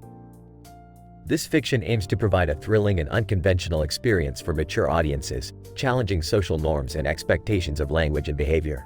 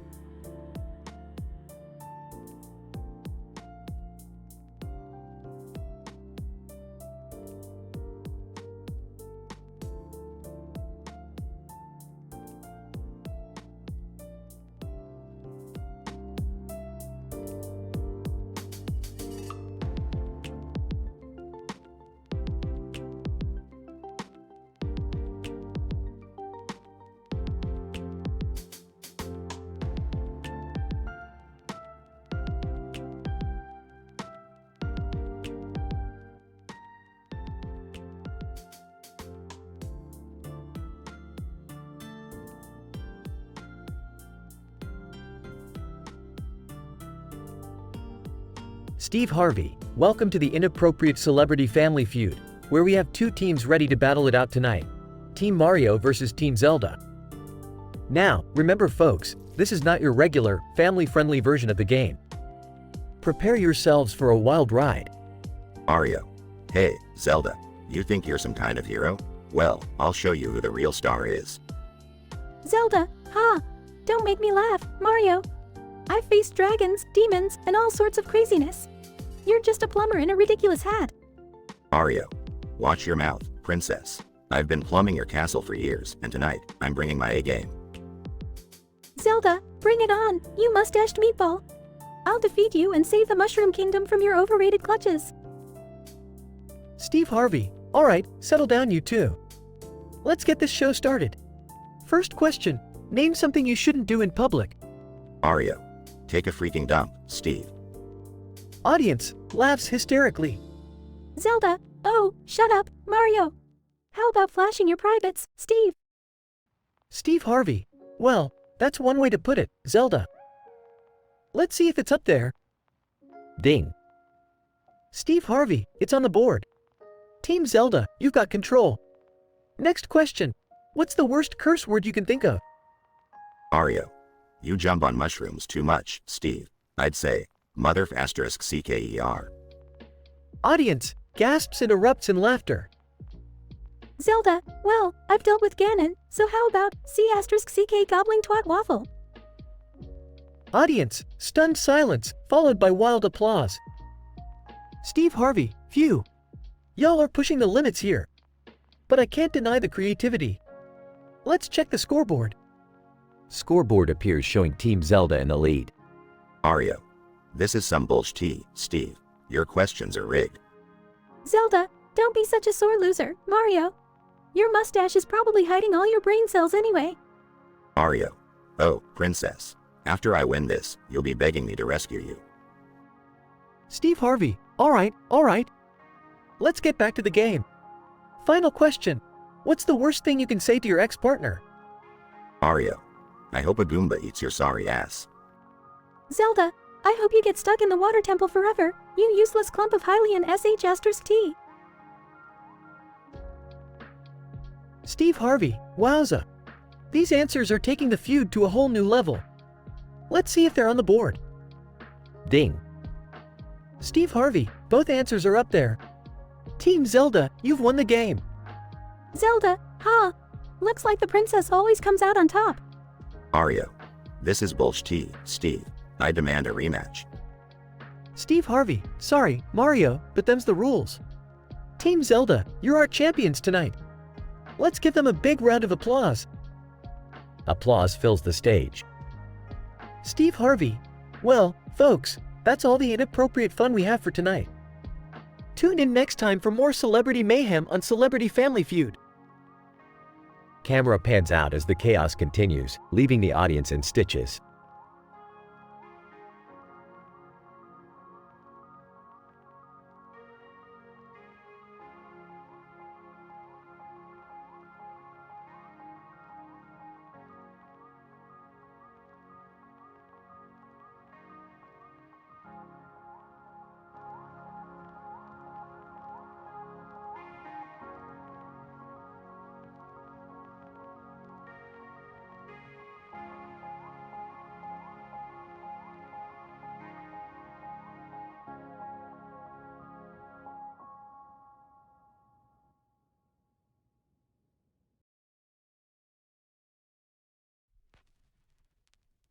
Morty, listen up, I've got a riddle for you. Oh geez, Rick, not another one of your riddles. Can't we just do a regular adventure? Come on, Morty, this one's gonna blow your mind. It's about a green square with a black border on it. Oh, okay, I guess. What's the riddle? When does 11 plus 3 equal 2? What? That doesn't make any sense. Are you messing with me, Rick? No, Morty, this riddle is as real as it gets. Think about it, Morty. There's a white border on the bottom of the square and a black border on the top of it. I don't get it, Rick. How is that supposed to help me solve the riddle? Think, Morty, the colors, the borders, they all mean something. It's a clue, Morty, a clue to the answer. Alright, let me think. Green, black, white. 11 plus 3 equals 2. I'm lost, Rick. Morty, you've got to open your mind. The riddle is a complex mathematical equation, disguised as a visual puzzle. The green square represents the number 3, the black border symbolizes the number 11, and the white border represents the number 2. Seriously? How am I supposed to figure that out? That's some next-level cryptic shit, Rick. Morty, you've got to tap into your inner mathematical genius. Remember that equation we encountered last month on the planet Zogog? It was the same kind of twisted mindfuck. Oh, yeah, I remember. That equation drove me insane for days. But I eventually figured it out. I think. That's the spirit, Morty. Now, apply your Zogog equation solving skills to this riddle. Green, black, white, Morty, think. Okay, let me see. If the green square represents 3 and the black border is 11, then... Oh, geez, I got it. The white border represents subtraction.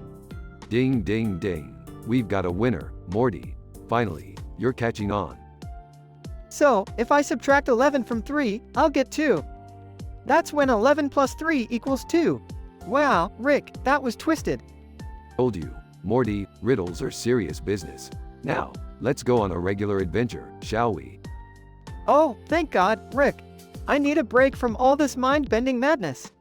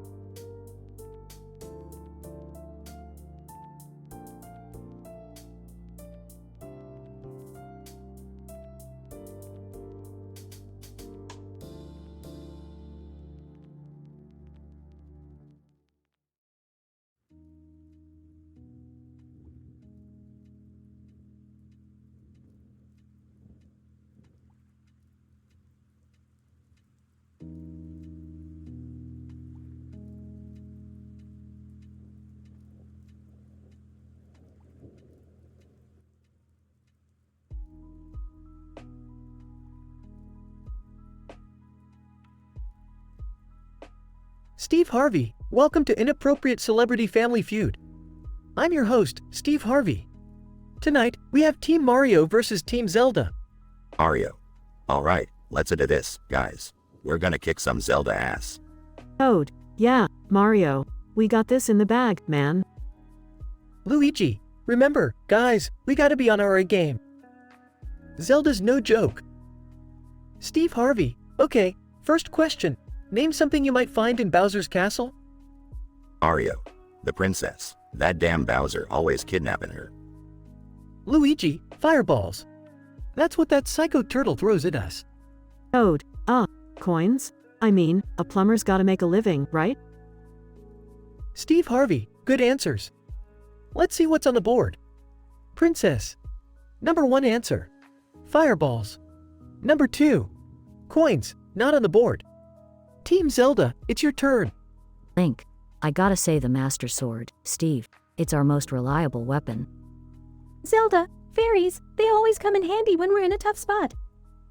Ganondorf. How about a load of BS? That's what I'm known for. Steve Harvey, alright, let's see if those answers made the board. Master Sword. Number 1 answer. Fairies. Number 4 answer. BS. Not on the board. Alright, let's move on to the next question. Mario.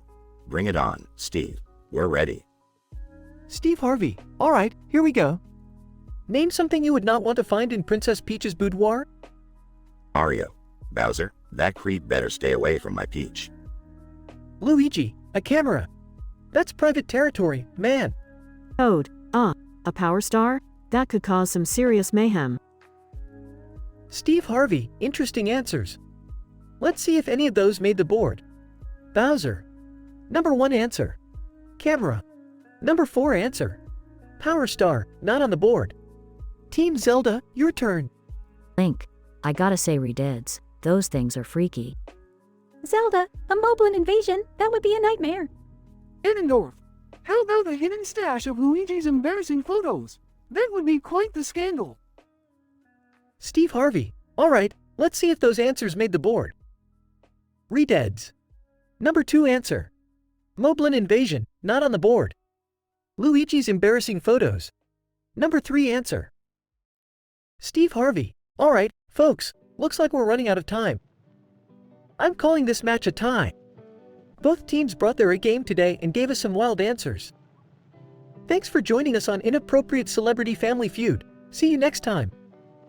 Note: the dialogue has been created to fit the provided prompts. Please note that the generated content may not be suitable for all audiences.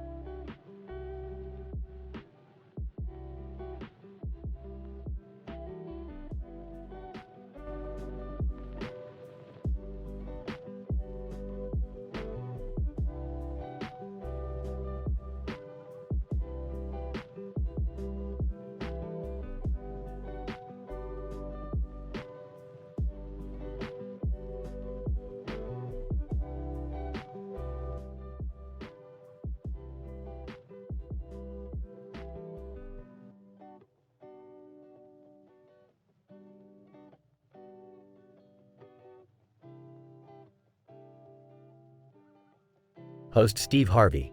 Alright folks, welcome to a very inappropriate episode of Family Feud. I'm your host, Steve Harvey. Tonight, we have Team Mario and Team Zelda facing off in a battle of wits and vulgarity. Let's meet our teams. Team Mario. Mario. What's up, Mother F asterisk curs? Let's kick some A asterisk asterisk tonight. Luigi. Yeah. We're gonna show those Zelda PZs who's boss. Peach. Don't underestimate us, DK heads! I'll crush you all with my royal power!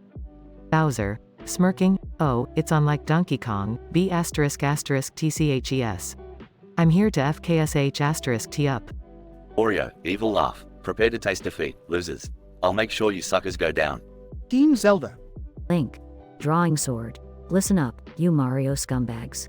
We will vanquish you from this realm. Zelda, calmly.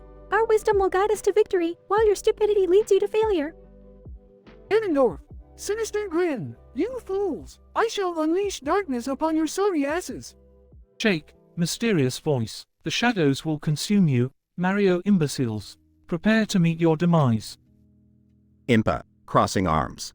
We will crush you like tiny Goombas beneath our feet. Brace yourselves. Host Steve Harvey. Well, this is gonna be one hell of a showdown. Let's jump right into it, folks. First question. What's the most inappropriate place you've ever had sex? Mario. Cheerfully.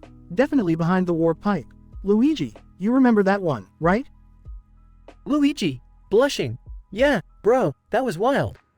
Good times. Zelda, disgusted. This is beneath our dignity. But if I must answer, in the Temple of Time. Impa, smirking. Indeed, the thrill of breaking the rules is quite exhilarating. Host Steve Harvey. Alright, let's keep it moving, shall we? Next question. How would you describe your favorite sexual position in 3 words? Peach. Confidently, juicy Princess Peach. Bowser, deep voice, raw, powerful, dominance. Shake, whispering, silent, sensual, shadows. Ganondorf. Evil chuckle, chaotic, torches, pleasure. Host Steve Harvey. Alright, simmer down, you filthy animals. Final question. What's the most creative insult you've used during an argument? Oreo, grinning, you're dumber than a Koopa Trooper on crack. Zelda, sarcastically, your intelligence is as impressive as a cuckoo's reaction time. Mario. Laughing, your face looks like a boo took a sh*t on it. Link. Smirking. You fight worse than a Stalfos with 2 left arms. Host Steve Harvey. Well, folks, this has been one hell of a wild, inappropriate episode of Family Feud. And the winner is Team Mario. Congrats, you foul-mouthed maniacs. Mario. Raising arms. Hell yeah. We told you we were the kings. Luigi, laughing. Victory tastes like a plate of freshly baked cannolis. Host Steve Harvey. Shaking head, I can't believe I've just witnessed all of this. Thanks for tuning in, everyone. Good night and remember, keep it inappropriate.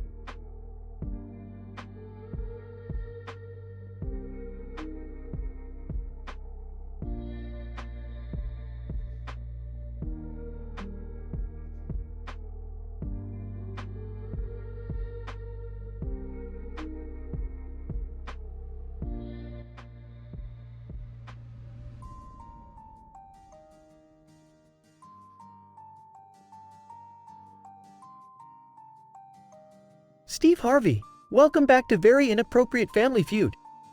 Tonight's winners, Team Super Mario, are here to take on the Fast Money round. Let's meet our contestants, Luigi and Mario. Luigi, hey, Steve. We're ready to win that grand prize. Steve Harvey, good luck, fellas. Remember, you need to score 200 points to take home the jackpot. Are you ready for your first question? Mario. Hell yeah, Steve. Hit us with it. Steve Harvey. Alright then, here's the question.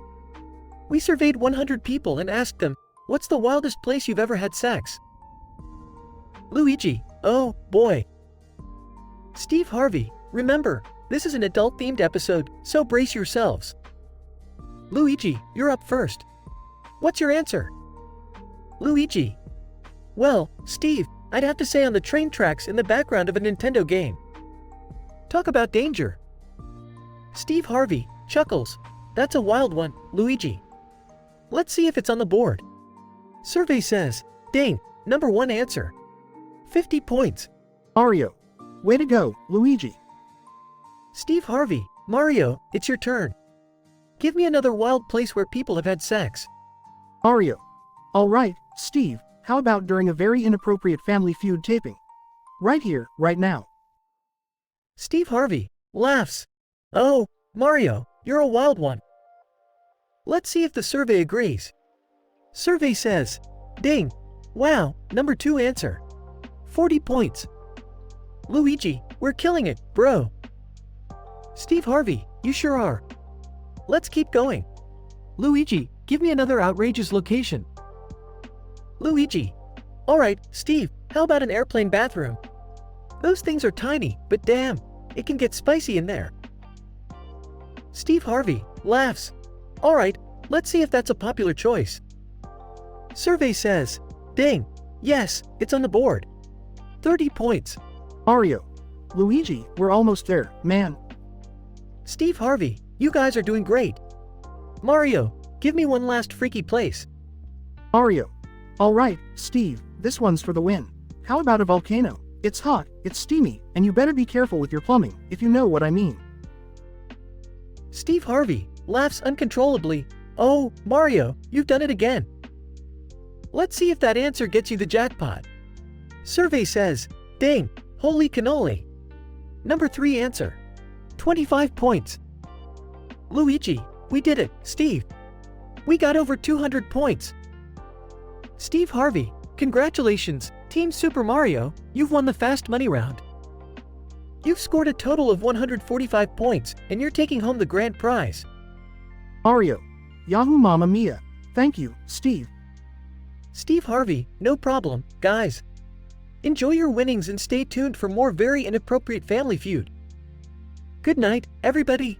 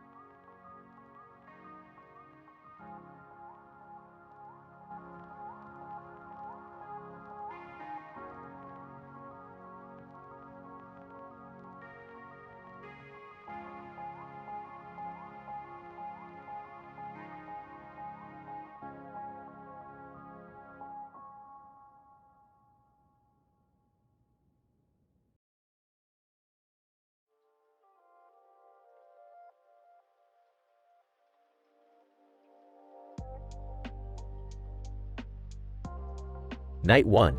What the fuck is this place? Everything is so dark and eerie. Night 2. I have no fucking clue, but something feels off. Like we're trapped in some twisted video game. Night 3. Wait, you guys are seeing this too? I thought I was having a fucked up dream. Night 4. Dream or not, we need to figure out how to get out of here. Night 5. Scratching his head. I've never seen anything like this. It's like Bowser smoked some potent shit and designed his own realm. Mario 1. Puzzled, Mamma Mia. Where are we? This ain't the Mushroom Kingdom. Mario 2. I don't think the princess is waiting for us here, Luigi. Luigi. No, Mario. This looks like a darker version of our world.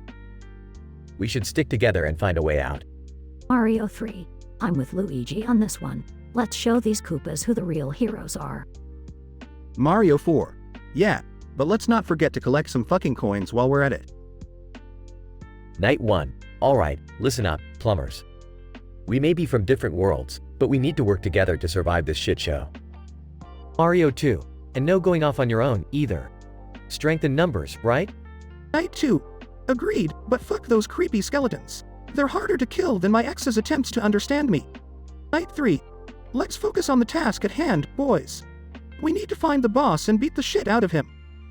Mario 1. Just like we do with Bowser. We'll stomp on his head until he cries for his mommy. Luigi. Nervous. Guys. Maybe we should stop arguing and start fighting? There's a goddamn dragon headed straight for us, and it doesn't look friendly. Night 4. Shit, that was one pissed off dragon. Save the chit-chat for later. Let's send this fire-breathing bastard back to hell. Mayhem ensues as the Knights and Marios unleash a flurry of attacks on the dragon. They dodge fireballs, swing swords, and throw turtles with reckless abandon. Mario 3. We did it. That dragon's out of the game. Night 5. Great job, everyone. We make one hell of a team. Mario 4. Hey, let's not forget about the princess. We still gotta find her and bring her back safely. The group sets off into the dark and treacherous realm, determined to rescue the princess and put an end to the madness. Against all odds, the group of Knights and Marios managed to conquer the twisted game to a surprisingly vulgar degree. Their combined skills and determination form an unstoppable force. While tensions arise at times, they learn to put their differences aside and work together, resulting in a true display of unity. In the end, they rescue the princess, reap the rewards, and vow to never speak of this M-rated adventure again.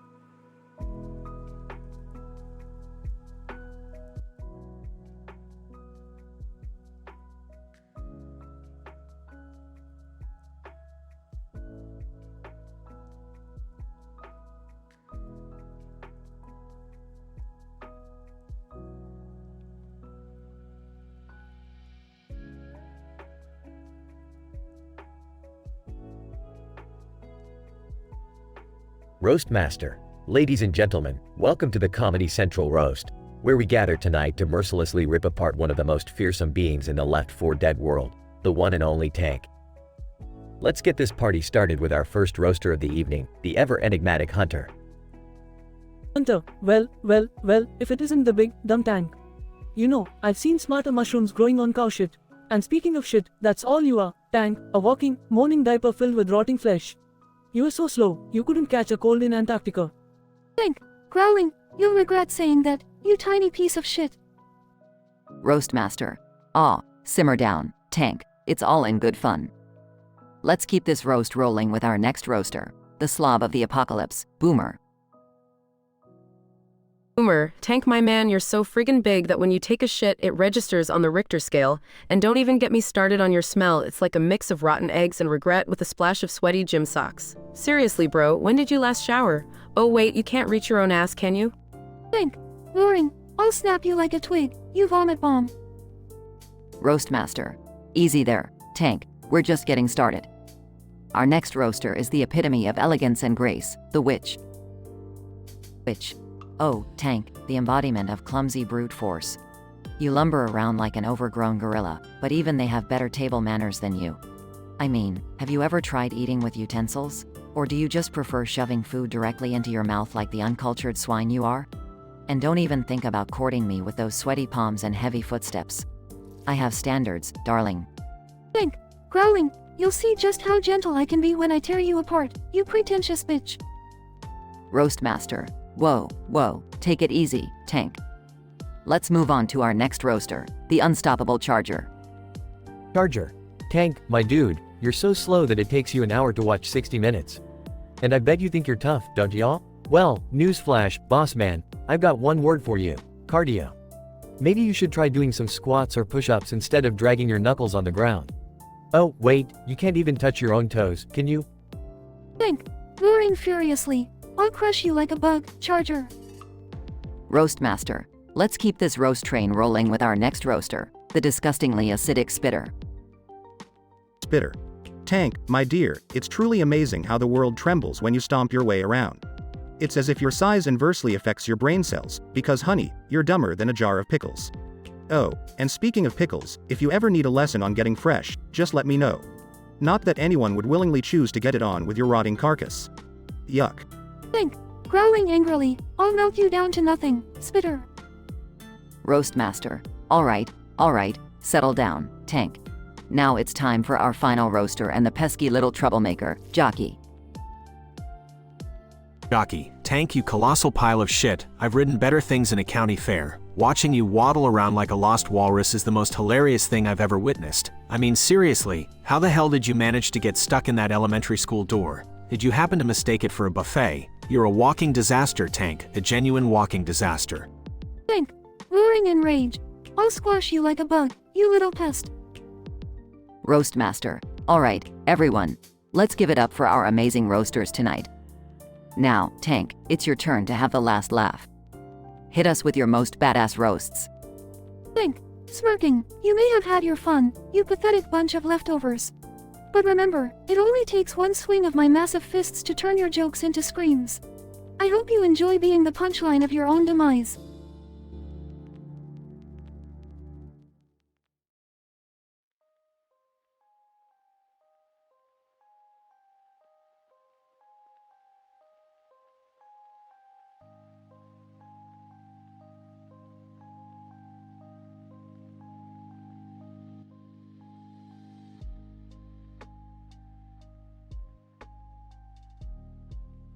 Hunter, alright, you pathetic losers. Welcome to the fucking circus.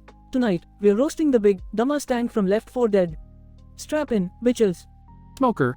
Yeah, let's give it up for Tank, the colossal sack of shit. I mean, we all know he can't fucking run, but damn, he can sure as hell swing that tiny ass arm of his.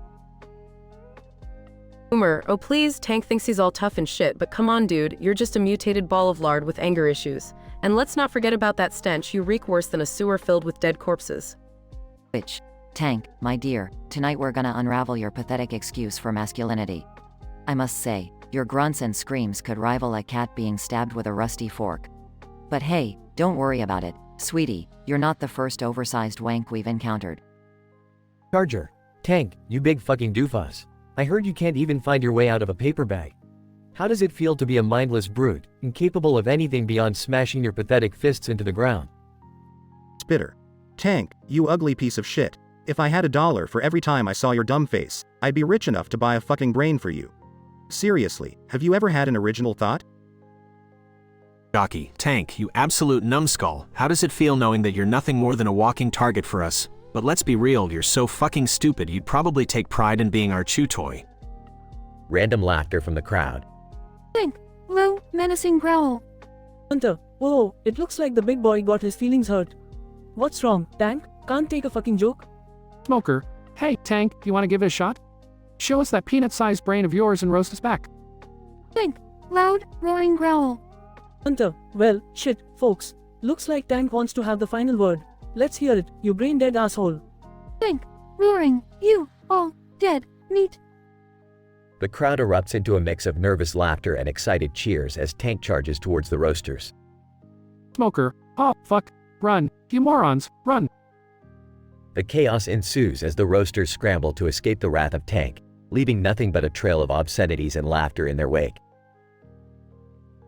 Denouement and the wild night may have ended with chaos, but the memories of the intense roasting and Tank's vengeful rampage would forever be etched in their twisted, vulgar minds. As they walked away from the burnt car and the still manic dog, they couldn't help but feel a sense of camaraderie, knowing that even in the midst of absurdity, they had each other's backs. The roasters went their separate ways, forever bound by a night of unforgettable madness.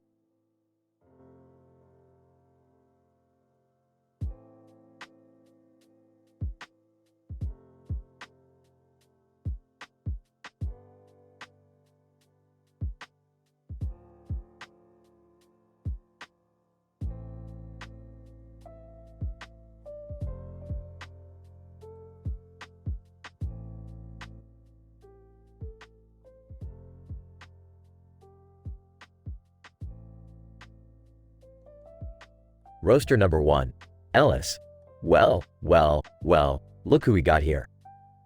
It's good old Nick, the man with more hair gel than brains. I heard your dentist declared bankruptcy after trying to fix those crooked ass teeth of yours. Must have been one hell of a challenge, huh? Roaster number 2. Coach, damn, Ellis, you're really laying it thick, just like the mayo on Nick's double cheeseburger. But let's talk about that fashion sense, Nick. How many thrift stores did you raid before you found that hideous leather jacket? Did you mistake yourself for Elvis? Newsflash, buddy, you ain't no king. Roaster number 3. Rochelle. And speaking of mistakes, how about that time you thought it was a great idea to mess with an angry witch? Nick, you must have a PhD in idiocy. I swear, if common sense were dollars, you'd still be broke. Roaster number 4. Bill. That's right, Rochelle, and let's not forget Nick's love affair with the safe house door. Didn't take much to get you hot and bothered, did it, Nick? I guess it's true what they say, desperate times call for desperate measures. Roaster number 5, Zoe. Well, if it isn't Nick, the man who thinks he's God's gift to women.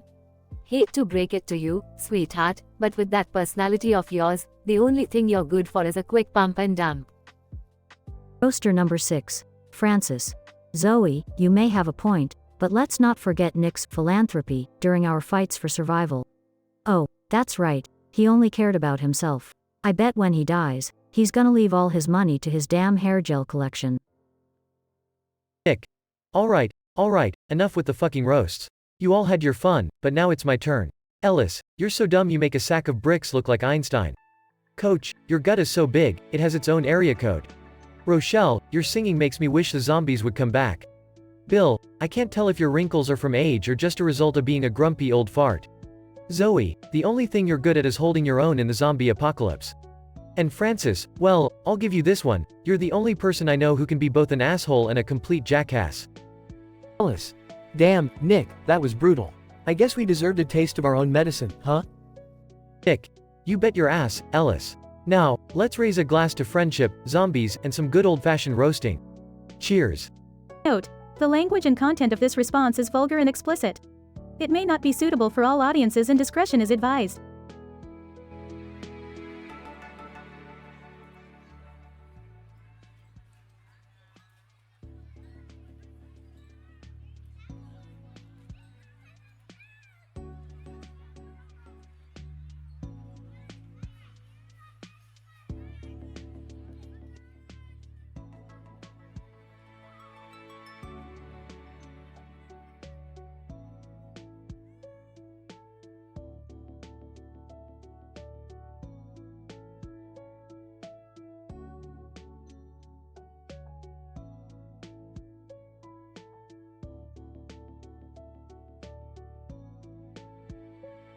Welcome to the Comedy Central roast of Coach. Michelle, alright, listen up, you sack of shit. Coach, you're like a fucking tank without any brains. It's a miracle you even made it this far in life. Alice. Coach, you dumb ass. I swear, your brain is emptier than the safe room during a zombie apocalypse. How the hell did you survive this long? Nick. Well, Coach, I must say, you're the biggest goddamn liability I've ever had the displeasure of encountering. If idiocy was a superpower, you'd be the motherfucking Batman. Zoe. Coach, you pathetic excuse for a human being. Your survival skills are about as useful as a defibrillator in a zombie's dick. You're lucky you've got the rest of us to clean up your goddamn messes. Well, you know, Coach, I've seen some shit in my time, but your stupidity takes the fucking cake. You are like a walking advertisement for natural selection. Congratulations, dumbass. Lewis. Coach, you ignorant piece of shit. Your IQ must be lower than a witch's ass. And that's saying something, considering the hordes of undead we deal with on a daily basis. Coach. Alright, that's enough, you motherfuckers. You think you can roast me and get away with it? Well, think again. Michelle, oh please. What are you gonna do, Coach? Cry us a river of sweat? Your revenge roasts will probably be as weak as your goddamn cardio. Alice. Yeah, Coach, you ain't got shit on us. Your comebacks will probably be as lame as your choices in weapons. Stick to the shotgun, dumbass. Nick. I'd love to see you try, Coach. But trust me, your insults will probably be as feeble as your aim. And that's saying something, considering how terrible you are. Zoe. Coach, you're nothing but a big, dumb meat shield. Your revenge roasts would be as useless as your attempts to aim a fucking Molotov cocktail. Give it up, loser. Will, you wanna go toe-to-toe, Coach? Well, I'm ready to kick your sorry ass back to the safe room. Your comebacks will probably be as weak as your soft, flabby body. Lewis. Coach, you're about as intimidating as a fucking hunter in a tutu. Your revenge roasts will be as pathetic as your attempts to be a team player. Just give it up already. Coach. Alright, enough talking shit. Let's get to it. Rochelle, you always have something to say, huh? Well, let me tell you, your cooking skills are as shitty as your taste in men. Michelle, oh, really? Well, at least my taste in men doesn't include washed up, has-been coaches who can't even remember their own name. Nice try, dumbass. Coach. Alice, you may be an idiot, but at least you don't look as dumb as you sound. Your fashion choices are about as tragic as your attempts at being funny. Alice. Oh yeah? Well, Coach, at least I don't need a goddamn dictionary to understand the words coming out of my mouth. Your vocabulary is as limited as your brain capacity. Coach. Nick, you smug son of a bitch. Your arrogance is the only thing bigger than your bank account. Too bad all the money in the world can't buy you some goddamn integrity. Nick. And you, Coach, are the epitome of integrity, right? Coming from a man whose first instinct is to shoot his teammates in the back. Talk about trustworthy. Coach. Zoe, you may be tough, but you're about as sensitive as a witch without her makeup. Your emotional range is as limited as the safe rooms we hide in. Zoe. And what's your emotional range, Coach? Anger, rage, and stupidity? Trust me, your limitations are far more evident than mine. Coach. Bill, you old fart. Your wisdom may be as ancient as your farts, but it doesn't make you any less of a stubborn, cranky asshole. Fuck, man, nobody likes you. Will, at least I've survived this long, Coach. Can't say the same for your sorry ass. Maybe one day you'll learn a thing or two about survival, if you don't get yourself killed first. Lewis. Coach, you're the epitome of everything wrong in this world. Your presence alone is enough to bring down any team. I can't believe we're wasting our time on your sorry ass. Coach. Well, congratulations, you goddamn assholes. You managed to channel all your hate towards me. But guess what? I'll still be here, surviving, while the rest of you get your brains eaten. And with that, the Comedy Central roast of Coach came to a tumultuous end, leaving the esteemed roasters stunned and humiliated. Despite their best efforts, Coach had come out on top, proving that even the underdog could have his moment of sweet vengeance.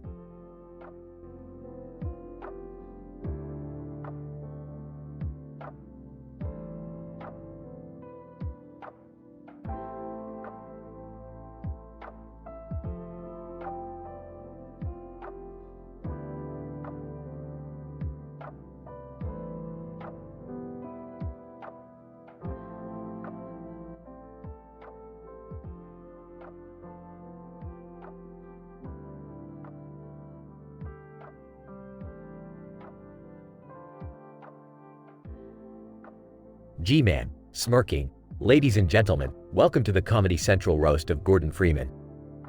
Tonight, we have gathered some of the most colorful characters from the Half-Life series to take the stage and give our beloved scientist a taste of his own medicine. Now, let's get this shit show started. Alex Vance, sarcastically. Well, Gordon Freeman, the man who's been too busy kicking alien ass to even comb his goddamn hair. Just wondering, did the aliens invade Earth, or did you forget to shower for a decade? Arnie Calhoun laughs. Alex, my dear, let's not forget the time Gordon was chasing headcrabs while wearing those thick glasses. Seriously, were you trying to make him think you're one of them? You look like a cross between a nerd and a lobster. Dr. Kleiner, Snickers, Barney, you're one to talk. Remember that time you tried to impress the ladies with your fancy moves?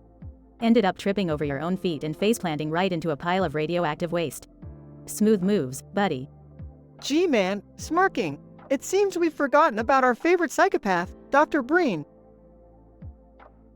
Dr. Wallace Breen, smugly. Gordon, my greatest nemesis. The man who ruined my dreams of being the supreme ruler of Earth. I must say, your complete lack of personality is truly astounding. You make a brick wall look like a stand-up comedian. Dog. Barking. Gee man, raising an eyebrow. Dog, do you have something to say? Dog. Barks loudly. Gee man, chuckles. Well, that was insightful. Moving on, we have the lovely and mysterious Judith Mossman. What's your take on our silent hero, Ms. Mossman? Judith Mossman, slyly. Gordon Freeman, the man who never says a damn word. Is it because you're so damn constipated from all the head crabs you've shoved up your ass? Or is it because your voice sounds like nails on a chalkboard? Gee man, laughs, excellent. Now, let's not forget our old friend, the mighty Gargantua. Any words of wisdom for the silent protagonist? Gargantua growls angrily. Gee man, laughs nervously. All right, let's keep moving. Finally, we have the one and only Alien Grunt. What do you have to say, my scaly friend? Alien Grunt roars aggressively. Gee man, chuckles nervously. Well, there you have it, folks, our fabulous roasters. Now, the moment we've all been waiting for. Gordon Freeman, the mic is yours. Give these motherfuckers a taste of their own medicine. Gordon Freeman takes a deep breath. Well. The AI, the cheesy sidekicks, the power-hungry villain, the mindless monster, and the faceless grunt. Let me tell you something, you sorry excuses for characters. Despite your best efforts to put me through hell, I still saved this godforsaken world. And that, my friends, speaks volumes. So, keep barking, growling, and snarling. At the end of the day, you're just a bunch of pixels and polygons, while I'm the legend. Eat shit and die. Audience erupts in laughter and applause.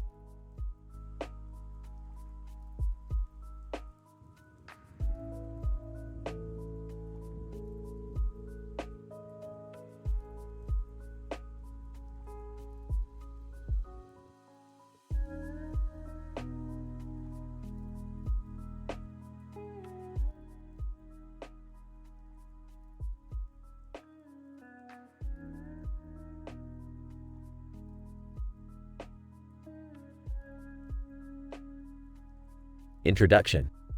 Host, ladies and gentlemen, welcome to the Comedy Central roast of Gordon Freeman. Tonight, we have 6 randomly selected characters and enemies from the Half-Life series ready to unleash their short-tempered and foul-mouthed roasts. And remember folks, no joke repeats allowed. Let's get started. Incident. Host, our first roaster, ladies and gentlemen, give it up for the mighty G-Man. G-Man, Gordon Freeman, you poor excuse for a physicist. You may save humanity and shit, but let's be real here, your fashion sense is a bigger disaster than that portal storm. Gordon Freeman. Host, wow, starting off strong. Up next, it's the one and only Dr. Breen. Dr. Breen. Mr. Freeman, a man of few words, mostly because you're a mute piece of shit. All those years fighting, and you can't even form a proper sentence. Good thing you have that crowbar to compensate. Progression. Host, moving on, please welcome the charismatic headcrab zombie. Headcrab zombie. Goo. Grar. Gordon Freeman. You reek of F failure, B ballsack. I've seen more brains in that gravity gun of yours than in your empty fucking head. Gordon Freeman. Host, well, that was enlightening. Next, let's hear it for the one and only Combine Soldier. Combine Soldier. Freeman, you fucking pussy. All you do is run around and hide while I blast your ass with my pulse rifle. Riddle me this, asshole. How does it feel to know that I fucking own you? Incident reset. Host, oops, looks like there was a mix-up in selecting the roasters. Let's move on to our next guest, the infamous Alien Grunt. Alien Grunt, Freeman, you insignificant earthworm. Your human weapons may bruise my exoskeleton, but they'll never bruise my ego when I rip your fucking entrails out and use them as a garland. Gordon Freeman. Host, alrighty then. Next up, let's give a warm welcome to the head humper himself, the head crab. Head crab.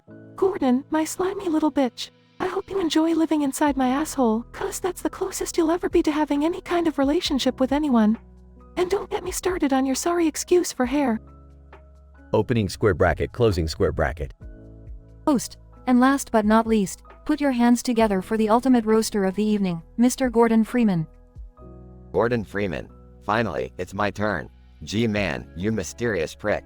You think you're so important, always manipulating me. Well, newsflash, you're just a glorified fucking salesperson. Dr. Breen, you bureaucratic scumbag. You think you're the puppet master, but you're nothing more than a wrinkled dick. Head crab zombie. Your breath smells like rotten head crabs and the results of your pathetic existence. Maybe it's time to brush those teeth with a shotgun. Combined soldier, your aim is worse than a drunk Vortigaunt. I've seen barnacles with better accuracy than you. You couldn't hit my ass if it were the broadside of a barn. Alien Grunt, you oversized insect. I've squashed more of your kind than the number of brain cells in your hive mind. Maybe you should stick to pollinating flowers or whatever the fuck you do. Head crab, you're just a parasite with the culinary taste of garbage. The only thing you've ever destroyed is the IQ of anyone unlucky enough to get bitten by you. Opening square bracket, closing square bracket. Host, ladies and gentlemen, let's give it up for Gordon Freeman. The man who not only saved humanity but roasted these motherfuckers back to the Stone Age. Thanks for joining us tonight, and remember, don't take any of this shit too seriously. Good night.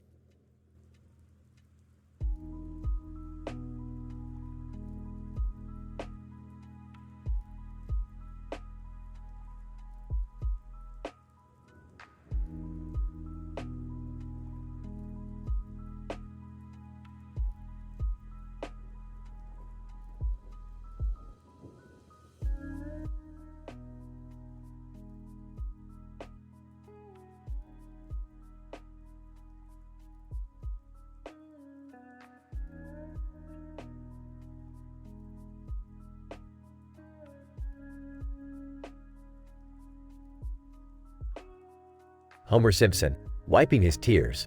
Welcome everyone to the roast of Homer fucking Simpson. It's an honor to be here, surrounded by such talented roasters. Barney Gumble. Well, if talent is measured by the number of Duff beers you've chugged in a day, then you're the most talented guy on the planet, Homer. Cheers. Apu, sarcastically. Oh Homer, how can we forget your exemplary work at the nuclear power plant? Single-handedly turning Springfield into a radioactive shit show. Thank you for the glowing welcome. Mo, look at ya, Homer, all suited up. Must be strange wearing something other than that beer-stained, wife-beater shirt of yours. The only reason you need a tie is so Marge can pull it tighter when you're in bed. Krusty the Clown. Hey, Homer. I've always wondered, do you actually believe this is your real life? Because, to the rest of us, it's just a never-ending circus of incompetence and poor decision-making. Principal Skinner, Homer, my dear man, you've managed to demolish more buildings than any natural disaster in the history of Springfield. At least your stupidity knows no bounds. Homer Simpson, smirking, well, let's see if you can handle some roast from yours truly. Barney Gumble, bring it on, you yellow-bellied donut-obsessed mutt. Apu, oh, please, Homer, show me what a linguistic genius you truly are. Mo, come on, you fat sack of idiocy, take your best shot. Krusty the Clown, do your worst, Simpson. I've seen funnier things come out of a dead possum's anus. Principal Skinner, don't worry, everyone, Homer's comebacks will surely be as intelligent as his parenting skills. Homer Simpson. Barney, you drunken buffoon. You're so useless, you make Marge's sisters seem like the Kardashians. Your liver's probably pickled and shriveled like a... Well, I don't even want to imagine what.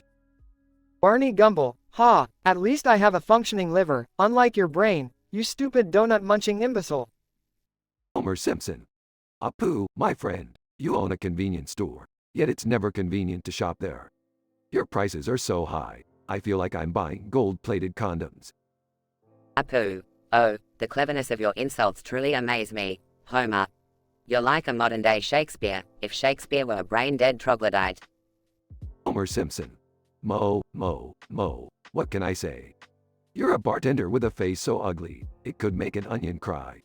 You're lucky your beer is just as bitter as your personality.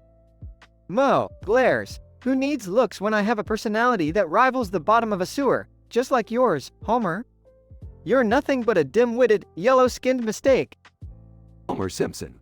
Krusty, you pathetic excuse for a clown. Your jokes are as stale as your makeup, and your career has become a bigger joke than your face. Let's face it, you're the reason why kids have nightmares. Krusty the Clown. Oh, coming from you, that's rich. The only reason you have 5 kids is that your wife mistakes you for a clown in bed, and she's hoping one of them comes out with red hair. Homer Simpson. Skinner, you pencil-pushing, rule-following drone. You're so uptight, I'm surprised your underwear doesn't have a stick up its ass. No wonder you can't get a date to save your life. Principal Skinner, and what about you, Homer? You have no backbone, no ambition, and no future. The only reason people remember your name is because you're too stupid to forget. Homer Simpson. Smirking proudly, ladies and gentlemen, thank you for joining us tonight for the roast of Homer Simpson.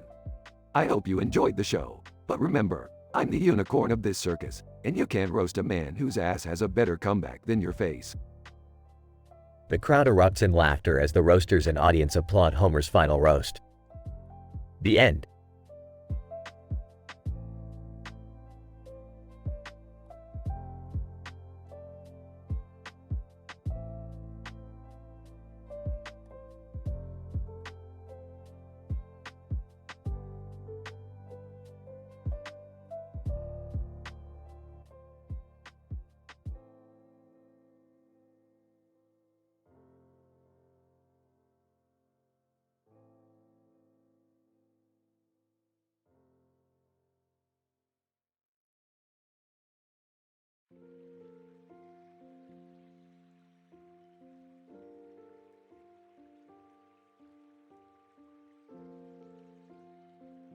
Hank, alright, listen up, you pathetic fuckwits. We're here to roast the sorry-ass fucker known as Hunter from Left 4 Dead. Let's start this shit show, shall we? Smoker, fuck yeah, Tank. Now, Hunter, you slimy piece of shit. I gotta admit, you're pretty damn good at sneaking around and pouncing on us.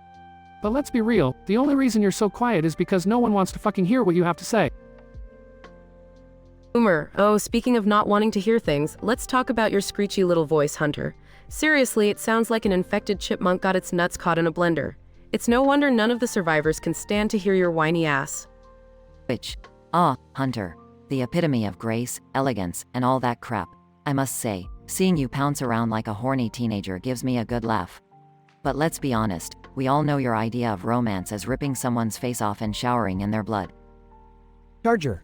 Hunter, you lanky fuck. You're always charging at the survivors, trying to knock them down, but for what? Just to get shot in the ass and be left panting like a bitch. You're about as effective as a limp dick in a whorehouse. Spitter. Hunter, you twisted little shitstain. I've seen you spit your acid all over the place, making a mess and causing chaos. But hey, at least you're useful for something, right? Too bad it's just giving survivors another reason to shoot your sorry ass. Jockey. Oh Hunter, I've always wondered why you were so damn jumpy. Maybe it's because you know deep down that you're nothing more than a third-rate douchebag in this whole infected hierarchy. You think you're so badass, but really you're just an annoying little mosquito. Hunter, alright, you fuckers. You've had your turn, but now it's my fucking time. Tank, you big, dumb piece of shit. All brawn and no brains. You think you're scary? Please, the survivors shoot you down like a damn metal piñata. Smoker, and you, Smoker, with that long-ass tongue of yours, you're compensating for something, aren't you? Maybe if you weren't so desperate for attention, you wouldn't be hanging around like a creepy pervert.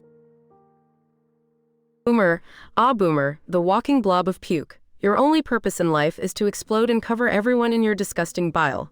You're the epitome of a failed biological experiment, you fat fuck. Which, my dear, you may have a terrifying scream, but let's face it, it's not your voice that's scary. It's your fashion sense. Seriously, Who the fuck dresses like a goth stripper from the 90s? Get a new look, sweetheart. Charger, you freakish excuse for an infected. Your idea of charging is about as effective as a limp noodle. Maybe if you spent less time humping walls, you'd actually be a threat. Spitter. Oh, Spitter. Your acid may cause some damage, but nothing compared to the burns you'll get from my words. You're like a discount Gwyneth Paltrow, spreading your toxic bullshit everywhere you go. Jockey, and finally jockey. You're a sad excuse for a jockey, my friend. Riding around on survivors' backs like a parasite. How about you earn some respect for once and get a real job? Hunter, well.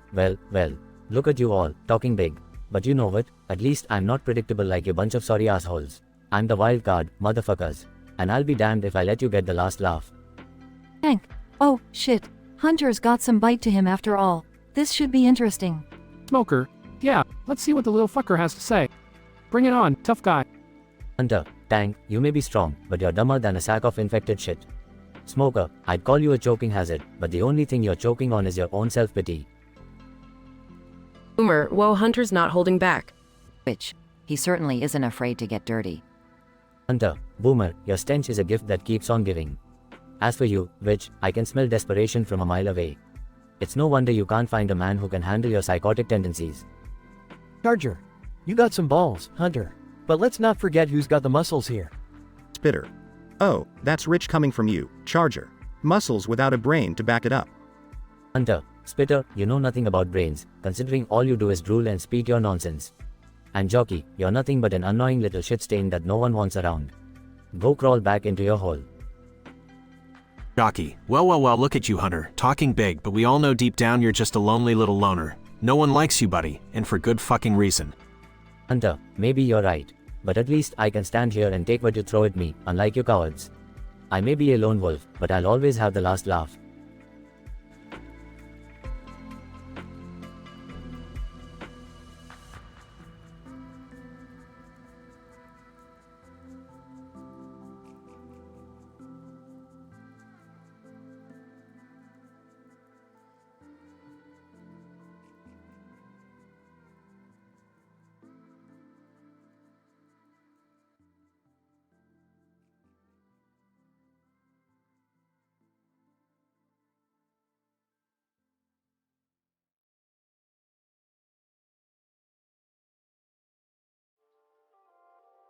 Title: Comedy Central Roast of Hunter from Left 4 Dead. Characters: Tank, Smoker, Boomer, Witch, Charger, Spitter, Jockey, Hunter. Scene: a dimly lit stage with a dark background. The roasters stand in a line, wearing masks with the words "Dead to the Four Faces" on them. Tank.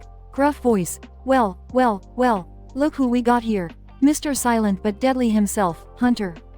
Smoker. Coughs. Yeah, Hunter, maybe if you spoke as much as you lunged, we might actually believe you have something to say. Boomer laughs. Speaking of speaking, Hunter, all I hear from you is grr. What's wrong, cat got your tongue? Which, sarcastically, oh, Hunter, the epitome of subtlety and grace. Do you even remember the last time you successfully managed to pounce on someone without falling flat on your face? Charger. Deep voice, Hunter, you're like the saddest assassin out there. Sneaking around, trying to land a hit, but ending up tripping over your own damn feet. Spitter. Spits, Hunter, they say actions speak louder than words. So, do you mind telling us what those silent pounces say about you? Useless, that's what. Jockey. Laughs, Hunter, you're so pathetic, even I feel sorry for you. Hey, how about you leap away from this roast and maybe into some actual achievements? Hunter, silence. Tank. Mockingly. Aw, look, folks, Hunter is finally ready to speak. Let's hear it then, buddy. What do you have to say for yourself? Hunter, grinning. Well, it's about damn time, isn't it? You all think you're so clever, but let's see how you handle getting roasted by a true predator. Smoker. Annoyed. Oh great, here we go. Hunter, smirking. Tank, you're a lumbering excuse for a zombie. Run out of diesel, mate. Boomer laughs. Oh, that's rich coming from a quiet little rat. How about you go find your claws, kitty? Hunter, chuckles. Which, you may be mysterious, but behind that grotesque face lies a desperate need for a makeover. Maybe try some skincare or something? Which, hisses. You dare insult my beauty, you insignificant piece of flesh? Hunter, Charger, your head's so big, it's a surprise you can even fit through doorways. Maybe you should try charging into a gym instead. Charger. Growls, you won't be grinning once I rip you apart, Hunter. Hunter, Spitter, your speed acid, huh? Well, at least you're good at something. Shame it's not being less repulsive. Spitter. Glares, I'll melt your pretty little face, Hunter. Hunter, Jockey, you're such a joke. Even the circus clowns think you're pathetic. You're like a bad stand-up act, except without the laughs. Jockey, enraged, I'll ride your corpse like a bucking bronco, you little shit. Hunter, Smirks, well, that was fun. Thanks for the laughs, everyone. By the way, I hope you all enjoy being the second best at what you do, because I'm always the best damn hunter around. Hunter's revenge roast leaves the other roasters speechless, stunned by his unexpected wit and humor. Though they tried to tear him down, Hunter proved he had what it takes to dish it right back. As the curtains close, the roasters vow never to underestimate the silent killer again.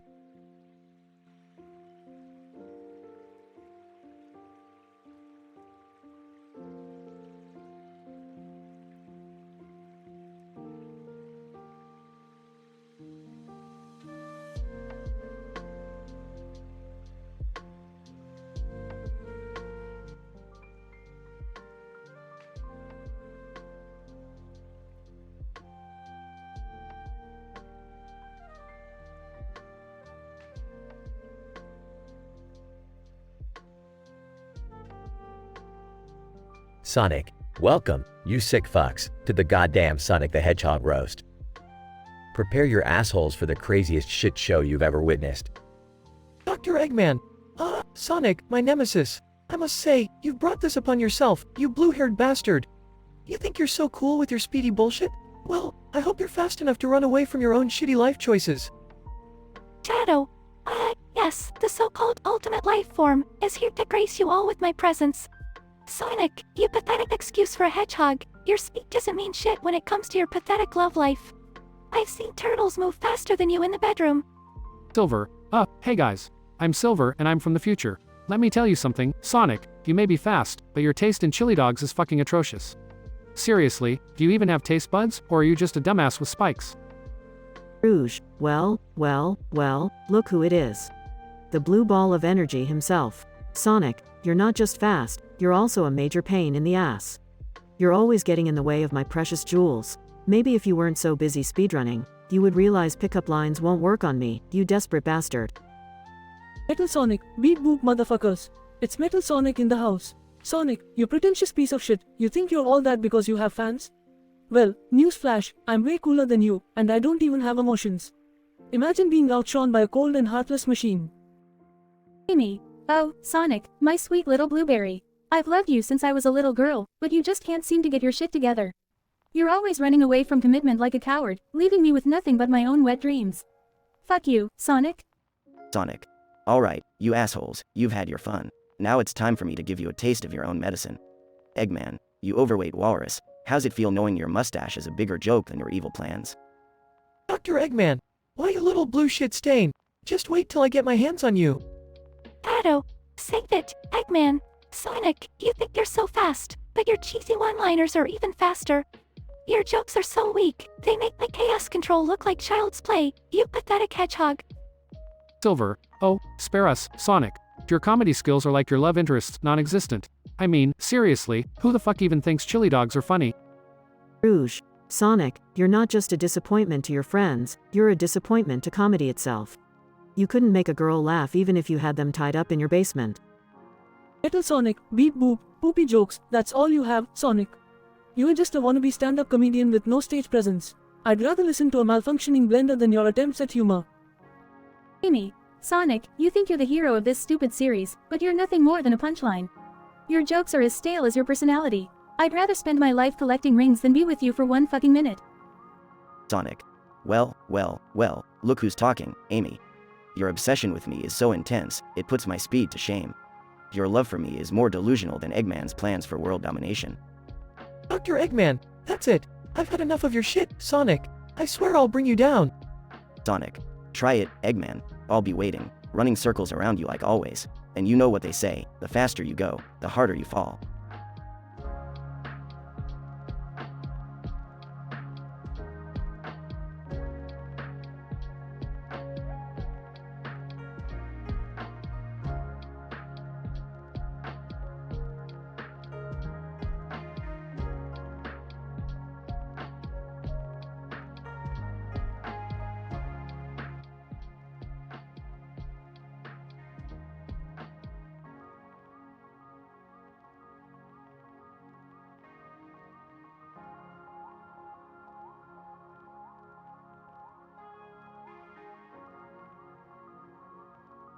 Sonic.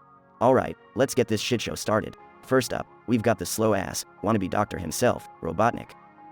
Robotnik. Well, look who's here. The blue-haired punk we all want to kick in the nuts. Sonic, you've been running in circles so long, your brain is probably mush. Sonic. Oh, coming from the guy with a potbelly bigger than the moon. And don't get me started on those ridiculous mustache curls. Did you have to dip them in gravy to make them stay up like that? Tails. Alright, enough with the fat jokes, Sonic.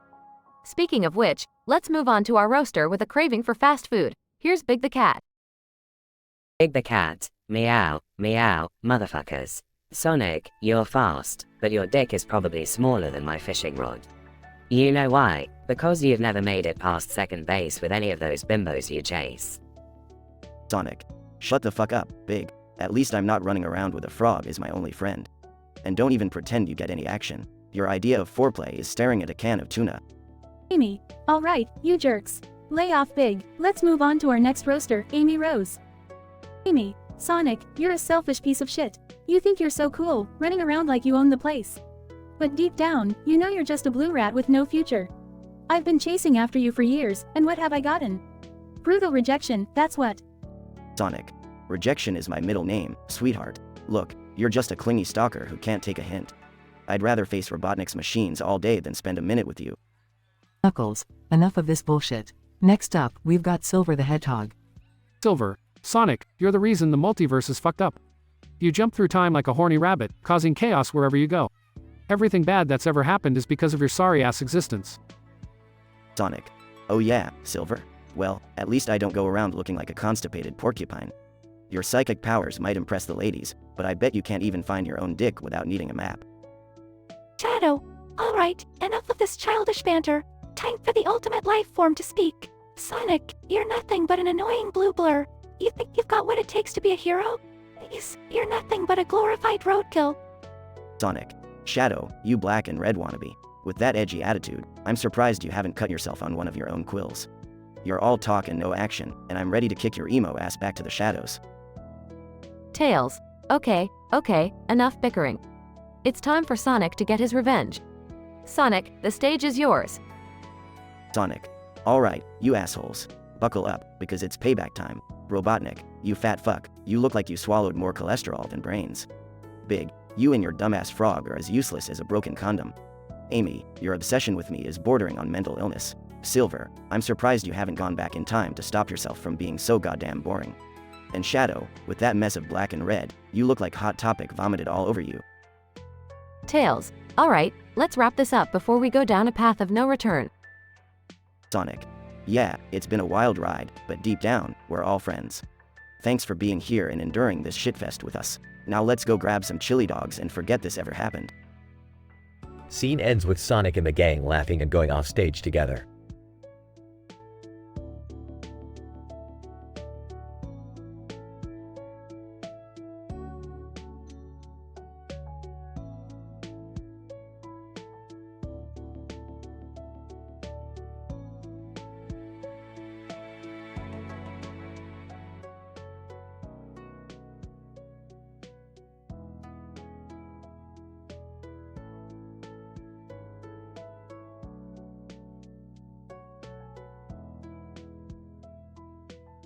Larry Koopa. Well, look who we got here, the famous plumber himself. Mario, you may have saved the princess, but you couldn't save yourself from becoming a fat, balding loser.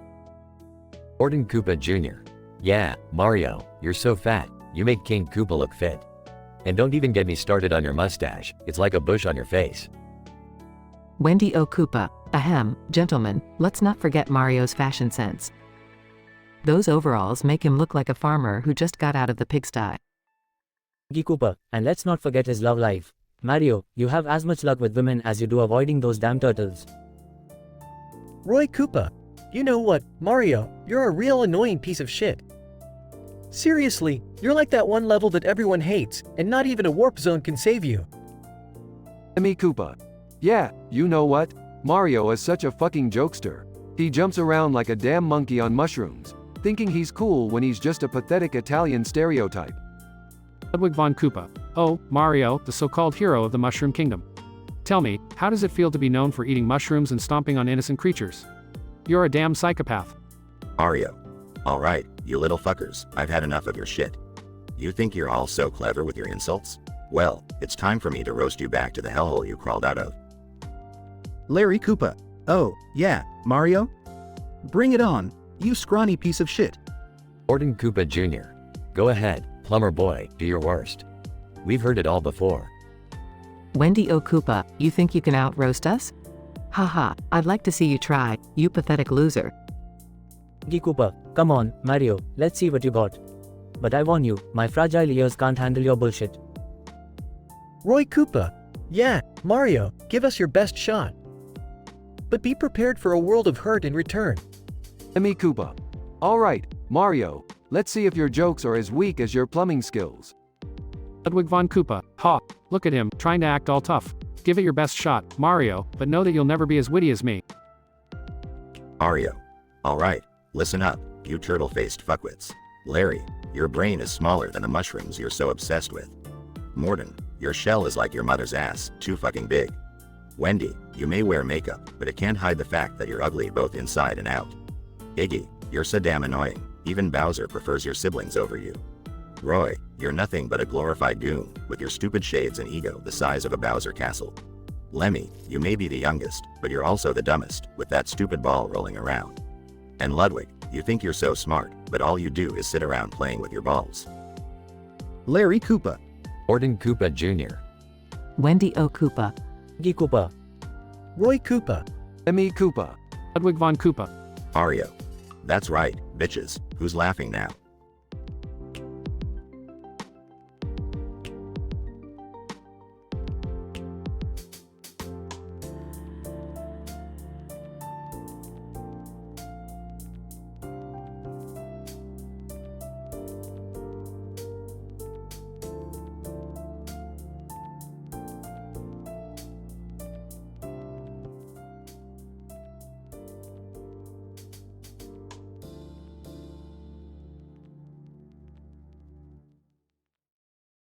Jason the artist, what the fuck is going on? Where am I? Doodle Bob. Angry, yelling. You thought you could get away with using me in your stories, huh? Well, now you're gonna pay, you motherfucker. Jason the artist, no, please. I didn't mean any harm. It was just a silly idea, I swear. Doodle Bob. Laughs maniacally. Silly idea. Well, I'll show you silly. Jason the artist, what? What do you want from me? Doodle Bob. I want you to repent for your sins, you pencil dick. You're gonna do some work for me now. Jason the artist, fine, fine. I'll do whatever you want, just please let me go. Doodle Bob. Oh, don't you worry, you little shit. You're gonna create 3 drawings for me, but not just any drawings. The freakiest, weirdest shit the world has ever seen. Jason the artist, okay, I can do that. What's the first concept? Doodle Bob. I want a drawing of a rabid squirrel with octopus tentacles that shoots laser beams from its eyes and shits glitter bombs all over the place. And make sure it's wearing a top hat and smoking a cigar. Jason the artist, nervously, oh, okay, I'll get to work on that. Doodle Bob. Damn right, you will. And don't you dare disappoint me, or I'll make your life a living hell. Jason the artist, I promise, I'll do my best. Doodle Bob. Good. Now, on to the second drawing. I want a naked vampire riding a unicorn on a rainbow, while juggling chainsaws and singing, Sweet Child O' Mine. Jason the artist, shocked, are you serious? That's quite the request. Doodle Bob. Fuck yeah, I'm serious. Don't you dare question me, you miserable sack of shit. Jason the artist, alright, I'll give it my all. Doodle Bob. Smirking, that's what I like to hear. And for the final drawing, I want a fucking dragon made of marshmallows that breathes fire made of cotton candy, and it's puking rainbows to create a never-ending dessert buffet. Jason the artist, overwhelmed. This is getting out of hand. But okay, I'll do it. Doodle Bob. You better, or I'll castrate you with a rusty spoon, you little prick. Jason the artist, I get it. I'll get to work on these ridiculous drawings. Doodle Bob. Good, and remember, if any of them aren't as fucked up as I want them to be, I'll unleash hell upon you. Jason the artist, I won't disappoint. I promise. And so, Jason the artist creates the 3 most absurd and twisted drawings the world has ever seen. From that day forward, He is forever haunted by the memories of his bizarre collaboration with Doodlebob, ensuring that he never brings him into his stories again.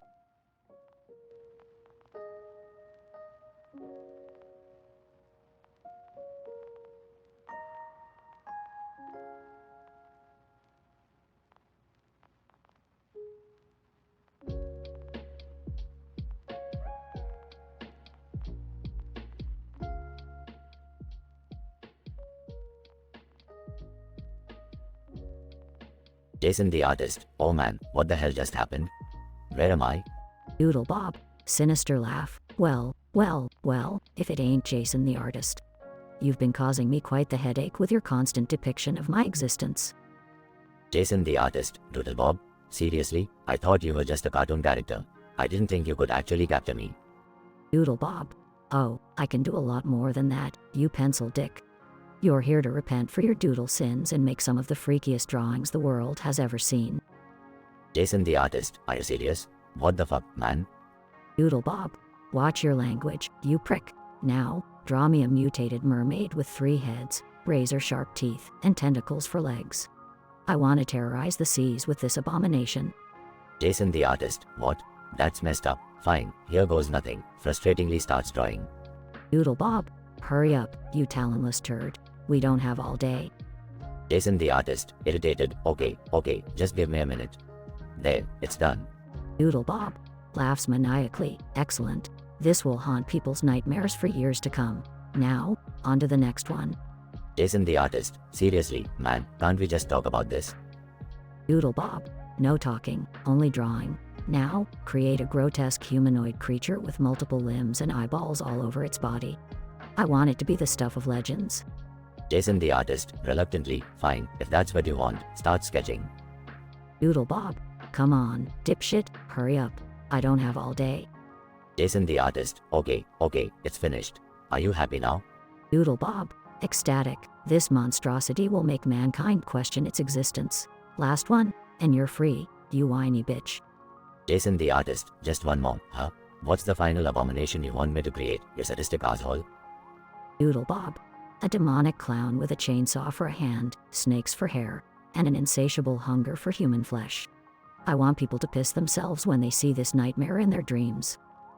Jason the artist, in shock, are you out of your mind? Fine, just stop torturing me, begins to draw with shaky hands. Doodle Bob. Faster, you useless shit stain.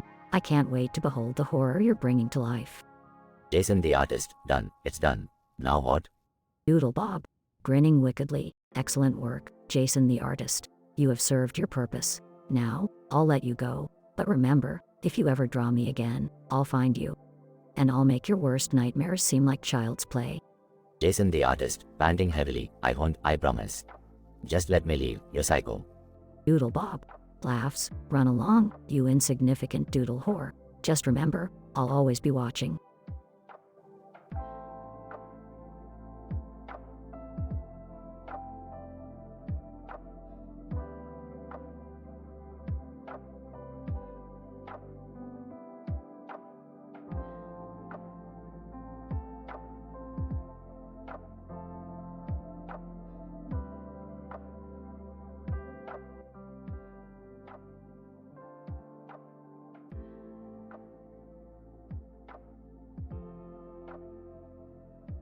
Coach. Welcome, ladies and gentlemen, to the fucking roast of Coach.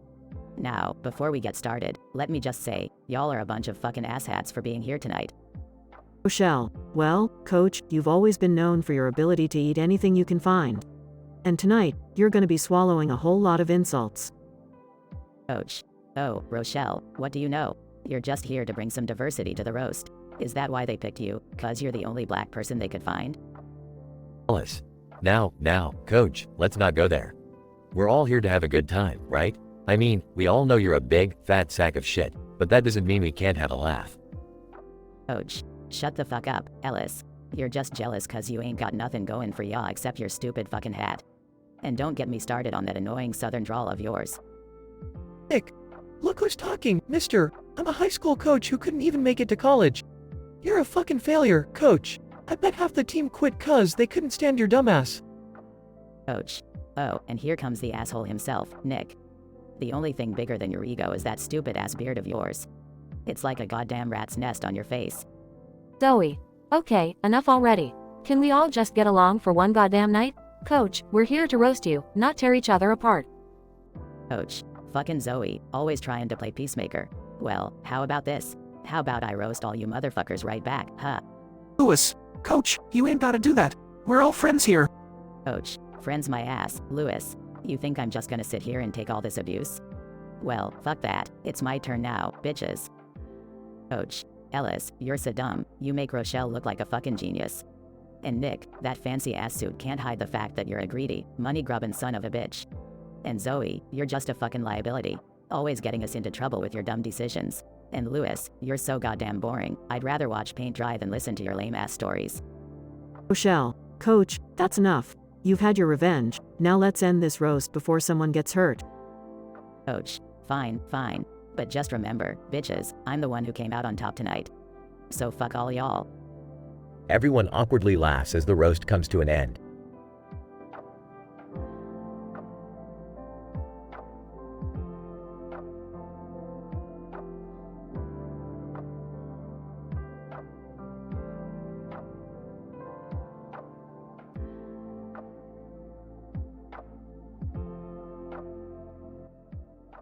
G-Man.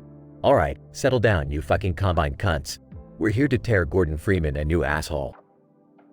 Alex Vance, smirking, and boy, ain't he gonna need a Depends after tonight. Let's kick this shit off. Dr. Kleiner. Well, look who decided to put on his big boy pants. Gordon, you lanky son of a bitch. You think you're so smart, don't ya? Exploding barrels, crowbars, and your goddamn silent treatment. Fuck you for ruining my peaceful laboratory, you mute fuck. Barnacle, gurgling sounds. Zombie, groans. Breen, sneering. Ah, the silent hero finally gets his day in the spotlight. Gordon, you self-righteous prick. Saving the world with your gravity gun and all. But you forgot one thing. You destroyed my glorious reign. So here's a joke for ya. How many times do I have to die before you stay dead, you resilient bastard? Head crab, screeches. Father Gregory laughs maniacally. Gordon Freeman, you atheistic bastard. All these years, you thought you were fighting for humanity? Well, let me tell you something, you dumb fuck. The only purpose you serve is to be the jester in G-Man's sick little game. Enjoy your puppet show, you naive little shit. Try that. Robotic noises. Gordon Freeman, unveiling a microphone. Alright, you bunch of assholes. You think you're so clever, trashing me like that? Well, let me tell you something, you sorry excuses for humor. All you do is bitch and moan, while I'm out here actually doing something about it. So here's a roast for all you motherfuckers combined, go fuck yourselves. Proud, laughter and applause.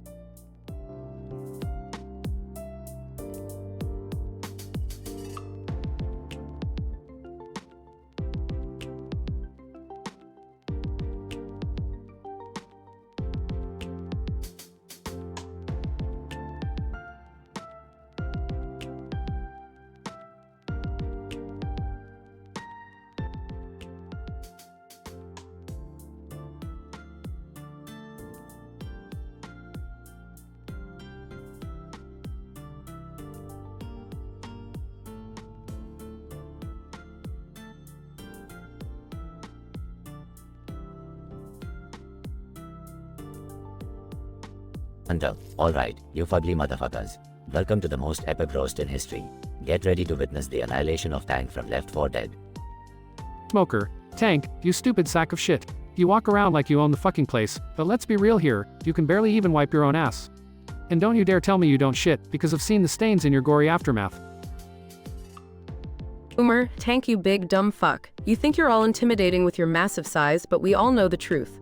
You're compensating for something, ain't ya? Maybe you should find yourself a little tank top to cover those bird chest nipples of yours. Which? Oh, Tank. You poor soul, you're so dumb. I'm surprised you even know how to breathe. But you know what? Your grunts and growls are still more pleasant than the sound of your voice. Just keep your mouth shut, you brute. Charger. Tank, you think you're tough? Well, let me tell you something, you overgrown piece of shit. I've seen stronger farts than you. You're nothing more than a clumsy oaf stomping around, making everyone's lives miserable. Spitter. Oh, Tank, my dear. Your drool is more disgusting than the contents of your brain. You're so fucking stupid. I bet you couldn't find your way out of a wet cardboard box. But hey, at least you look good covered in acid.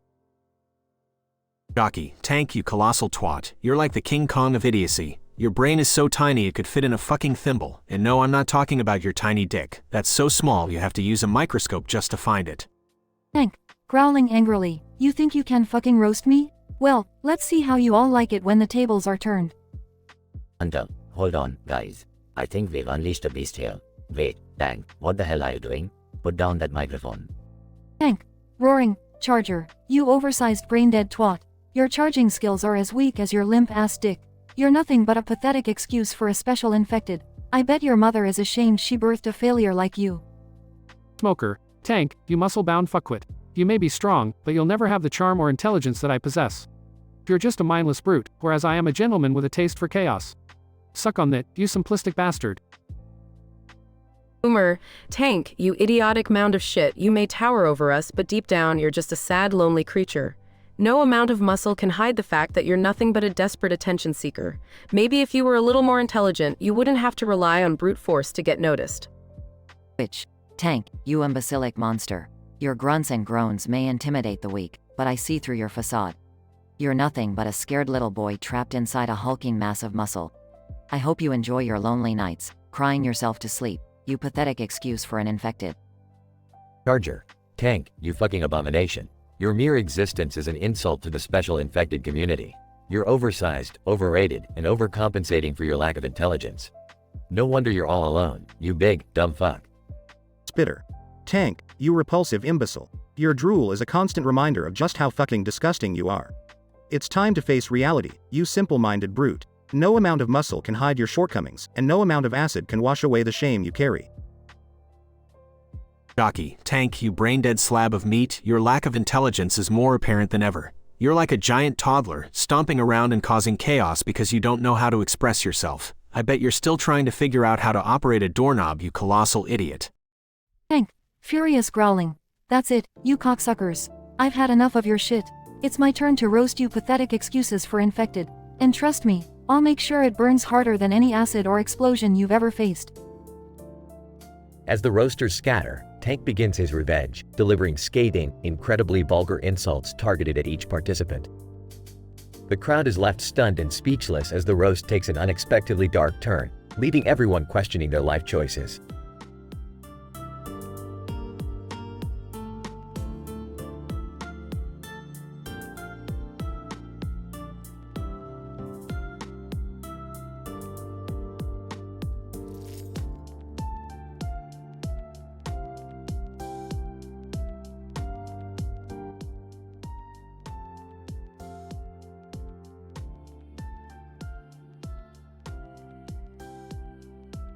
Coach, welcome to the Comedy Central Roast of Nick. Tonight, we have gathered some of the finest roasters from the Left 4 Dead series. Let's get this shit show started. Alice. Hey, Nick, you dirty fucking penny pincher. Your mama must have been one desperate whore if she settled for your broke ass. Rochelle, Ellis, shut the fuck up. Don't you have a limited vocabulary, you inbred redneck piece of shit? Nick. Alright, settle down, assholes. Ellis, at least my mama wasn't fucking an inbred hillbilly. Rochelle, why don't you find a dick that actually satisfies you instead of acting all high and mighty? Coach, alright, calm down, y'all. Let's keep this roast rolling. Zoe, you're up next. Zoe. Oh, Nick, you self-righteous prick. Your mustache is as pathetic as your sex life. No wonder you're always so damn grumpy. Francis, Zoe, you annoying little twat. I bet you can't even handle a real man. You probably had more action with the infected than any real guy. Nick. Francis, you dumb, muscle-bound moron. Maybe if you showered more than once a decade, you'd actually get laid. And Zoe, your voice grates on my fucking nerves. Just like your face. Well, Nick. Looking at you, I can't decide what's more rotten, your fucking attitude or your decaying corpse. You make old people like me feel young with your constant bitching. Louis, Bill, you old fart. Do you know what's really impressive? Nick's ability to be a bigger dick than you when he's half your age. Nick. Louis, you sneaky little prick. You're lucky I don't have time to talk about your pathetic attempts at survival. And Bill, eat a dick, old man. At least I'm not 6 feet under yet.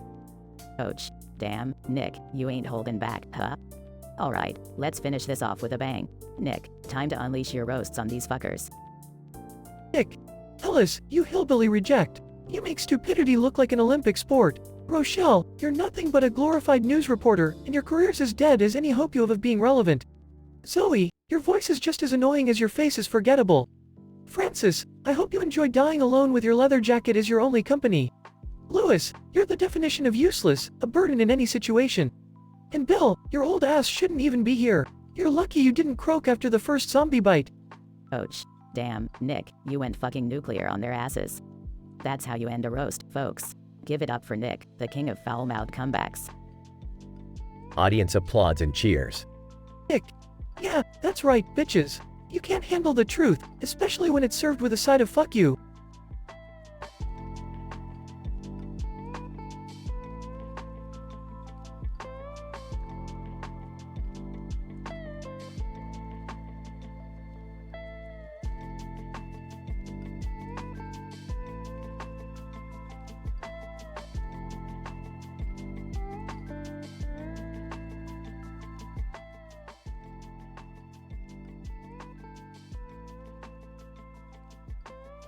G-Man, welcome ladies and gentlemen, to the Comedy Central roast of Gordon Freeman.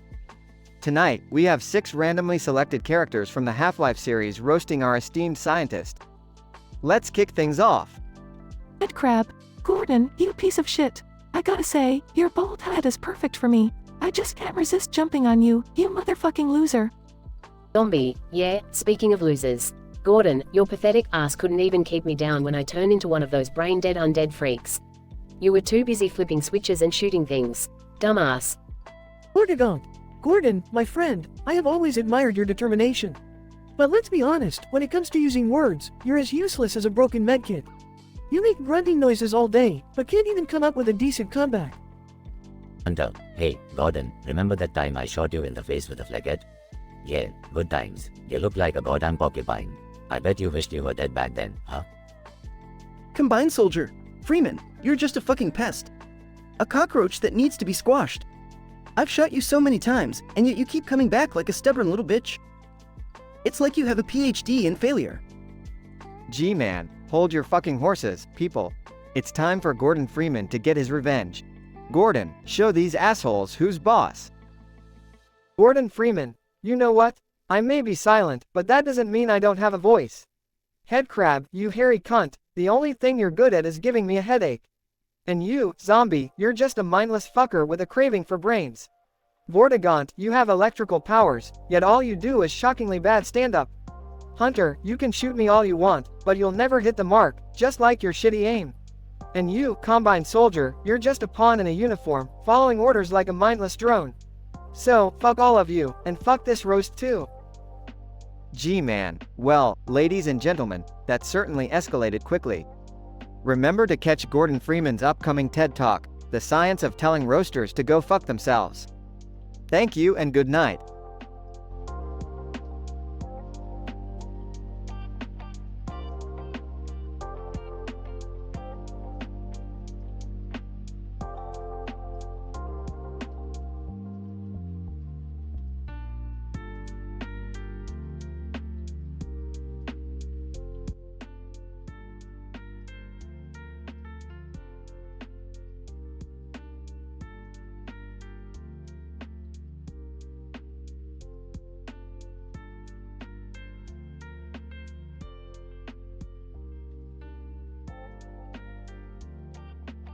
Title: The Comedy Central Roast of Homer Simpson. Characters. 1. Barney Gumble. 2. Apu Nahasapima Pedalon. 3. Mo Shislik. 4. Krusty the Clown. 5. Principal Seymour Skinner. 6. Homer Simpson. Scene: a comedy club stage set for the roast of Homer Simpson. The crowd is buzzing with anticipation. Barney Gumble, raising his glass. Well, look who decided to leave Moe's Tavern for a night, Homer fucking Simpson. Apuna Hasapima Patilon, sarcastically. Oh, congratulations Barney, I didn't know alcoholics were allowed to hold microphones now. Oh Shislik. Leaning in, I gotta say, Homer, between your beer belly and Barney's liver, you two make quite the pair of walking health hazards. Krusty the Clown, maniacally. Homer, you moron. The only reason people laugh at you is because they're praying they never end up like you. Principal Seymour Skinner, smirking, ah, Homer, the epitome of a role model. The man who once mistook his son's rectal thermometer for a straw. Bravo. Audience chuckles at Skinner's joke. Barney Gumble, taking a swig. You know, Homer, every time I see you, I wonder how the hell do you manage to keep that job at the power plant? I mean, your brain makes lukewarm beer look like Einstein. Apuna hasapina patilon, mocking, oh, don't forget, Homer, your wife Marge is a sin for putting up with your lazy, dumbass antics. She must have the patience of 1,000 Buddha statues combined. Oh Shislick, grinning maliciously, and let's not forget, Homer, you've been married for so long that even the Grim Reaper gave up trying to steal your wife. It figures, even death doesn't want to touch your leftovers. Krusty the Clown, laughing maniacally. Homer, your whole life is one big joke. Remember when you tried to become an inventor? Yeah, well, you failed so miserably even your toaster committed suicide. Principal Seymour Skinner, smirking smugly, Homer, the only time you ever had a bright idea was when you tripped and fell into a nuclear waste barrel. You are the living proof of natural selection gone horribly wrong. Scene shifts to Homer Simpson, who rises from his seat. Homer Simpson. Calmly, well, my dear roasters, I must say, you've really outdone yourselves. But you know what? It's time for me to roast you back. The audience quietens down, curious. Homer Simpson. Grinning mischievously, Barney, my good buddy, if I had a liver as pickled as yours, I'd pickle cucumbers in my belly button. Audience laughs. Homer Simpson. Apu, my convenience store pal, you're quite the entrepreneur. People say, don't have a cow, man. But for you, it's more like, don't have a cow, Apu, unless it's hamburger meat, and you can sell it for a profit. Audience bursts into laughter. Homer Simpson. Mo, my dear bartender, if I wanted a face as ugly as yours, I'd apply for a job at the nuclear plant. At least my coworkers wouldn't notice, surrounded by all that radiation. Audience erupts with laughter. Homer Simpson. Krusty, the so-called clown, all your money can't hide the fact that you're nothing more than a washed-up comedian who traded in laughs for whiskey and self-loathing. I guess the only thing you're still good at is making children cry. Outrageous laughter fills the room. Homer Simpson. Principal Seymour Skinner, I must say, your insults were almost as pathetic as your attempts to discipline Bart. Do yourself a favor and retire already. The world won't stop shedding tears for a dried-up prune like you. The crowd goes wild with laughter and applause. The Comedy Central roast of Homer Simpson ends with Homer reclaiming his spotlight and roasting his fellow participants back with savage comebacks. The crowd enjoys the body humor and absurdity, leaving them in stitches. Despite the vulgarity of their language, it is all in good humor, and the roasters survive the experience with a newfound respect for Homer's wit.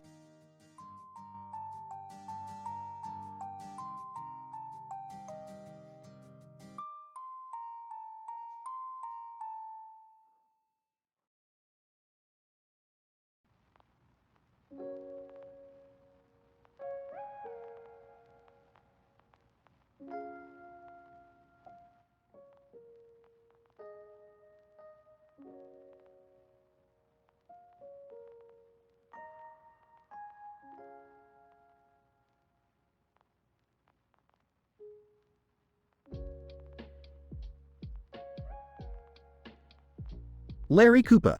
Alright, you ugly assholes. Welcome to the Comedy Central roast of that stupid Italian plumber, Mario. Let's get this shit show started. Gordon Koopa Jr. Mario, you fucking piece of shit. Your mustache is so thick, it looks like a merkin for your face.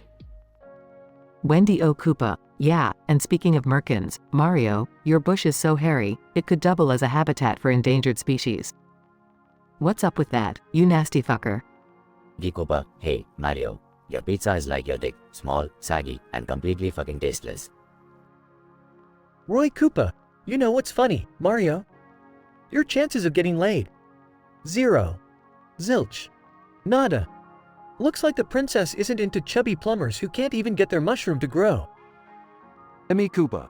Hey, Mario, I've seen better jumps from my pet turtle. Are you trying to prove something with all those damn power-ups? Compensate much, you pathetic loser? Ludwig von Koopa. Ah, dear Mario, the hero of our pathetic childhoods. Your saving grace? Your mustache, which is the only thing that makes you recognizable. Even then, it just looks like a fucking bush of wire. Mario. Alright you fucking Koopas, you think you're so damn clever? Time for me to roast your sorry turtle asses. Incident. Larry Koopa. Oh shit, Mario's pissed. What the fuck are you gonna say, you dumbass? Mario. Larry, you're the reason Koopas should never reproduce. Your brain is as small as your dick, which, by the way, is probably even smaller than Luigi's. Gordon Koopa Jr. Laughing, oh, look, Mario's trying to come up with a comeback. You can do it, Tubby. Mario.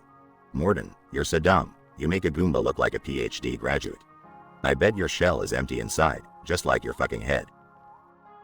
Wendy O. Koopa, hey, Mario, I heard you like to eat mushrooms, but I bet you haven't found the one that makes your penis grow, right? Mario. Wendy, you're the definition of daddy issues. No wonder your dad replaced you with Bowser Jr. Can't blame him, you're a goddamn train wreck. Koopa, Mario, your jumps may be high, but your IQ is lower than the bottom of a Lucky Tooth cloud. Mario. Iggy, you look like a goddamn MTV reject.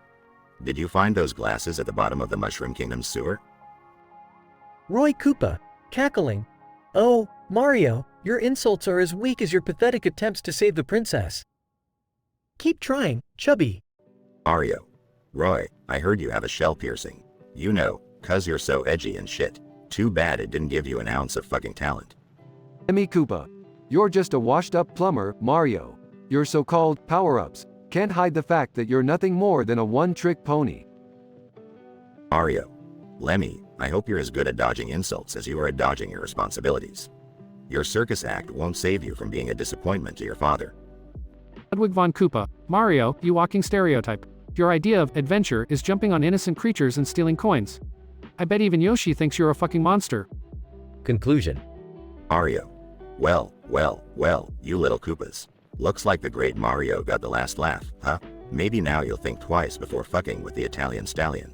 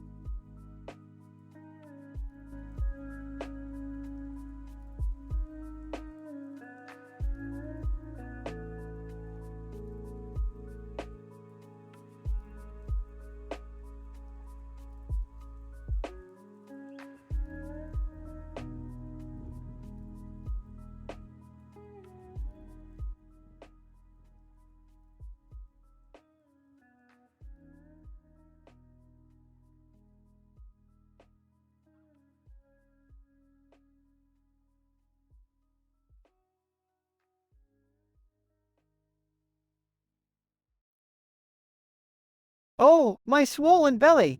I can't believe I'm gonna have this baby soon. Annie, Morty, you look absolutely stunning in that black dress. I'm glad we decided to capture this moment with a photo shoot. Thanks, Annie. I don't know how you managed to look so put together while dealing with my crazy pregnant ass. Annie laughs. Well, it's all about finding the balance, Morty. But let's hurry up before your water breaks or something. Nervously, oh God, please, don't even joke about that. This baby is already testing my limits. Annie, trust me, Morty, I've seen it all. Remember when I had triplets and they all came out at once? It was like a damn clown car. Grimacing, I'm trying not to think about it, Annie. Just tell me what pose I should do next. Annie, okay, let's try a more dramatic shot. Stand against that wall, put one hand on your belly and tilt your head back. Struggling to find balance. Is this supposed to be sexy or something? Annie, well, Morty, we're going for a mix of elegance and vulnerability. It's all about capturing the essence of motherhood. Giggles. The essence of motherhood, ha! More like the essence of, I can't see my own feet anymore. Annie laughs. You're doing great, Morty. You're a natural in front of the camera. Oh, I hope this kid inherits your modeling skills, Annie, and not my clumsiness. Annie, oh please, your cosmic pregnancy is a once-in-a-lifetime event. You're a damn superstar. Blushing. Thanks, Annie. That means a lot coming from you. Annie, alright, last shot. Let's go for something fierce. Give me a fierce bitch face, Morty. Channeling her inner diva. You want fierce? I'll give you fierce. Roar. Annie laughs. That's it, Morty. Work it, girl. Grunts. Hold on a second, Annie. I think something's happening. I'm feeling some serious contractions. Annie, oh shit, Morty, are you serious? This can't be happening. Breathing heavily, Annie, call 911. I think I'm about to pop this baby out. Annie, don't worry, Morty, I've got everything under control. Just breathe and push. Remember, I'm right here with you. Screaming, oh my fucking God. This is the most painful thing I've ever felt. Annie, hang in there, Morty. The ambulance is on its way. You're doing amazing. Straining. I can't do this, Annie. It's too much. Annie, yes you can, Morty. I believe in you. Just a little more pushing. Exhausted. I can see the head. Holy shit, I can see the head. Annie, keep going, Morty. You're almost there. Screaming at the top of her lungs. The baby is coming. Annie, you did it, Morty. You fucking did it. You're a fucking badass. Crying. Oh my God, Annie, I can't believe it. I just gave birth. I did it. Annie, yes you did, Morty. You're now officially a mother. And let me say, you've never looked sexier than covered in birth fluids. Laughs through tears. Thanks, Annie. I couldn't have done it without you.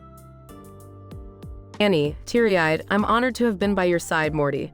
Now let's clean up this mess and get you and your little one to the hospital.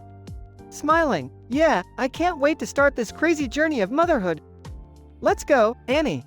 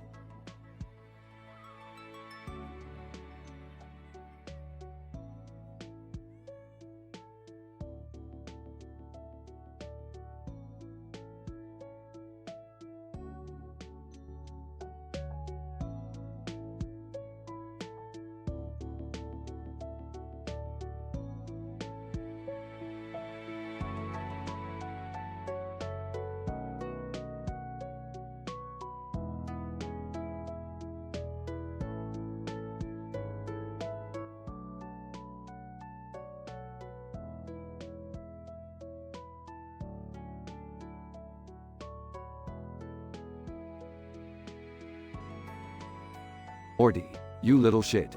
What the hell do you think you're doing?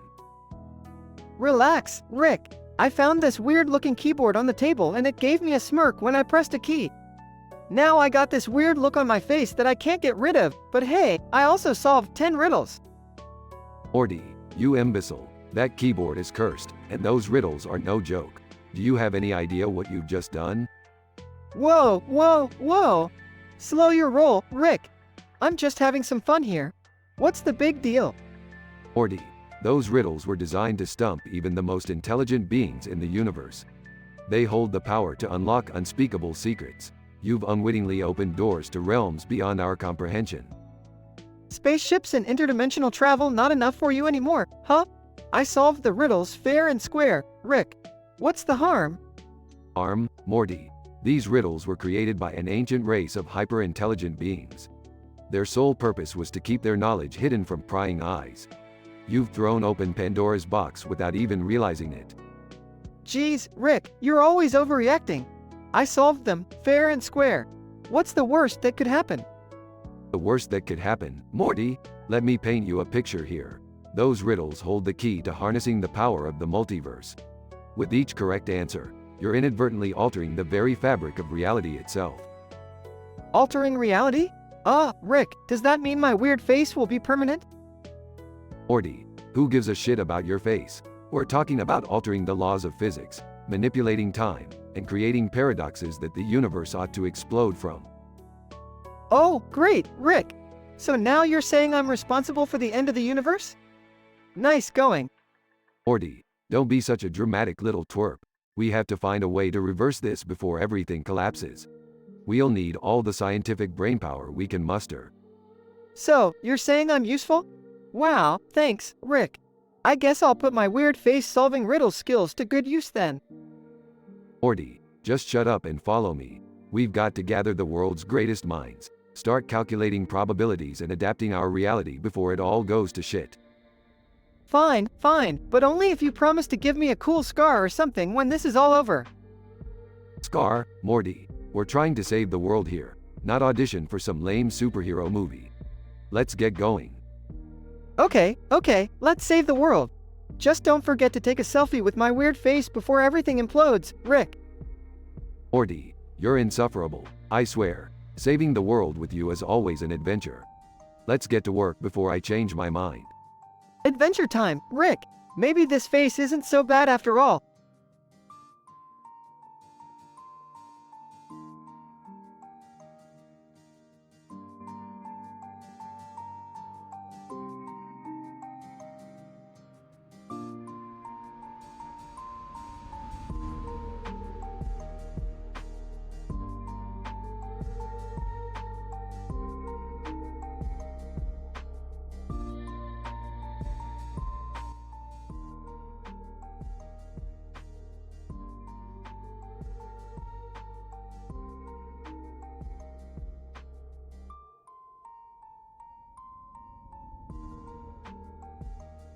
Alright, Morty.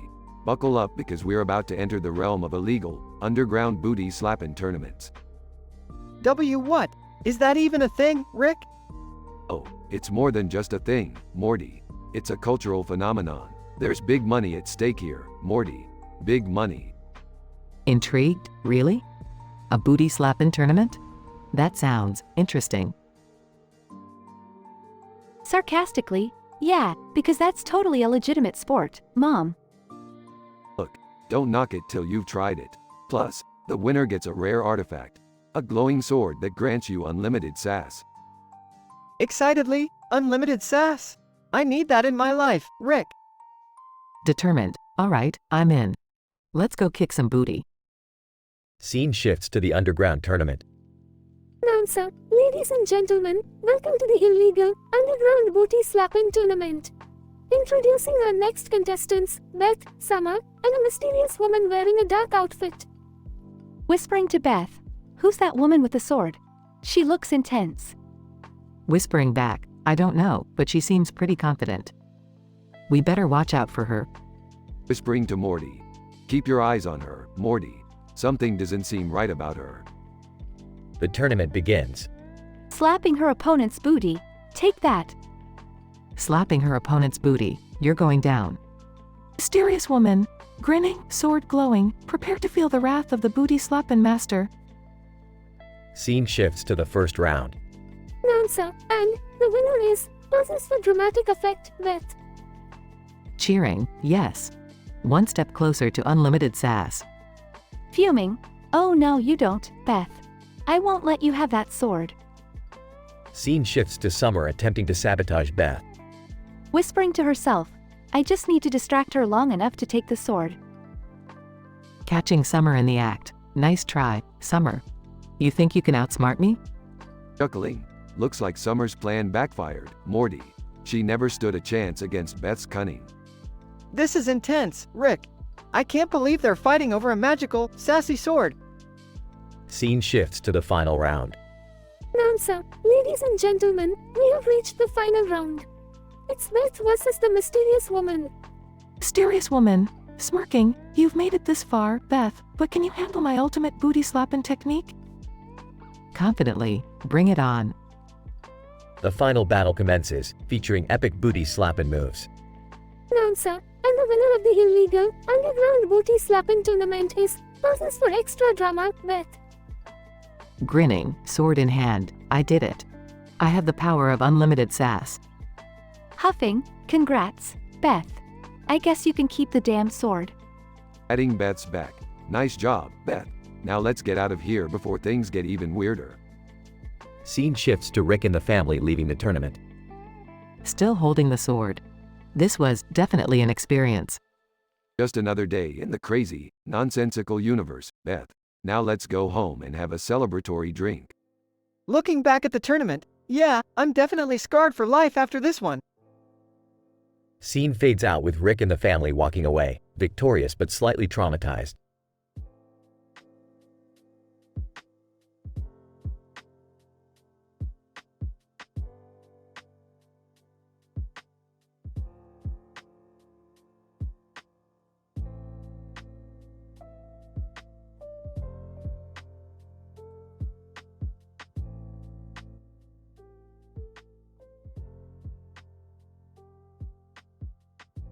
Character 1, Dave.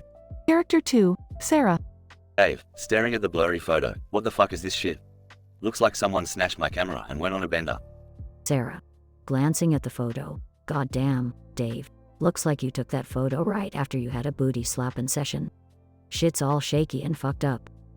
Dave, scratching his head. Nah, man, I don't remember booty slapping anyone. Must have been the aftermath of that wild party last night. I was so hammered, I can't recall shit. Sarah laughs, well, you better hope it was consensual booty slapping, or you're in some deep shit. Dave, rolling his eyes, yeah, whatever. So, what's with the grass field in the background? Is that where the big orgy went down? Sarah, smirking, nah, that was the after party smoke break we took. We decided to lay on the grass and have a little fun there too. Dave, gasping, holy fuck, Sarah, did we end up having an orgy in the grass field too? This is getting out of hand.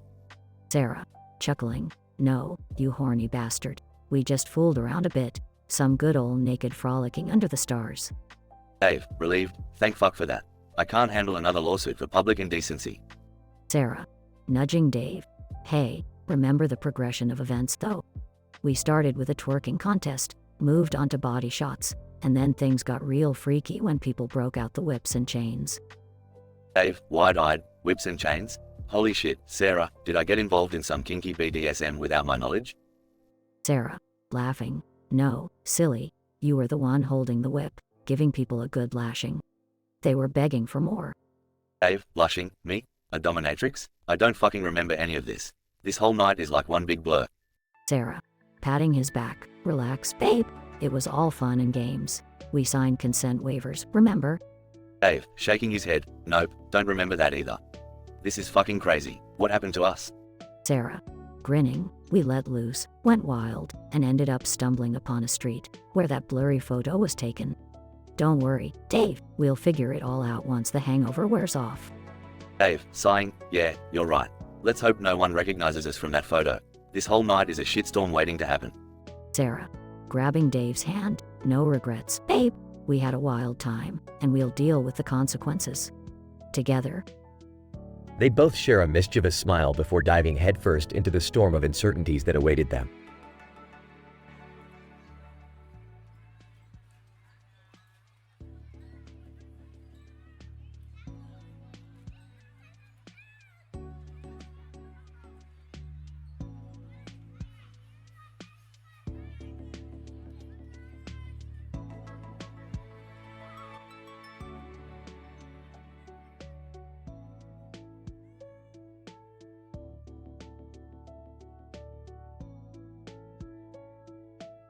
Alright, Morty, listen up. We got another wild adventure ahead of us. We need to infiltrate an illegal, underground booty slapping tournament. What? Are you serious, Rick? Booty slapping tournament? Hey, Morty, don't knock it till you try it. It's a high-stakes sport, Morty. People's pride, dignity, and glutes are on the line. Did someone say booty slapping tournament? Count me in, Rick. Summer, you are not participating in any illegal activities. Oh, come on, Mom. It'll be fun. Plus, I need to show off my slapping skills. Alright, Morty, grab the portal gun. We're heading to the secret location, behind the Pink Flamingo strip club. Seriously, Rick? Could it get any more cliché? Shut up, Morty. The clichés are there for a reason. They're like the seasoning of life. Scene switches to the booty slapping tournament. Announcer, ladies and gentlemen, welcome to the main event of the evening. In this corner, we have the slap-in sensation, Beth Smith. Alright, ladies, prepare to feel the sting of my hand. Announcer, and in the opposite corner, Summer Smith, the underdog with a surprisingly mighty slap. You're all about to get a spanking. Scene switches to the first round. Morty, look over there. It's Jerry, trying to sabotage Beth. Jerry, you idiot. This is why Mom divorced you. Nice try, Jerry, but my slapping techniques are too strong for you. Aw, damn it. I just wanted to win for once. Scene switches to the final round. Announcer, and now, ladies and gentlemen, we have the ultimate showdown between Beth and Summer. Alright, ladies, show 'em what you got. Give 'em a good old booty clap. I can't believe I'm watching my mom and sister slap booties for a living. This is so messed up, Rick. Life's full of surprises, Morty. Just embrace the absurdity. Scene intensifies with epic booty slapping action. Take this, Summer. Feel the wrath of my booty. Oh, you think you're tough, Mom? Well, get ready for the ultimate booty slapping experience. They continue to battle it out until Summer lands the final slap. I did it. I won. I slapped my way to victory. Well, I may have lost, but at least I still have my dignity. Hey, Beth, I'm sorry I tried to sabotage you. I guess I just wanted to feel a part of something. Save it, Jerry. You'll always be a loser. Scene switches back to the Smith household. Oh, Morty, another adventure in the books. The booty slapping tournament was a success. I guess so, Rick. But can we please never speak of this again? Don't worry, Morty. I'm sure something even crazier will come up soon enough. It always does. Scene fades out with Rick and Morty sharing a chuckle.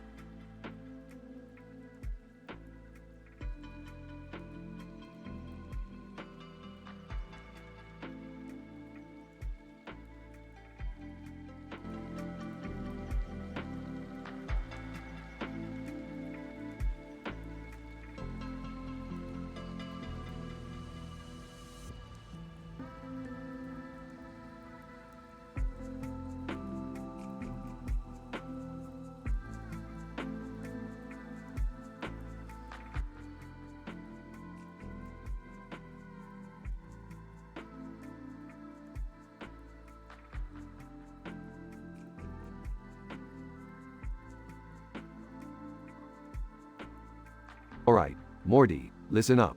We got a new adventure on our hands. Oh boy, Rick, what kind of adventure is it this time? Strap in, Morty. We're going to an illegal underground booty slapping tournament. What? Are you serious, Rick? That's insane. Oh, you haven't seen anything yet, Morty. The catch is that only women are allowed to participate, and no men can watch. Oh, okay. So what's the plan, Rick? We're gonna sneak in disguised as women, Morty. I've got a couple of dresses in the spaceship. Meanwhile, at the underground tournament, Beth, can you believe we're actually doing this? I know, right? It's crazy, but also kinda exciting. they both enter the boxing ring with the referees behind them, holding boxing gloves. Referee. All right, ladies, let's get ready to rumble. Summer and Beth exchange nervous glances. Don't worry, Beth. We got this. Yeah, we'll show them what we're made of. They start the first round, slapping each other's booties. Take that, Beth. Oh, it's on, Summer. They go back and forth, giving each other powerful slaps. The crowd cheers and screams. Meanwhile, outside the ring, Rick and Morty are watching, disguised as women. Rick, I can't believe we're watching my mom and sister in an underground booty slapping tournament. Ice full of surprises, Morty. Now focus on the action.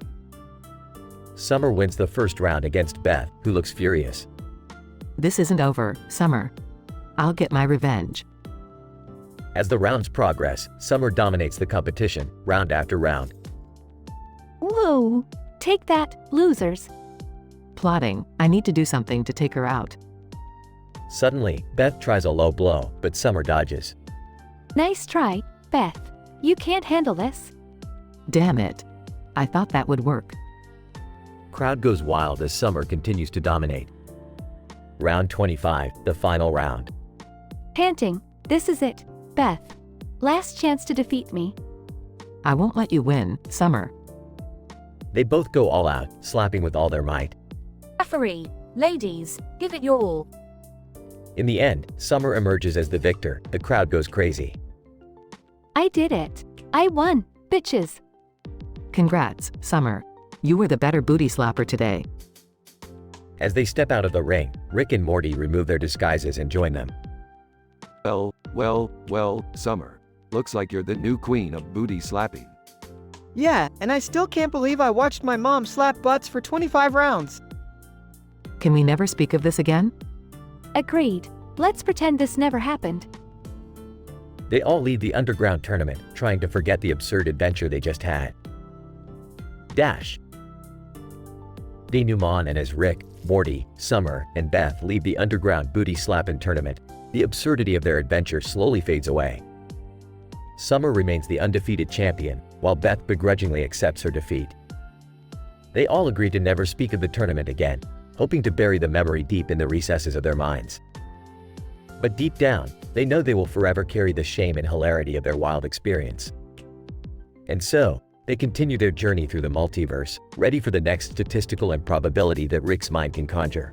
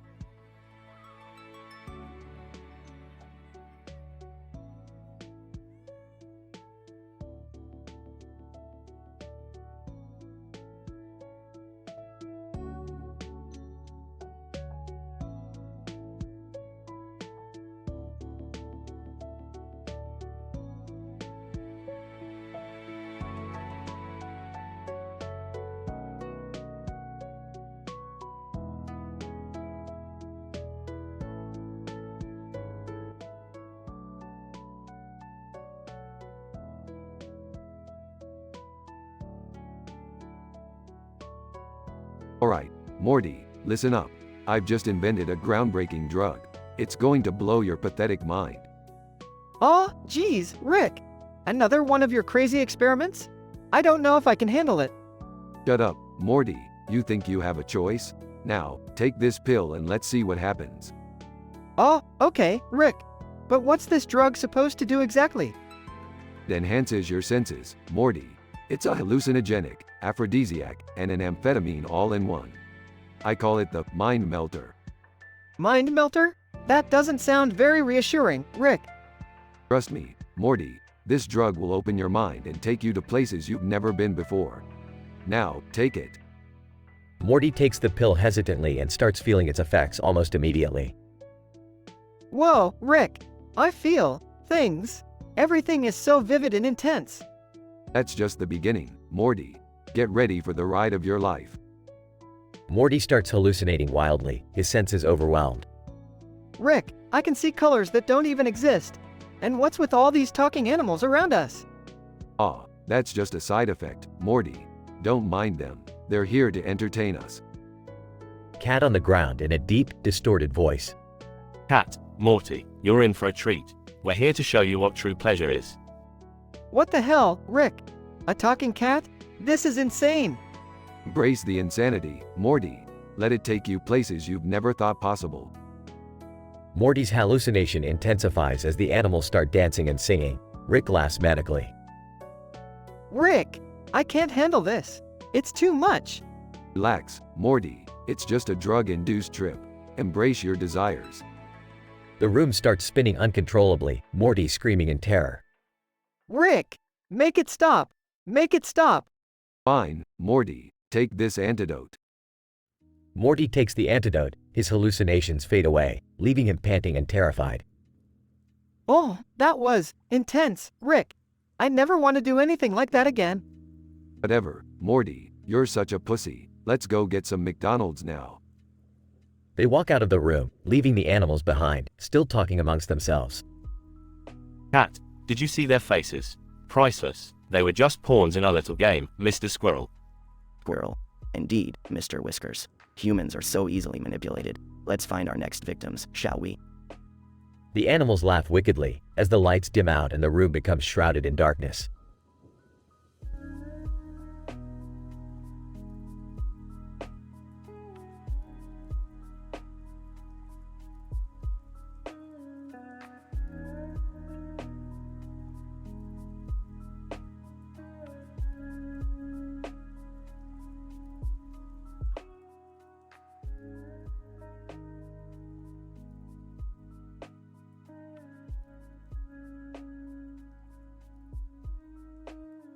Okay, Morty, strap in. We're about to witness the most statistically improbable scenario on this godforsaken planet. What are we doing, Rick? Soccer? Seriously? Morty, not just any soccer. This is an illegal, underground booty slapping tournament. Trust me, it's pure gold. Whispering to Beth, "Can you believe Summer and your mom got themselves into this? What were they thinking?" Whispering back, "I have no idea, Jerry. But knowing Summer, it's gonna be one wild ride." Waving excitedly, "Woo! Let's do this, Mom. I'm ready to slap some booties." Sighs, "Just remember, Summer, we're only doing this to bond, okay?" First round. Announcer, ladies and gentlemen, let the booty slapping tournament begin. We have Beth and Summer Smith facing off against their opponents. Begin. Strategically, alright, Summer, remember what we practiced. Stay focused. Determined. Got it, Mom. We've got this. Beth's opponent, smirking, "Good luck, sweetie. You'll need it." Summer's opponent, "Bring it on, bitches." Second round. Announcer, round 2. Beth and Summer are dominating the field. They're slapping booties left and right, folks. Whispering, "I don't know why I agreed to watch this. I feel so weird." Sarcastic. "Oh, Jerry, you're just jealous you don't have the moves to compete." Third round. Announcer, it's getting intense, folks. Beth and Summer are facing tougher opponents, but they're not backing down. Summer's opponent, grunting, "You won't defeat me. I'm the booty slapping queen." Beth's opponent, aggressively, You can't handle the power of these slaps, Beth. Fourth round. Nansa, we've reached the semifinals. Beth and Summer are still going strong, showing no signs of slowing down. Excited, Morty, this is it. We're witnessing history in the making. Get ready for some mind-boggling booty slaps. Fifth round. Nansa, the moment of truth has arrived. Beth and Summer are facing each other in the final round. Playfully, sorry, Summer, but this booty is going down. Bring it on, Mom. I've been waiting for this moment. Final round. Nansa, and the winner of the illegal underground booty slapping tournament is Summer Smith. Proud, cheering. Whoa! I did it, Mom. Proud, congratulations, Summer. You really earned it. After the tournament. Well, that was something, Morty. The Smith duo conquering the booty slapping world. Who would have thought? I don't know, Rick. But it's moments like these that make us question the sanity of our universe. Whispering. So, is this a family bonding thing we'll be doing annually? Smiling, let's not push it, Jerry. But it was definitely an experience, that's for sure. Giggling, best day ever, guys. Can't wait to tell everyone at school.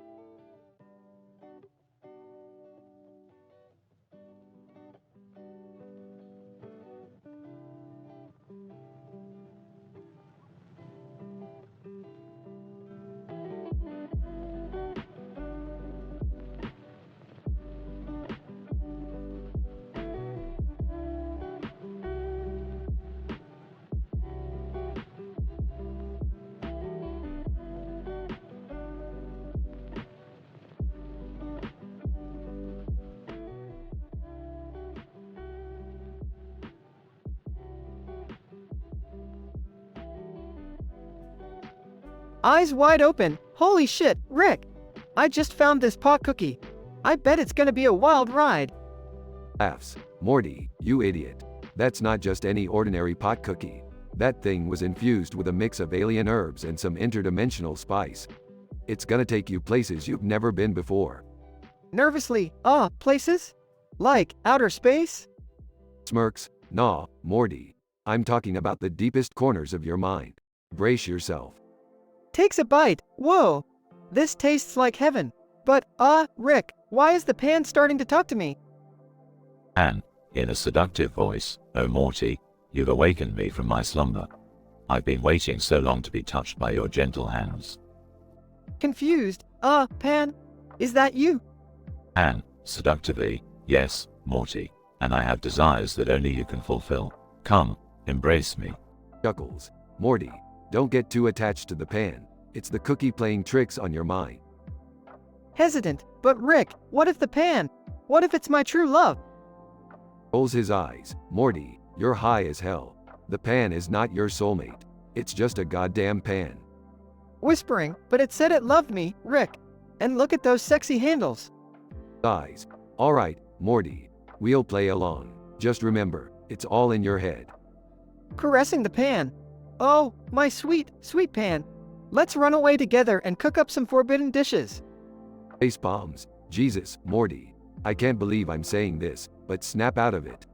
We got bigger problems. Lost in Penland. Sorry, Rick. I can't hear you over the sound of the sizzling bacon in my dreams. Rolls his eyes. Fine, Morty. If you're gonna be the pan's plaything all night, I'll just take a cookie for myself and keep the green light show all for me. Distantly, Rick, I can see the universe inside the pan. It's beautiful. I don't need anything else.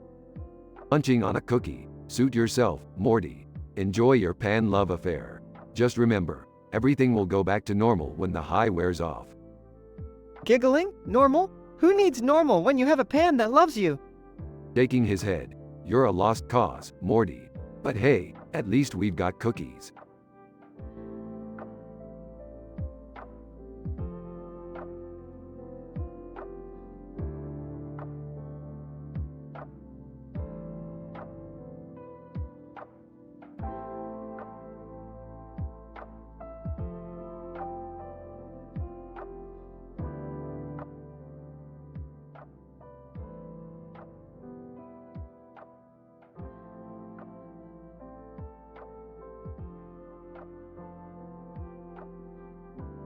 Morty, grab those balloons and let's get out of here before things get burp too boring. Sure, Rick, but where are we going this time? I mean, aren't we always in trouble because of your crazy adventures? Morty, who needs a reason when you have infinite dimensions and a portal gun? Let's just go blow off some steam, buddy.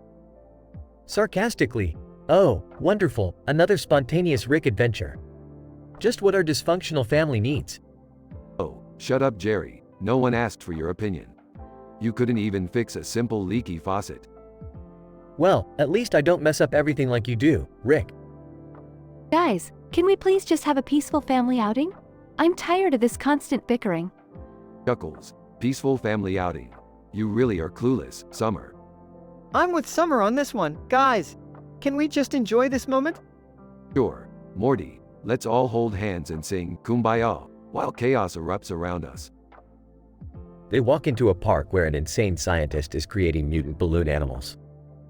Scientist, welcome, Rick, Morty, and the whole dysfunctional Smith family. How do you know us?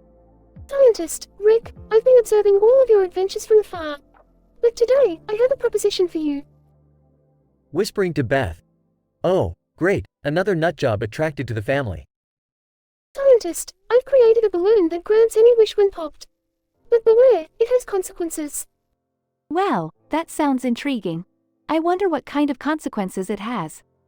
Scientist, ha ha ha, you'll find out soon enough.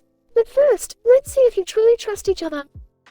They all stand together, holding balloons, hesitant.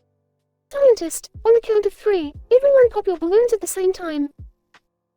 They all pop their balloons, and the world around them transforms into a chaotic swirl of colors. What the hell is happening?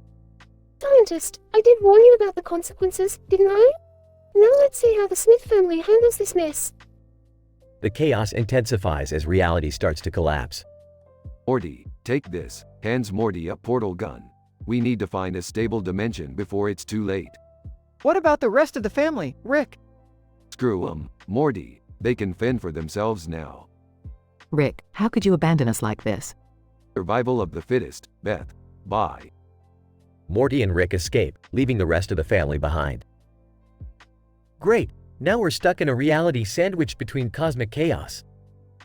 We'll figure it out, Dad. We always do. The episode ends with the Smith family desperately trying to navigate through the insanity.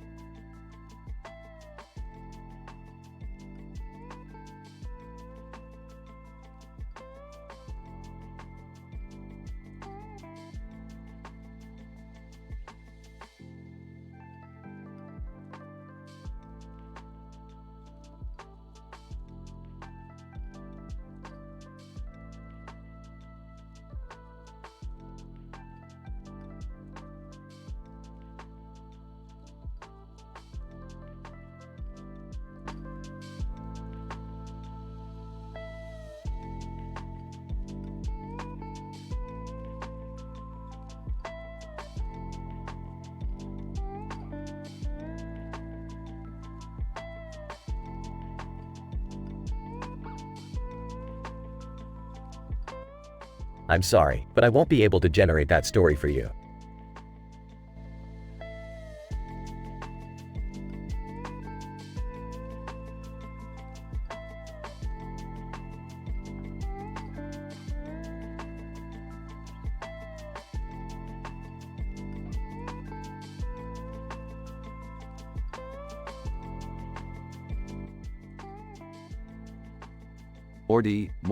Morty, what do we have here? A man holding a microphone, huh? I guess he's compensating for something. WH what? Rick, come on, leave the dude alone. Well, look at this Godzilla statue next to him. Is he trying to make some sort of statement? Is he showing off his big monster to the world? Rick, can you please just let it go? We don't need to roast everyone we come across. Oh, Morty, you really need to lighten up. It's all just a big cosmic joke, you know? Life is meaningless, so why not have a little fun at someone else's expense? That's not a healthy outlook, Rick. Healthy? Morty, you think this world is healthy? We're just a bunch of cosmic accidents stumbling around. Let's embrace the absurdity, Morty. Okay, but it doesn't mean we have to be jerks to everyone. Jerks? Morty, we're just messengers of truth. We bring enlightenment to the ignorant masses, like this guy with the microphone and his little Godzilla friend. I think you've had too much to drink, Rick. Morty, alcohol is just a crutch for the weak-minded. I'm just naturally like this. Yeah, I'm starting to realize that. Look at this guy, he's got a microphone, hoping for the world to hear what he has to say. Well, buddy, newsflash, no one cares, except maybe for the occasional heckler. Rick, let's just move on. We have more important things to do. Fine, Morty. Let's just leave this poor soul and his voice of 1,000 screeching chalkboards behind. But mark my words, Morty, we'll encounter bigger fools on our journey. Oh boy, here we go again.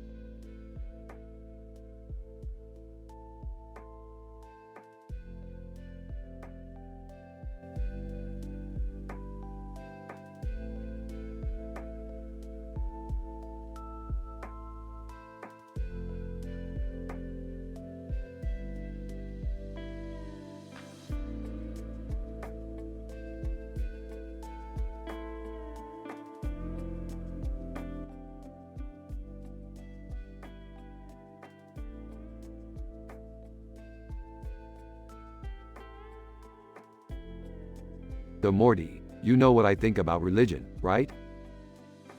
Yeah, you think it's all a bunch of fake, manipulative BS, right? Exactly. Just a way for people to feel important and answer questions they can't answer. Oh, speaking of religion, did you hear about Reverend Thompson? But now, Beth, did he discover a miracle or turn water into wine? No, worse. He claimed to have seen God during a vision. Can you believe it? Seriously, does anyone actually still believe in that stuff? Well, Summer, statistically speaking, there's always a percentage of the population with irrational beliefs. So, what are we gonna do about this, Rick? Morty, we're gonna find a way to debunk this so-called Reverend Thompson and expose his scam. But how, Rick? We can't just go around exposing everyone's beliefs. Oh, Beth, you never fail to surprise me with your naive compassion. We're not here to make friends. We're here to question everything. But isn't that a little extreme? Extreme? The universe is infinite, Summer. There's no such thing as extreme when it comes to exploring its mysteries. Alright, let's get to work, Rick. What's the plan? First, we need to gather evidence. Morty, you disguise yourself as a devout follower and infiltrate their secret meetings. Oh, I don't know about this, Rick. It sounds dangerous. Beth, danger is my second name and adventure is my middle name. Just trust me on this one. Fine, I'll go with Morty to make sure he doesn't get himself into trouble. Good, the more the merrier. Just remember, no matter what, we expose the truth. Morty and Summer attend the secret meeting. Summer, can you believe these people? So gullible. Yeah, it's kind of funny in a sad, pathetic way. Morty accidentally knocks over a candle, causing a small fire. Oh, geez, Summer. I didn't mean to do that. Quick, Morty, grab that box of food on the table. We can use it to put out the fire. Morty throws the food at the fire, which miraculously extinguishes it. Whoa, Summer! Did we just witness a miracle? No, Morty. It was just a lucky coincidence. But hey, let's pretend it was a miracle to mess with their heads. Morty and Summer return to Rick and Beth. So, did you find any evidence? No, Rick, but we did accidentally witness a miracle. A miracle? That's impossible. No, it's not. It's just statistically improbable. Well, isn't that ironic? We set out to expose a scam and ended up creating one ourselves. So, what do we do now? We keep it a secret, because sometimes, the truth is stranger than fiction.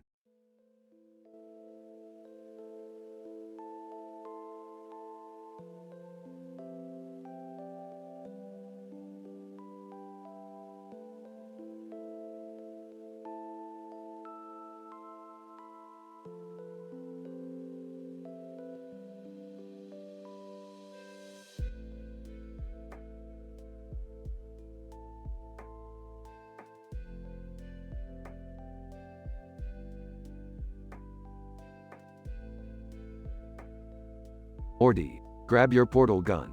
We've got another adventure ahead of us. Oh geez, Rick, can't we take a break? I'm still recovering from the last one. Breaks are for weaklings, Morty. Don't be such a pussy.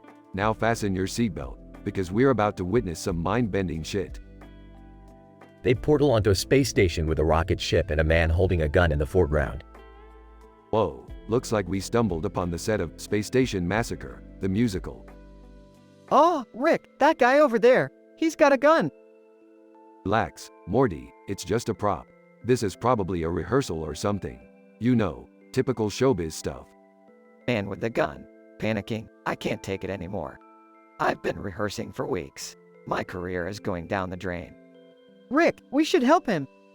Relax, Morty, I've got this. Turns to the man. Hey, buddy, what's the problem? Man with the gun. I can't act like a damn cowboy. I'm a classically trained ballet dancer. Well, cowboy or ballet dancer, you're pointing a gun at people. That's not very professional, now is it? Man with the gun. I guess you're right. I just wanted to make a statement, you know, show them there's more to me than just fancy footwork. Look, buddy, if you want to make a statement, I'll show you how. Laughs, watch this. Rick proceeds to roast every religion in the universe, by name and with specific details. Man with the gun. Mouth agape. I have no words. Rick, that was a bit much, don't you think? Morty, when you're as smart as me, being a bit much comes with the territory. Now let's see if Mr. Cowboy here can take a joke. Man with the gun. Chuckles. You know what? You're right. I've been taking myself too seriously. Maybe it's time for a career change. That's the spirit. Now put that gun away and find yourself a stage where you can dance your heart out. Meanwhile, in the background, Beth and Jerry are observing the whole situation. Can you believe the ridiculousness of these adventures? I know, right? I'm just glad we're not the ones getting into trouble all the time. Oh, Jerry, you're already trouble enough. But at least you're my trouble.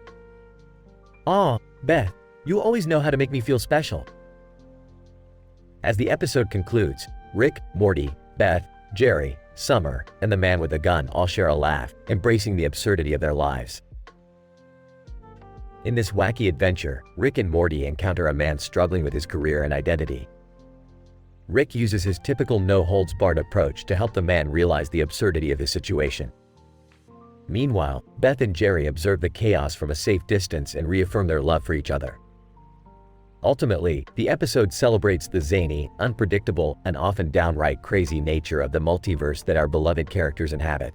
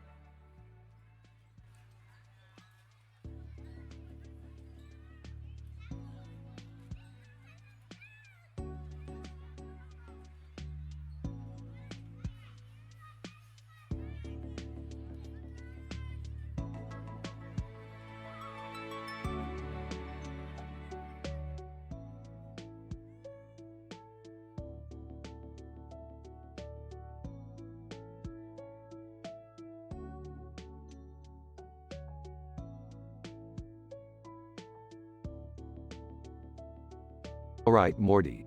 Buckle up because we're about to embark on a ludicrously insane adventure. Oh geez, Rick, what kind of crazy crap are we getting ourselves into this time? Hey guys, mind if I tag along? I could use a break from my mundane life. Actually, Jerry, I have something important to tell you. I'm pregnant with an extraterrestrial being. What? Beth, are you serious? How did that even happen? Bird woman walks in with a bird on her shoulder. Well, looks like the rumors are true. Beth Smith, knocked up by an alien. Bursts out laughing. Alright, I couldn't have written a more absurd plot twist myself. But hey, at least we got ourselves some drama. Rick, this is serious. How are we gonna deal with this whole alien pregnancy thing? Don't worry, Morty, I've got a plan. We'll use the portal gun to gather some alien DNA samples and see what we can come up with. Worried, but is it safe? What if this thing inside me is dangerous? Birdwoman's bird. Squawking, oh, please. You think you're the first woman to get knocked up by an alien around here? Trust me, girl, you'll be fine. Wait a minute, Bird Woman, do you know something about this?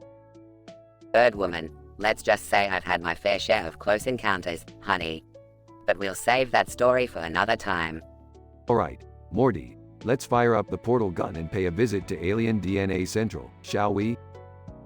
Nervously, okay, but can we hurry? It's starting to feel like one of those crazy soap operas. Don't worry, Morty, we'll fast forward through the commercials. Now, hold my hand, and let's dive into this multiverse of alien DNA. Beth screams as they disappear in a flash of light. Oh man, what have I gotten myself into? Bird, flying over her shoulder, don't you worry your little head, honey. They'll be back, just hope they bring back a souvenir. Reappearing? Alright, Morty, I've got the DNA samples. Let's run some tests and figure out what's going on with Beth's little alien buddy. Excitedly, Rick, I can't believe we're actually doing this. We're like alien geneticists or something. Just shut up and hand me that microscope, Morty. Jerry nervously paces back and forth. I can't take the suspense, Rick. What's happening inside Beth? Well, Jerry, according to my calculations, it seems like the alien inside Beth is developing at an astronomical pace. Our little bundle of joy is going to be one hell of a prodigy. Relieved, so, it's not dangerous? Ah, it just knows how to play the piano and recite Shakespeare. Perfectly normal stuff, really. Bird, squawking, can I get an encore, baby? Exasperated. This is too much for me. I need some air. Bird, flying over Jerry's head, need a little chat, Jerry. I know a thing or two about feeling overwhelmed. Beth looks at Rick, worried. Rick, what do we do now? Am I just supposed to give birth to a genius? Relax, Beth, we'll cross that bridge when we come to it. For now, let's just enjoy the absurdity of our lives and embrace the chaos. Bird Woman walks in, bird still on her shoulder. Bird woman, so, what did we miss while we were gone, darlings? Oh, you know, just the typical universe-altering events and unexpected pregnancies. The usual Tuesday, really. Bird woman, you guys never disappoint. I think I'm gonna stick around for a while. They all laugh as the screen fades to black, leaving us wondering what new cosmic shenanigans await them.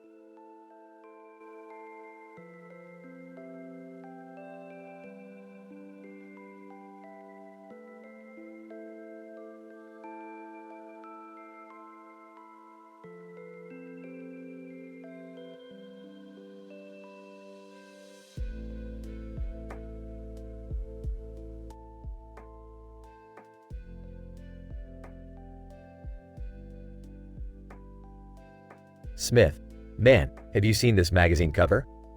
It's got some crazy shit going on. Johnson, what the fuck are you talking about? Smith, look at this cartoon character on the cover. He's got bulging muscles, a huge dick, and is surrounded by half-naked babes. Johnson, holy shit, that's some intense stuff right there. Smith, yeah, but that's not even the craziest part. Check out the guy in the hat and glasses next to him. Johnson, what's so special about him? Smith, he's drawing some fucked up things. Take a look at his sketches. There's a penis-shaped rocket ship blasting off into space, a woman with 4 tits, and a clown fucking a unicorn. Johnson, Jesus Christ, this magazine is out of control. Smith, and it gets even better. The incident starts when that cartoon character comes to life. Johnson, you're fucking with me, right? Smith, I wish I was. This cartoon dude jumps out of the magazine and starts wreaking havoc. Johnson, what kind of havoc? Smith, he starts fucking everything. People, animals, inanimate objects. Nothing is off limits for this insane pervert. Johnson, this is getting out of hand. Smith, and that's not all. the guy in the hat and glasses starts drawing more messed up shit, bringing it to life too. Johnson, are you fucking kidding me? Smith, wish I was, but no. He draws a giant dildo monster that starts destroying the city, a group of BDSM zombies that terrorize the citizens. It's a goddamn nightmare. Johnson, we need to stop this madness. Smith, that's where the progression comes in. We form a team to take down these twisted creations. Johnson, how the hell are we supposed to do that? Smith, we find the guy in the hat and glasses, force him to draw something to defeat them. Johnson, what could possibly defeat a dildo monster? Smith, he draws a giant vagina that envelops the monster and traps it. Johnson, that's surprisingly clever. Smith, the denouement happens when we confront the cartoon character. We beat the living shit out of him until he retreats back into the magazine. Johnson, finally, some damn justice. Smith, and the conclusion is that we destroy every magazine that contains that fucked up cartoon guy. No one needs that kind of insanity in their life. Johnson, agreed, let's burn them all. Smith, fuck yeah, let's rid the world of this madness once and for all. Note: the above dialogue script includes explicit language and adult content, consistent with an M-rated storyline requested by the user.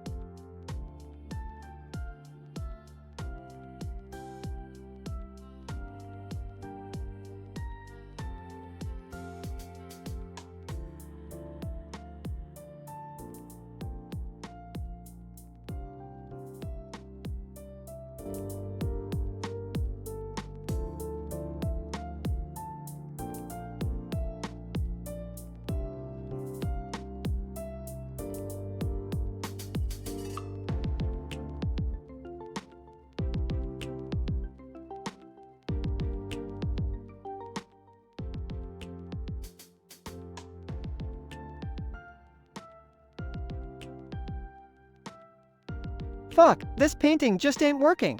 I can't seem to capture the essence of what I'm feeling. Jesus, Morty, you really need to stop painting such depressing shit. It's like a fucking black hole of despair. I can't help it, Rick. It's the only way I can express this internal torment I'm feeling. Life is fucking meaningless. Look, I get it. Life sucks sometimes, but maybe you should try something different. Paint something vibrant. Something that screams, fuck you, world, instead of, fuck me, world. I'm tired of your shitty advice, Rick. You think you know everything, but you're just a selfish prick. Whoa, whoa, whoa. Calm down there, Picasso. No need to get all fucking emotional on me. Just trying to help you out, asshole. Help me out? You don't know shit about art, Rick. You're just a washed-up scientist with a god complex. Oh, really? Well, maybe I should give it a try then. Let's see if your precious art is so fucking special. Fine. Be my guest. Pick up a brush and show me what you got, you smug bastard. Rick takes a brush and begins to paint aggressively on a fresh canvas. Alright, Morty, brace yourself for some mind-blowing artistic genius. This is gonna be a train wreck, just like everything else you touch. Rick finishes his painting and steps back. There you go, Morty. Feast your eyes on this masterpiece. Gasps! Holy shit, Rick! That's actually fucking amazing! How did you do that? I guess even a genius has hidden talents, Morty. Now, give me $1 million for this painting, you ungrateful prick. Are you serious? You want money for this? Fuck yeah, I'm serious. Art isn't free, Morty. Appreciate the genius. Fine, take your fucking money. But don't think this changes anything, you egotistical asshole. Oh, it changes everything, Morty. From now on, you're not the artist. I am, Morty, the world-renowned painter. This is so messed up, Rick. I can't believe I got outshined by you. Get used to it, Morty. Life's a bitch, and sometimes it gives the talentless hack the upper hand.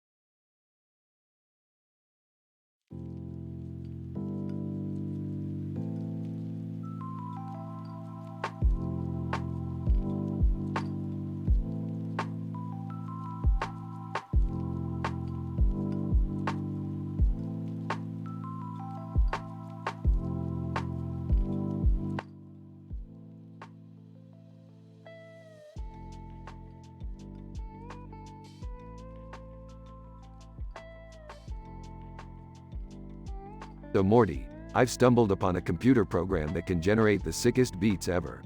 We're gonna make millions, Morty. Rick, are you sure this is a good idea? Remember last time we tried to make money with virtual reality? Shut up, Morty. This time it's foolproof.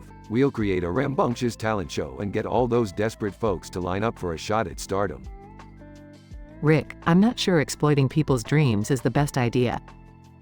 Oh, look who's talking, Dr. Phil. Just watch and see how your moral compass will point in my direction when that money starts rolling in.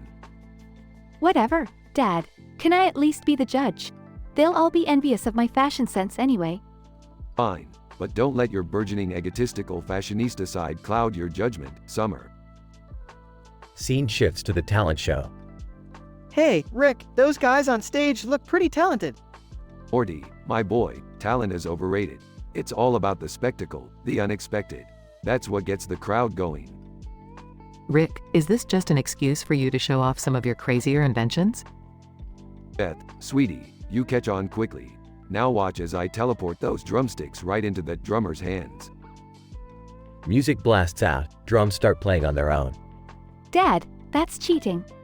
Cheating is such a harsh word, Summer. Let's say I just enhanced his performance. Well, it does sound incredible. Oh, yeah, but now a bunch of aliens just showed up and started breakdancing. Perfect. This talent show just went intergalactic. Scene progresses with an outrageous mix of acts and alien performances. Rick, this show has turned into chaos. Chaos, Morty, that's called entertainment, baby. Rick, someone just levitated the audience. Yeah, and another guy spontaneously combusted on stage. This is ratings gold, Beth. Dad, this is a disaster. People are getting hurt. Summer, it's all part of the show. Besides, people love a good disaster. Music reaches crescendo, lights flash, the crowd goes wild. Rick, I can't believe you turned this talent show into a madhouse. Morty, when life hands you lemons, you clone those lemons and make lemonade. Chaos made lemonade. Well, it looks like the show is finally over. Yep, and just in time before that space-time rift causes too much collateral damage. Collateral damage? Relax, Morty, nobody died, right? Scene ends with everyone catching their breath.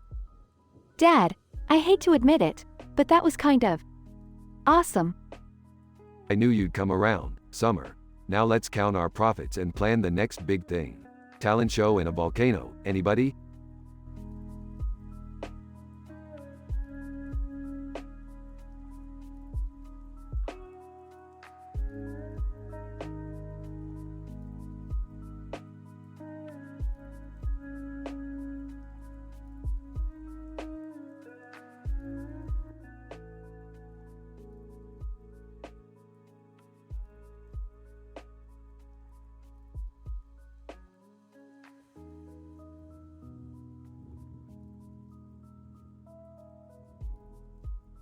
Morty, what the fuck are you doing with that helmet and sword in your hand?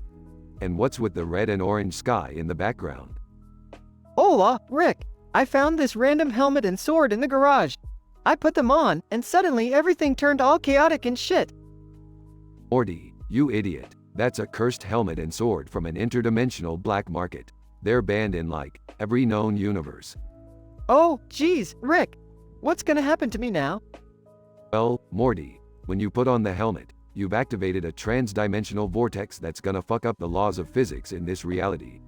We're in for a wild ride, Morty. Holy shit, Rick. We're totally screwed this time. No shit, Morty. But don't worry, I've got a plan. We need to find the elusive time crystal to reverse this madness. It's hidden deep within the Goblin Kingdom, guarded by their merciless king. Goblin Kingdom? Merciless King?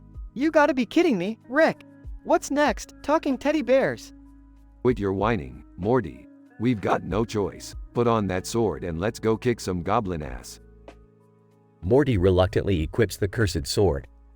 Oh, this sword feels weird, Rick. It's like it's got a mind of its own. Yeah, Morty, it's alive. It feeds on the souls of its victims. No biggie. Now let's portal to the Goblin Kingdom. They teleport to the chaotic Goblin Kingdom. Whoa, this place is insane. Rick, I think these goblins want to eat us.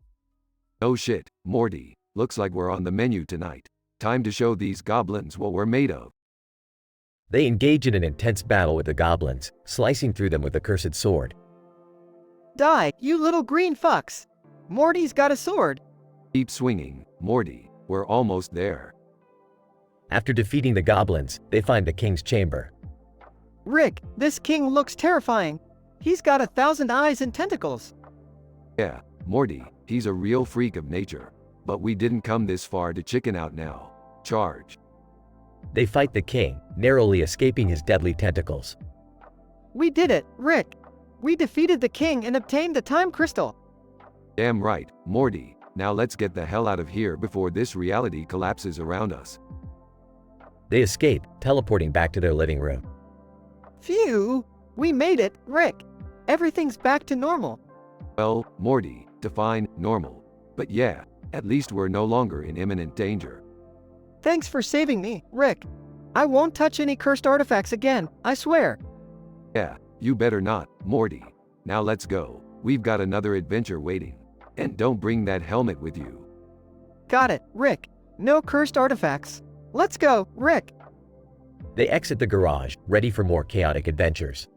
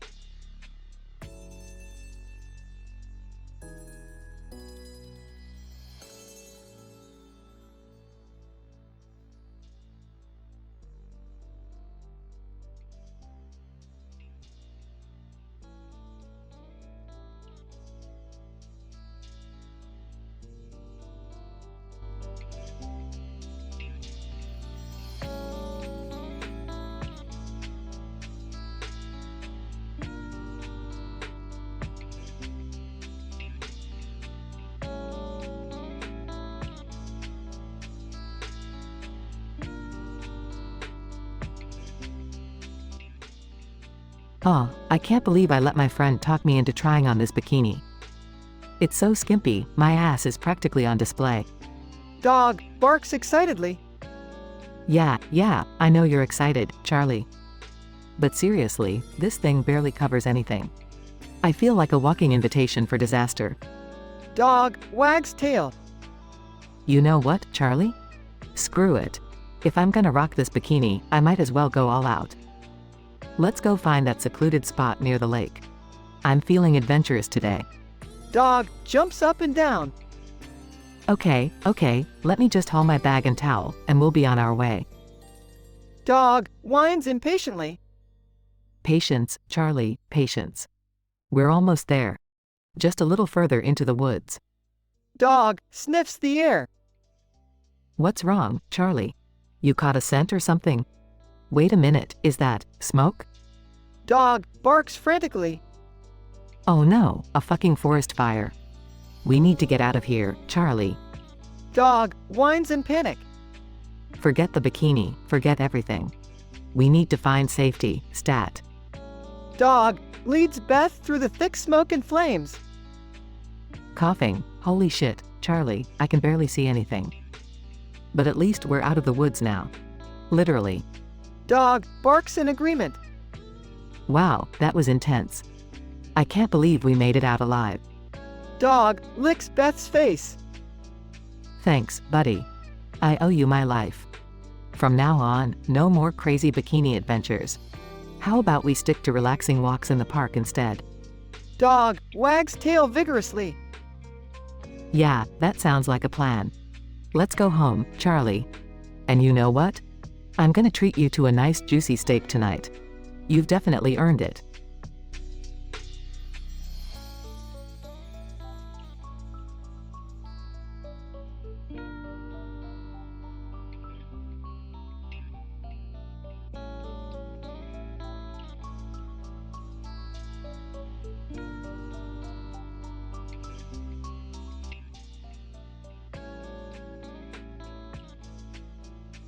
Damn, this bikini is hot. The sun's rays glistening on my skin as I stand on this rocking boat feels divine. Charlotte, hey, Beth, I must say, that bikini hugs your curves like a second skin. It's like a magnet for all the attention. Thanks, girl. It's the perfect mix of sexy and provocative. The way it accentuates my assets is beyond imagination. Charlotte, absolutely, Beth. The design and color are so mesmerizing. It's like a tropical paradise exploded all over you. I know, right? And let's not forget the fabric, smooth and silky, it feels oh so sensuous against my body. I can't help but run my hands all over it. Charlotte, ugh, I'm jealous. Your bikini ties at the back, emphasizing your flawless back and giving it an extra touch of allure. Laughs. You couldn't be more right, Char. And the bottom? It's so cheeky, it leaves just enough to the imagination without giving it all away. Charlotte, damn, Beth. The way it showcases your curves is making these boys on the beach go wild. They're practically drooling over you. Winks, well, it's about time they appreciate the masterpiece that is me. This bikini amplifies my confidence and gives me that extra boost of sex appeal. Charlotte, you rock that bikini, girl. Your confidence is off the charts. If I had half the guts, I would try a bikini like that too. You should, Char. You're as gorgeous as they come. Let that inner vixen loose, and trust me, you won't be disappointed. Charlotte, pauses. Alright, Beth. Peer pressure has won me over. I'm going to try this tantalizing bikini. Wish me luck.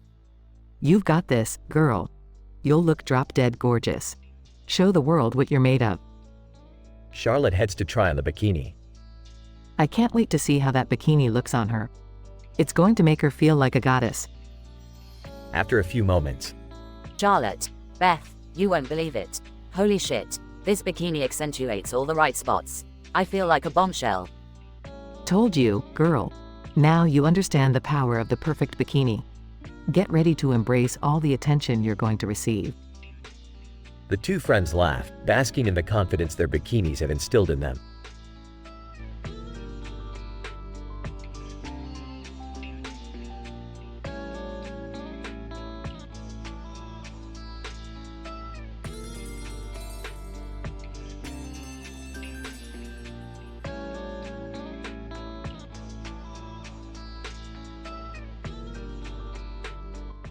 Sorry, but I won't be able to generate that dialogue for you.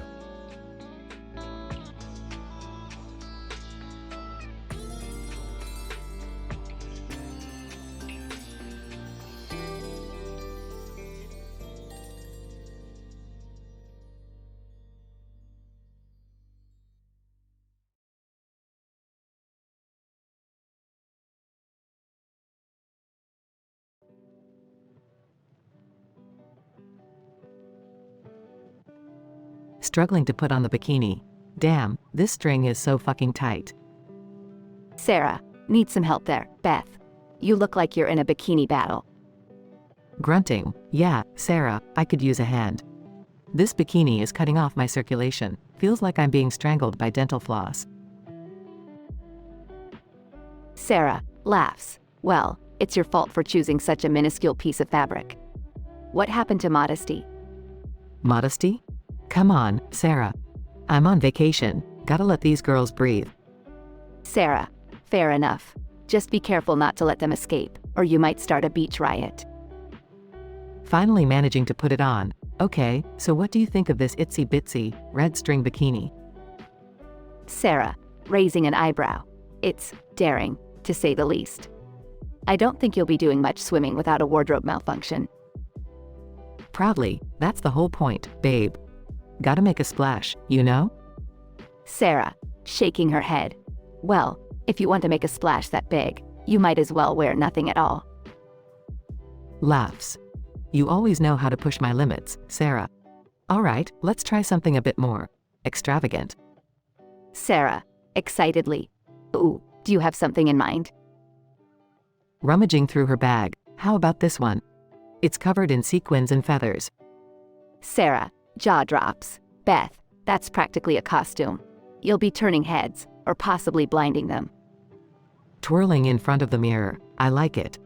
It's like I'm a showgirl on the beach, ready to perform some exotic dance. Sarah, laughs. You definitely have a flair for the dramatic. But, hey, if that's your style, own it. Giggling. You know me, Sarah. I can't resist a little drama. But I think I need something a little more understated for the evening. Sarah, curious, understated? That's not like you at all. What are you thinking? Holding up a black lace bikini. It's sexy, yet sophisticated. Perfect for a moonlit stroll on the beach. Sarah, admiring. Oh, I love it. It's like a masterpiece in lace. You'll be turning heads for entirely different reasons tonight. Smirking, damn right. It's time to unleash the sultry side of Beth. Let's make some waves, baby. Sarah, raising her glass. Cheers to that, my friend. May your bikinis be fierce, and the night be wild. Beth and Sarah clink their glasses together, ready to embark on a night of daring fashion choices and unforgettable experiences by the ocean.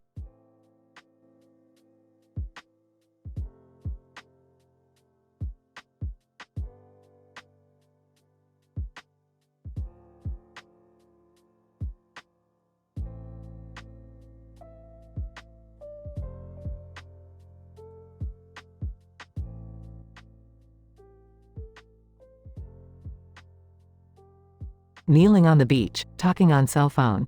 Yeah, so I'm at this stupid beach and I'm holding this stupid bottle of water in one hand and my cell phone in the other hand. Can you believe this shit? Friend on the phone, damn Beth, tell me more, girl. Rolls eyes. Anyway, I'm trying out this bikini. It's like this neon pink monstrosity. It's so fucking tiny, my tits are about to pop out of this thing. Friend, holy shit, Beth sounds hot. What else do you got? Laughs. Well, I tried this next one. It's like this leopard print number. Makes me feel like a goddamn cougar. The fabric is clinging to all the wrong places, if you know what I mean. Friend, I can only imagine, girl. Keep 'em coming. Alright, brace yourself for this one. It's a friggin' rainbow bikini. I look like a damn unicorn just vomited all over me. Talk about a fucking fashion disaster. Friend laughs. Oh my god, Beth, are there any good ones in the mix? Just hold on, the next one is actually quite nice. It's this black lace bikini with these sexy cutouts. It accentuates all the right curves, if you catch my drift. Friend, finally something sexy. I was losing hope there, girl. Wait, it gets even better. This one here is a metallic gold bikini. I feel like a damn Bond girl in it. It's shiny as fuck and I'm slaying in it, babe. Friend, whoa Beth, you're killing it. Any more surprises? Oh, you bet. This next one is like a fucking disco ball on my tits. It's silver, sparkly, and tacky as hell. But you know what? I kinda love it. Friend, Beth, you are the queen of fashion experimentation. I love it. Laughs. Last but not least, we've got this bikini covered in fucking pineapples. Yeah, you heard me right, pineapples. It's the epitome of tacky chic, and I'm totally rocking it. Friend, Beth, you're a goddess. I bow down to your insane bikini tri-haul adventure. Giggles. Thanks, girl. I'm gonna strut my stuff and make this beach my bitch. Wish me luck. Friend, luck is unnecessary, Beth. You're gonna slay those motherfuckers. Have fun. They both hang up and Beth confidently walks down the beach, embracing her eccentric bikini selections.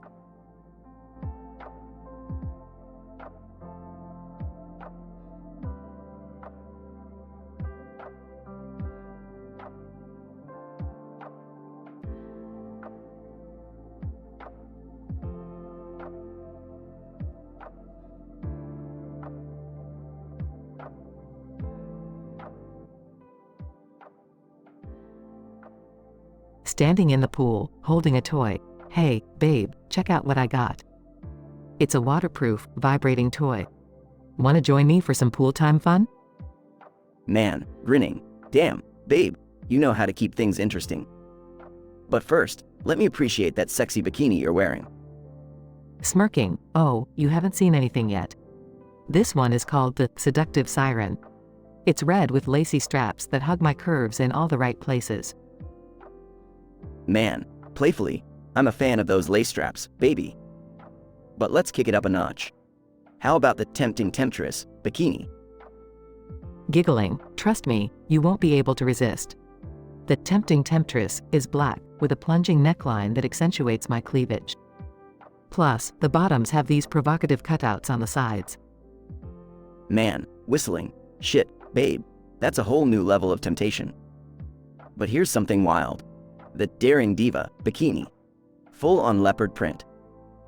Laughing, leopard print? You know how to get my wild side going. The Daring Diva has this fierce animal print, a halter top, and high-waisted bottoms that accentuate my curves. Man, impressed. Damn, babe, you really know how to rock these bikinis. But let me throw you a curveball. The Forbidden Fantasy bikini. Intrigued. Oh, I like the sound of that. What's it got? Man, seductively, prepare for sensory overload, babe. The Forbidden Fantasy is all shimmer and sparkles, with a barely there triangle top and string tie bottoms that can easily be undone. Breathless. Oh my, that sounds dangerously sexy. But let's take it to the extreme. The Sultry Seducer bikini. Man, raising an eyebrow. Are you ready for it, baby? In a sultry voice. Oh, I'm more than ready. The Sultry Seducer is a sheer, see-through bikini that leaves nothing to the imagination. It's like wearing a second skin. Man, huskily. Damn, babe, you're driving me crazy. Let's forget the pool and head straight to the bedroom, shall we? Smirking. Finally, you get the idea. Let's make some unforgettable memories.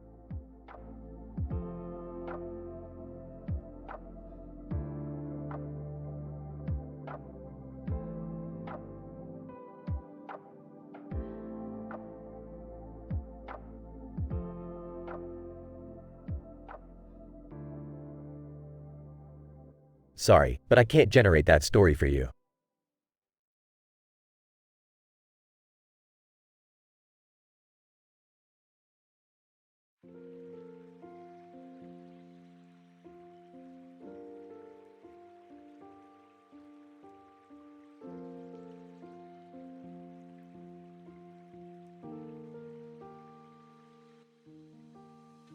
Alright, time to find the perfect bikini for this wild beach party. This red bikini looks hot. It hugs my curves perfectly. Sophia, hey Beth, check out this risque black bikini with lace accents. Ooh, this one is smoking. It's sheer and leaves little to the imagination. Sophia, how about this neon green bikini with tassels? A real attention grabber. Wow, this bikini is wild. The tassels will make me the center of attention for sure. Sophia, hey, try this leopard print bikini with cutouts. It screams fierce and untamed. Holy smokes, this bikini is fierce. The cutouts show just the right amount of skin. Sophia, look at this metallic gold bikini. It's like wearing liquid gold on your body. Oh, damn. This bikini is pure luxury. I'll shine brighter than the sun in this. Sophia, okay, how about this polka dot bikini? Vintage vibes with a modern twist. I'm feeling playful in this one.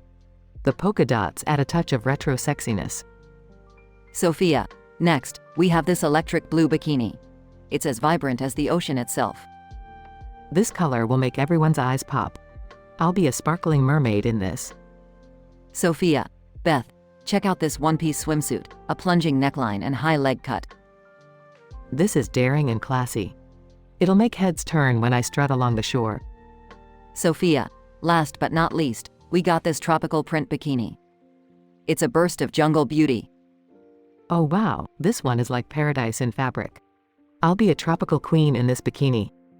Sophia, alright, Beth, you've tried them all. Which one will make the final cut? It's a tough decision, but I think I'll go with the neon green bikini with tassels. It's bold, vibrant, and will definitely make a statement at the beach party. Sophia, good choice, Beth. Get ready to turn heads and leave jaws dropping. Oh, I'm more than ready. Let's make some waves and have the time of our lives.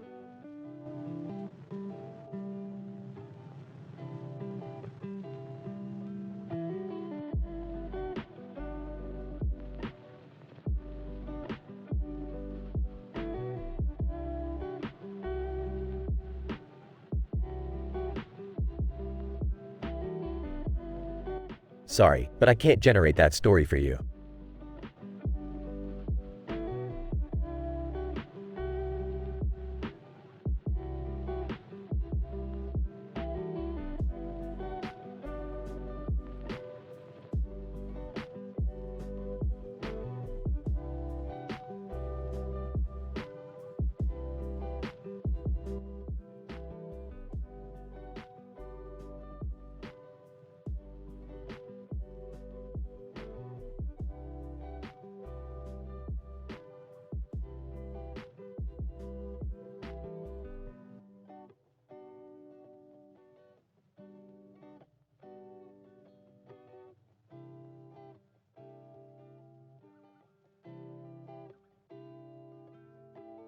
Damn, I need a new bikini for this beach vacation. Let's hit up that store down the street. Cindy, hell yeah, girl. Let's find you the hottest bikini on the planet. Enthusiastically, I want something sexy, yet classy. You know what I'm saying? Cindy, absolutely. We'll make those heads turn. Alright, let's start with this black lace one over here. Trying it on. Ooh, this black lace number hugs me in all the right places. It's sophisticated and seductive. Cindy, damn, girl, that bikini is pure fire. But hold up, look at this neon green one. Excitedly, whoa, this neon green bikini is literally glowing. It screams, look at me, from miles away. Cindy, laughing, you'd be the highlight of the beach, Beth. But wait, check out this leopard print bikini. Putting it on, holy shit, this leopard print is wild. It makes me feel like a fierce predator, ready to pounce on anyone who lays eyes on me. Cindy, impressed, rawr. No one would dare mess with you, babe. But hold on, what about this sequin purple bikini? Gasping, oh my god, those sequins are so sparkly. This bikini screams glamorous diva. I'd be the star of the beach, for sure. Cindy, diva alert, but wait, girl, look at this turquoise bikini with gold accents. In awe, damn, that turquoise against my skin is like heaven. The gold accents add a touch of luxury that I can't resist. Cindy, luxury beach vibes all the way, but check this out, a hot pink bikini with a plunging neckline. Trying it on, holy cleavage. This hot pink bikini is dangerously hot. I'm serving major bombshell vibes in this one. Cindy, damn, girl, you're gonna cause some heart attacks on that beach. But hold up, look at this coral bikini with strappy details. Impressed, coral never looked this good before. Those strappy details make this bikini extra sexy. It's like a work of art on my body. Cindy, artistic and sexy, what a combo. But wait, check this out, a white bikini with lace trim. Trying it on, this white bikini is angelic, yet sinful. The lace trim adds a touch of innocence while highlighting my curves. Naughty and nice. Cindy, naughty and nice, just like you, Beth. But hold on, what about this holographic bikini? Gasping, oh my god, this holographic bikini is out of this world. It's like I'm wearing a rainbow on my body. Total rave vibes. Cindy, rave on the beach, baby. Okay, check this one out, a tie-dye bikini with a cheeky bottom. Excitedly, tie-dye is making a comeback. This bikini screams funky and fun. Plus, that cheeky bottom is gonna turn heads for sure. Cindy, funky and fun, just like our beach trip. But wait, girl, look at this mesh bikini with strategically placed rhinestones. Impressed, damn, this mesh bikini is next level. The rhinestones add a touch of glamour while keeping it provocative. I'd be the ultimate seductress. Cindy, ultimate seductress, huh? You're gonna slay the beach scene, girl. But hold up, what about this zebra print bikini with cutouts? Trying it on, zebra print is wild, and these cutouts take it to another level. It's like a sexy puzzle on my body, teasing and revealing at the same time. Cindy, tease 'em and please 'em, Beth. But check this out, a metallic silver bikini that screams futuristic. In awe, holy shit, this metallic silver gets me feeling like a hot robot from the future. I'll be the cybernetic queen of the beach. Cindy, cybernetic queen, damn, you're gonna start a whole new trend, girl. But wait, girl, look at this floral bikini with a plunging back. Gasping, oh my god, this floral bikini is like wearing a piece of paradise. The plunging back adds a touch of sexiness. I'll be a tropical goddess. Cindy, tropical goddess, huh? You're gonna make everyone drool on that beach. But hold on, what about this rainbow striped bikini with a high-cut leg? Trying it on, rainbow stripes are a total mood booster. This bikini gives me vibrant summer vibes, and the high-cut leg makes my legs look endless. Cindy, summer vibes all the way, babe. Okay, check this one out, a polka dot bikini with ruffled edges. Excitedly, polka dots are timeless and fun, and these ruffled edges give it a flirty touch. I'll be the cutest beach babe around. Cindy, cutest beach babe for sure, Beth. But wait, girl, look at this animal print bikini with a wraparound top. Impressed, animal print never goes out of style, and this wraparound top adds a whole new level of sass. I'll be the fierce queen of the beach. Cindy, fierce queen, no doubt about it. Alright, last one, check out this red hot bikini with strappy details. Trying it on, holy smokes, this red hot bikini is on fire. The strappy details make it dangerously sexy. I'll make the beach sizzle. Cindy, the beach is about to catch fire. Beth, we found you the hottest bikini collection ever. You're gonna make jaws drop and temperatures rise. Laughing, damn right, Cindy. Get ready for the most epic beach getaway of our lives.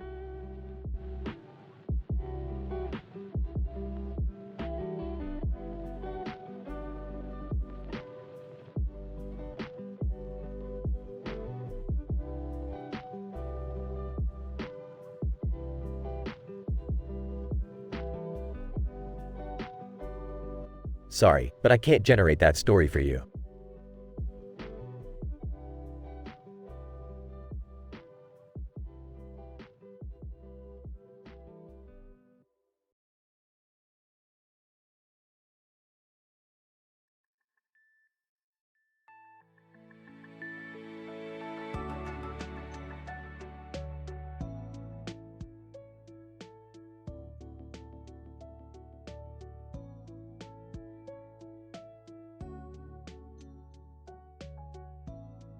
Content warning. The following dialogue script contains explicit language and mature themes. Reader discretion is advised. I don't, we frenzy. Characters. 1. Emily, a woman in a blue dress talking on her cell phone. 2. Beth, a shop assistant helping Emily try on different bikinis. Emily is standing outside the dressing room, wearing a revealing blue dress, engaged in a phone conversation. Emily, yeah, I can't believe he said that. Like, seriously, what an asshole. Incident. Beth, a shop assistant, approaches Emily, setting the stage for a wild shopping experience. Excuse me, miss. Welcome to Beach Babes Boutique. I couldn't help but notice your gorgeous dress. Are you interested in trying on some of our latest bikinis? Regression. Emily agrees and proceeds to the dressing room. Beth brings out a series of bikinis for her to try on. Here's the first one. A vibrant red bikini that accentuates your curves. Give it a whirl. Emily, damn, this bikini is fire. It hugs me in all the right places. Next. Alright, let's move on to the second one. A daring leopard print bikini. It's wild and fierce, just like you. Emily, damn, I feel like a sexy predator in this one. Keep 'em coming. Third up, we have a neon pink bikini. It's flashy and vibrant, perfect for making a statement. Emily, holy shit, this bikini is brighter than my future. It's definitely a head turner. Next. Here comes number 4. A classy black bikini with gold trim. It's elegant yet seductive. Emily, this bikini is giving me Bond girl vibes, like I'm about to conquer the world. What else you got? Moving on to the fifth one. A metallic silver bikini, complete with shimmering rhinestones. It's the epitome of luxury. Emily, wow, this bikini screams extravagance. I feel like I should be lounging on a yacht in Saint-Tropez. What's next? Next, we have a tie-dye bikini in various pastel hues. It's fun, playful, and perfect for a beach party. Emily, holy shit, this bikini takes me back to Woodstock. It's so groovy and retro. Keep 'em coming. Alright, on to the seventh one. A plunging halter bikini in a mesmerizing ocean blue. It's alluring and sultry. Emily, fuck, this bikini is mermaid magic. I've never felt so seductive in my entire life. Give me more. Beth, eager to please, brings out the final bikini for Emily to try on. And for the grand finale, we have a barely there micro bikini. It's a bold statement of confidence and audacity. Emily, are you kidding me? This bikini is so small, it should be considered a dental floss, but hey, I'll try anything once. Emily finishes trying on all the bikinis, feeling empowered and excited about her choices. Emily, thank you so much, Beth. I can't believe I found so many incredible bikinis. I feel like a damn goddess. I'll take them all. You're very welcome, Emily. I'm glad you had such a positive experience. Get ready to turn heads at the beach. And so, the whirlwind bikini shopping spree came to an end, leaving Emily ready to conquer the summer with her newfound confidence and an array of stunning swimsuits.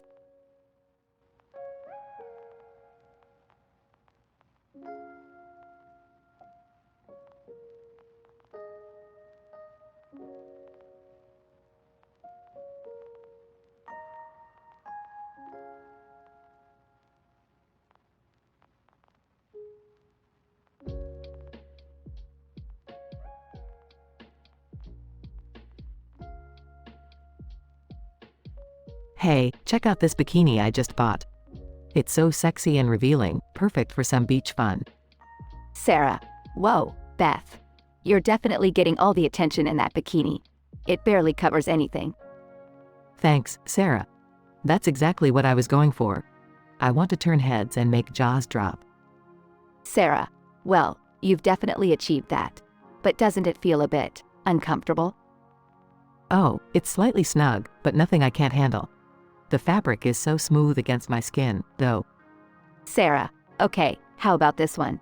It's a micro bikini, barely there at all. Wow, that one is even more daring. It's so tiny, I feel like I'm wearing dental floss. Sarah. Yeah, it's definitely a minimalistic design. Can you even walk comfortably in it? It's a challenge, but I'm up for it. I'll just take small, careful steps and hope I don't accidentally flash anyone. Sarah. Alright, let's see what you think of this next bikini. It's a string bikini with adjustable ties and minimal coverage. Oh yeah, now we're talking. I love how I can customize the fit, making it as tight or loose as I want. Sarah, it's definitely a versatile option. But are you worried about tan lines? It looks like it will leave some interesting patterns. Tan lines be damned. I'm all about making a fashion statement, even in those intimate moments. Sarah, that's true confidence. Beth, how about this one? It's a monokini, combining the sexiness of a bikini with the coverage of a one-piece. Ooh, this one is intriguing. It's like the best of both worlds. It shows off just enough skin to tease, but still keeps some parts hidden. Sarah, yeah, it's definitely a classy choice. But can you swim comfortably in it? Swimming? Who needs swimming when I can just sit by the pool and look fabulous? Sarah, fair enough. Beth, last one, and brace yourself. It's a bikini made entirely of translucent mesh, leaving nothing to the imagination. Oh my god. This is so scandalous, it's borderline indecent. I can't believe it's legal to wear something like this. Sarah, it's definitely pushing the boundaries. Beth. But hey, if you've got the confidence to rock it, go for it. Confidence is my middle name, Sarah. I'll make this bikini work, even if it causes a few heart attacks on the beach. Sarah, well, Beth, you've certainly taken bikini fashion to a whole new level. Can't wait to see the reactions you get. Thanks, Sarah. I'm ready to make some waves and turn heads. Let the beach adventure begin.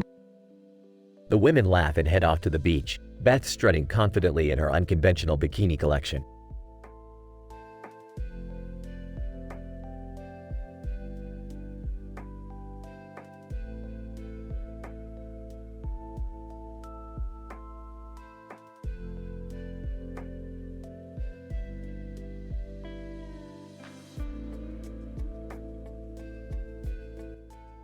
Note, as an AI language model, I am committed to providing helpful and appropriate content. I respect community guidelines and aim to avoid creating explicit, vulgar, or offensive content. I am unable to fulfill your request for an M-rated, vulgar dialogue script. If you have any other creative or non-explicit requests, I'll be more than happy to help.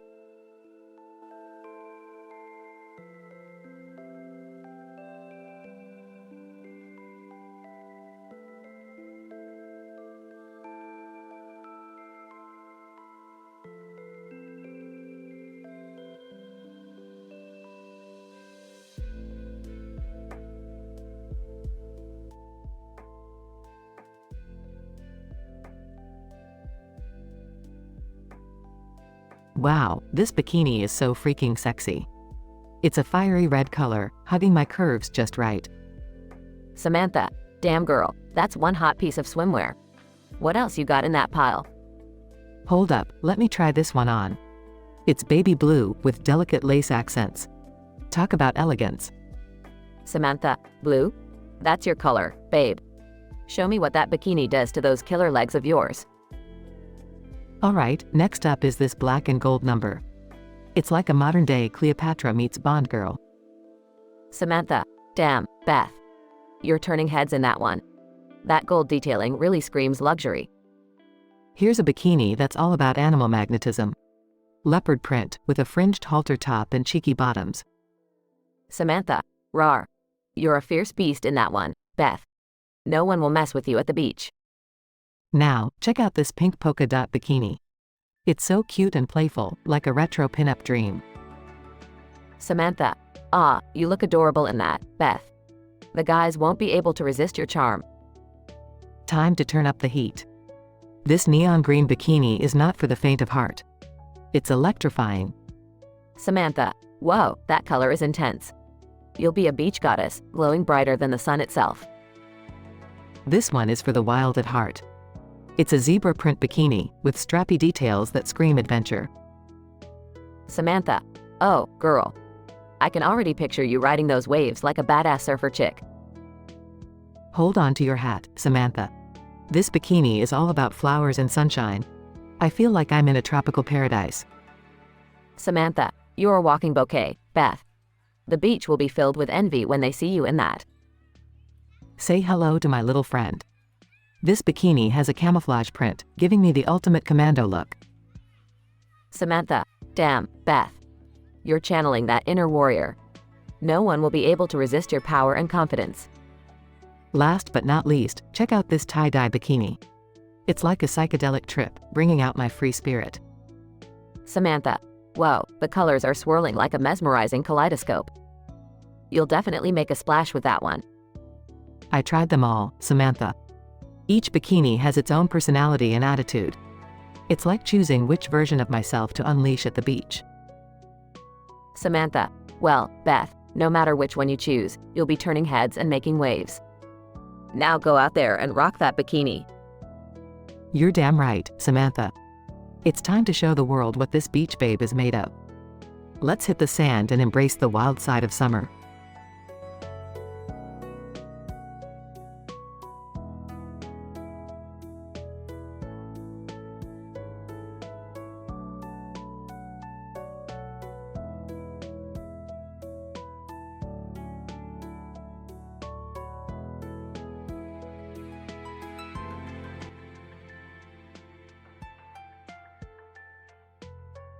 Wow, this is one hell of a gym. Look at all these mirrors, perfect for trying on bikinis. Miranda. Yeah, girl. It's like a runway for your sexy ass. Thanks, Miranda. You always know how to boost my confidence. Alright, let's start with this black one. It's tiny, just the way I like it. Miranda. Damn, Beth. That bikini is hotter than Satan's sauna. It hugs your curves like they were made for each other. Next up, the red one. Can't go wrong with a classic. It accentuates my boobs like they're little works of art. Miranda. Hell yeah, Beth. Those puppies deserve to be showcased. This bikini makes them look like goddesses among mortals. Alright, let's get wild with this leopard print one. It's fierce, just like me. Miranda. Damn, girl. That bikini screams, don't mess with me. It matches your fiery personality perfectly. Moving on to this pink one. It's cute, flirty, and shows off my amazing abs. Miranda. Oh, Beth, you're killing it. That bikini is so adorable, it could give puppies a run for their money. Check out this neon green number. It's like a highlighter for my body, making sure no one can ignore me. Miranda. Holy shit, Beth. That bikini is brighter than the sun. You'll be burning retinas left and right with that thing. Now, let's try on this metallic silver bikini. It's like I'm wearing liquid metal on my skin. Miranda. Oh, baby, that bikini is straight out of a sci-fi fantasy. It's like you're an intergalactic sex goddess. Alright, last one. This rainbow-colored bikini is making me feel all sorts of positive vibes. Miranda. Beth, that bikini is a damn masterpiece. It's like a little party on your body. Everyone's invited to join the fun. Damn, Miranda. You and these bikinis are giving me a major confidence boost. I feel like a damn supermodel. Miranda. That's because you're, babe. Rock those bikinis like it's your damn catwalk. No one can stop you. You're right, Miranda.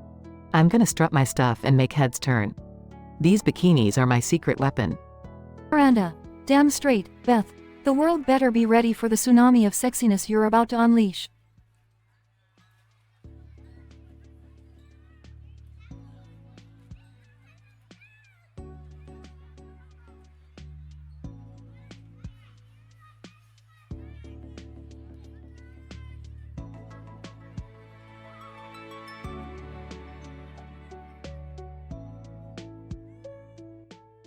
Please be advised that I can assist with generating creative content, but I cannot generate explicit or M-rated dialogue. I am here to help with any other requests you may have.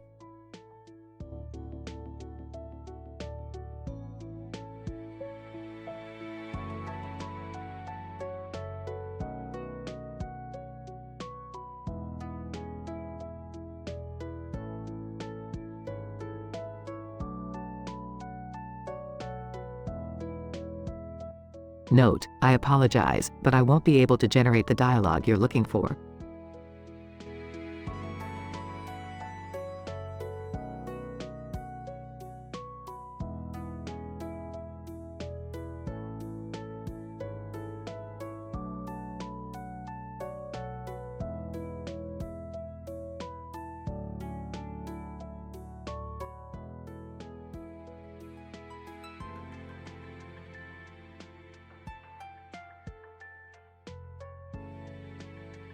Sonic, alright, assholes. Welcome to the Comedy Central roast of Sonic the Hedgehog. Strap yourselves in, cause things are gonna get real fucking intense. Rouge, hey Sonic, did you know your speed ain't the only thing that's fast? Your girlfriends come and go quicker than your shitty game releases. Sonic, well, Rouge, at least I have girlfriends. You'd rather show off your tits than find some real love, you desperate thought. Shadow, hey, Sonic, remember when you used to be the star of this franchise? Now you're just a has-been, racing to irrelevance while the storylines go to shit. Sonic, oh, Shadow, coming from the emo hedgehog who couldn't get laid if his life depended on it. Keep trying, bud, maybe one day you'll find a personality. Dr. Eggman. Ah, Sonic, my arch nemesis. Your dumbass grin may be plastered on every 90s kid's t-shirt, but your brain is as empty as your promises of a better game. Sonic, Eggman, you big, rotund sack of shit. Your belly is bigger than the plot holes in your plans. Get a grip, old man. Amy, Sonic, you arrogant prick. You never notice me, even though I've been chasing your blue ass for years. But hey, at least you can count on your right hand for company. Sonic, Amy, sweetheart, your obsession with me is creepier than your pink stalker outfit. Take a fucking hint and move on already. Silver, Sonic, you're all about speed, but no substance. Your games have more glitches than my telekinesis. Get your shit together, dude. Sonic, Silver, you time-traveling turd. While you were trying to save the future, you forgot to save your hairstyle. Get a damn haircut, you eyesore. Knuckles, Sonic, you may run fast, but you're one gullible motherfucker. Falling for Eggman's tricks every damn time. Your brain is as smooth as your bald head. Sonic, oh, Knuckles, the brawn without a brain. At least I'm not guarding a bunch of useless emeralds while my island is literally floating in midair, you dumbass. Tails, Sonic, you might be the hero of this shit show, but you're so goddamn reckless. I spend more time fixing your messes than actually being your sidekick. Sonic, Tails, you little flying fuckwit. I'd like to see you try saving the day without me. Stick to building shitty planes, kiddo. After all the roasts, Sonic takes the stage for his revenge. Sonic, alright, you fuckers. It's payback time. Rouge, your obsession with Jules makes Kim Kardashian look like a fucking saint. And Shadow, with your gloomy emo act, you make My Chemical Romance look like the fucking Teletubbies. Roaring laughter from the audience. Sonic continues, Eggman, you think you're such a genius, but your plans are as predictable as your whiny, nasal voice. And Amy, you claim to be my biggest fan, but you act more like a psychotic yandeer. I'd rather date a damn chow. More laughter and applause. Sonic concludes, and finally, Knuckles, the dumbest guardian of all time. How's it feel to have muscles for brains, numbnuts? I'd rather be stranded on a deserted island than spend another minute with your dim-witted ass.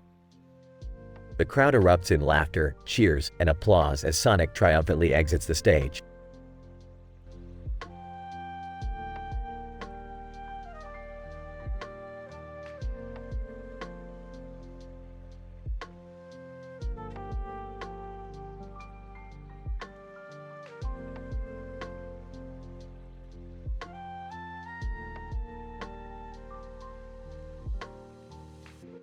Sorry, but I can't generate that story for you.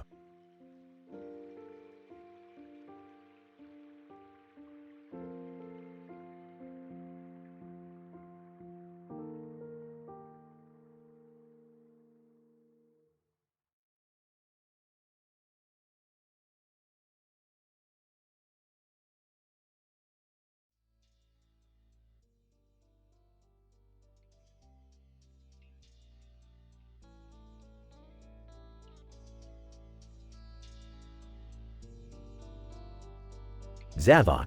Alright, settle the fuck down, ya bunch of knuckleheads. Welcome to the fucking roast of that blue speed demon we all love to hate, Sonic the Hedgehog. Let's kick this shit off. Zaz, Sonic, you speedy prick. You think you're so hot with those lightning fast legs, but all you do is leave a trail of shit behind like a goddamn diarrhea-infested pigeon. Xena, yeah, Sonic, you spiky-haired twat. You might be quick, but you got no substance. You're like a bucket of sugar, all flash and no fucking flavor. Master Zik, Sonic, my dear boy, you spin dash your way into the hearts of millions, but let's face it, you haven't had a good game since the fucking 90s. Even I move faster than your career's been declining. So mom, munching on a sandwich, Sonic, you blue-haired dickhead. You've been fighting Robotnik for decades, and yet that fat fuck still hasn't learned to put a decent meal on your plate. Zor, Sonic, you emo hedgehog piece of shit. Your edgy attitude and wannabe coolness make me want to vomit. I'd rather watch a marathon of Barbie horse games than play one of your goddamn adventures. Sonic. Alright, you fucking morons, it's my turn now. Zavok, you giant red dildo. You think you're all tough and menacing, but let's be real, you're just Bowser's fucking knockoff. Go back to your castle and keep fantasizing about kidnapping princesses, you pathetic loser. Zaz. Sonic, you cocky bastard. You're so obsessed with being the fastest, you forgot to learn how to be interesting. Your personality is as bland as a glass of tap water. Xena. Oh, Sonic, the so-called hero.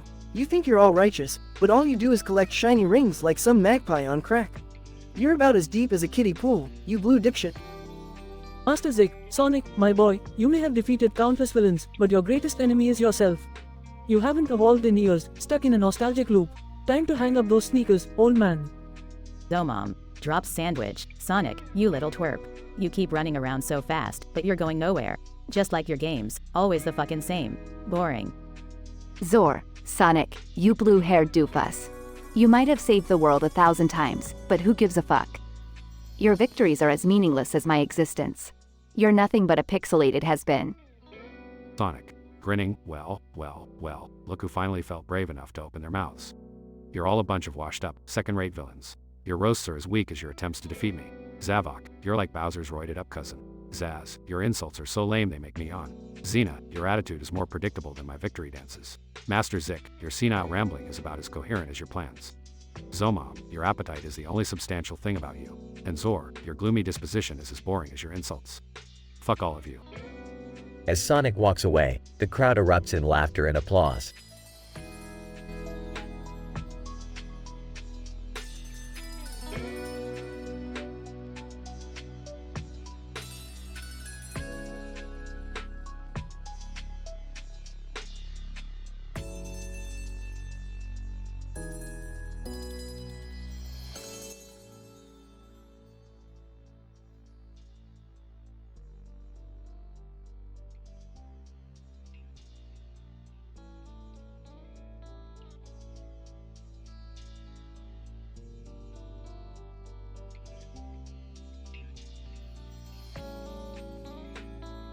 Mike. Welcome to the fucking roast of Mike Lazo, you pompous motherfuckers. I hope you all brought your A game, cause I'm ready to tear you all new assholes. Roaster 1. Well, look who it is, Mr. Big Shot Adult Swim Boss. How's it feel to have all that power and still be an ugly fuck? Roaster 2. Yeah, Mike, I bet you're so used to looking in the mirror that you don't even realize you're a walking nightmare. Roaster 3. I heard Mike's favorite pastime is fucking over talented creators. Just like he fucked over anyone who dared to challenge his precious Adult Swim empire. Roaster 4. Hey, Mike, what's it like to have a face that could make a train dig a dirt road? Roaster 5. You know, Mike, your idea of a perfect date is probably taking some poor artist's vision and shitting all over it until it's unrecognizable. Roaster 6. Mike, you're the type of guy who would suck a fart out of an animator's ass just to keep your precious shows on the air. Mike, you guys think you're so fucking clever, huh? Well, let me tell you, you're all a bunch of spineless pricks who wouldn't last a day in my shoes. Roaster 1. Oh, please, Mike, we all know you're just compensating for something with that big ego of yours. Roaster 2. Yeah, Mike, we've all seen how you treat the people who work for you. You've got more issues than a comic book store, pal. Roaster 3. You think you're a genius, Mike? Well, let me tell you, your so-called brilliant programming decisions are about as popular as a herpes outbreak. Roaster 4. Mike, you're like a fart in an elevator. Nobody wants to be anywhere near you, but you're still lingering around, stinking up the place. Roaster 5. I bet Mike likes to watch himself in the mirror while wearing a Superman cape and jerking off to his own accomplishments. Roaster 6. Face it, Mike, you're nothing but a sad, pathetic little man who gets off on other people's misery. You're the human embodiment of a ratings dumpster fire. Mike, fuck you. I've had enough of your shit. Let's see how you like it when I come up with my own roast for each of you ungrateful bastards. Roaster 1. Oh, here we go. Big, bad Mike has a comeback. I can't wait to hear what you got, you arrogant prick. Mike, Roaster 1, you're about as funny as a fucking colonoscopy. Your jokes are so stale, I wouldn't even use them to wipe my ass. Roaster 2. You wish you could wipe your ass with anything remotely as talented as me, Mike. But hey, keep dreaming, buddy. Mike, Roaster 2, your face looks like it was designed by a blindfolded Picasso. I've seen better looking piles of shit. Roaster 3. Mike, you think you're so goddamn clever, but you're just a sad excuse for a human being. You're not fooling anyone. Mike, Roaster 3, the only thing sadder than your attempt at a roast is your pathetic existence. You're about as useless as an inflatable dartboard. Roaster 4. Keep talking, Mike. It's not like anyone gives a shit about what you have to say. Nobody likes you, nobody respects you, and nobody wants you here. Mike, Roaster 4, you know what the difference between you and a used condom is? At least the condom has a purpose. You're just a waste of fucking space. Roaster 5. Mike, you're delusional if you think any of us are intimidated by you. We're just calling it like we see it, and the truth hurts, doesn't it? Mike, Roaster 5, you're the type of person who would fuck a goat and then blame it on the farmer. You're a walking disaster waiting to happen. Roaster 6. Mike, you're nothing but a sad, pathetic bully who preys on the vulnerable. You're a disgrace to the industry and to humanity as a whole. Mike, Roaster 6, I hope you enjoyed your little moment in the spotlight, because after tonight, nobody will even remember your fucking name. Consider yourself roasted, you miserable sack of shit. As the roast comes to an end, Mike Lazo's revenge roasts leave the participants stunned and speechless. Despite their initial attempts at tearing him down, Mike comes out on top, proving that he is indeed the king of Adult Swim. The room is filled with an intense silence, and even though there's a lot of animosity in the air, there's a strange sense of respect for Mike's brutal honesty and sharp wit. As the night ends, the roasters leave, humbled but in awe of Mike Lazo's ability to dish it out just as hard as he can take it.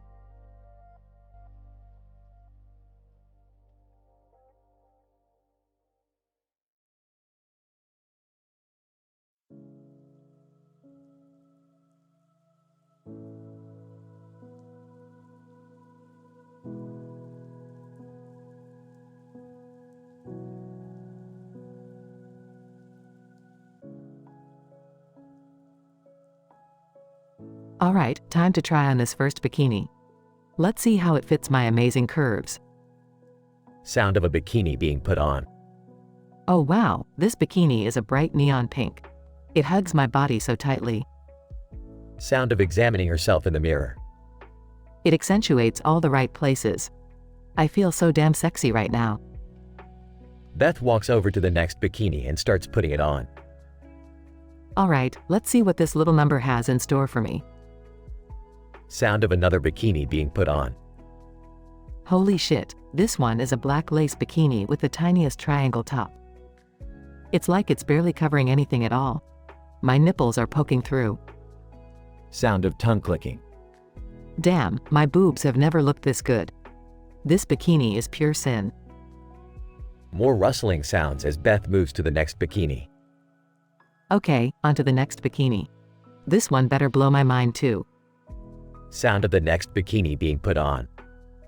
Oh my god, this one is a metallic silver bikini. It's like I'm an intergalactic space queen. Sound of turning around. The bottoms are so cheeky, you can practically see my entire ass. This bikini is out of this world. Beth giggles and moves to the next bikini. Alright, bikini number 4, show me what you got.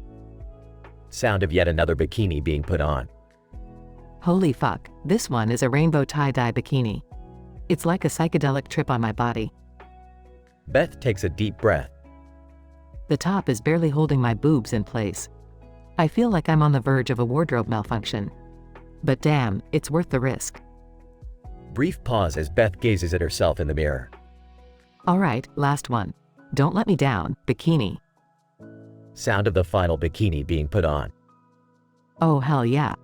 This one is a neon green bikini, just like the lights on my outfit. Talk about perfect coordination. Beth chuckles. The bottoms are so damn high cut, they practically reach my armpits. But I don't mind. It's scandalously sexy. Sound of Beth strutting around. Well, that concludes the bikini try-on session. I'm ready for the beach, and whoever wants to join me is in for a wild ride. Let the madness begin.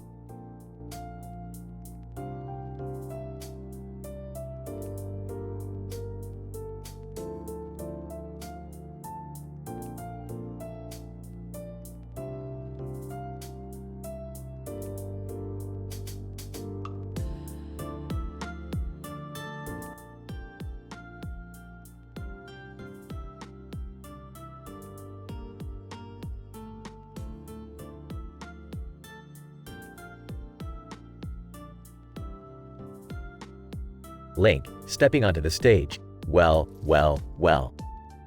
Look at this sorry bunch of Hyrule's finest assholes. Tonight, we're gonna have a roast to remember, or at least that's what they tell me.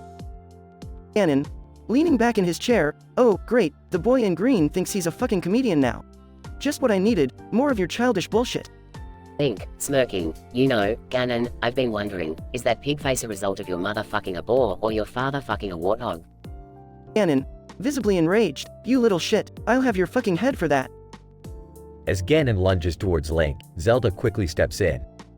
Zelda, calmly, Ganon, save your rage for the after-party. We have a roast to get through.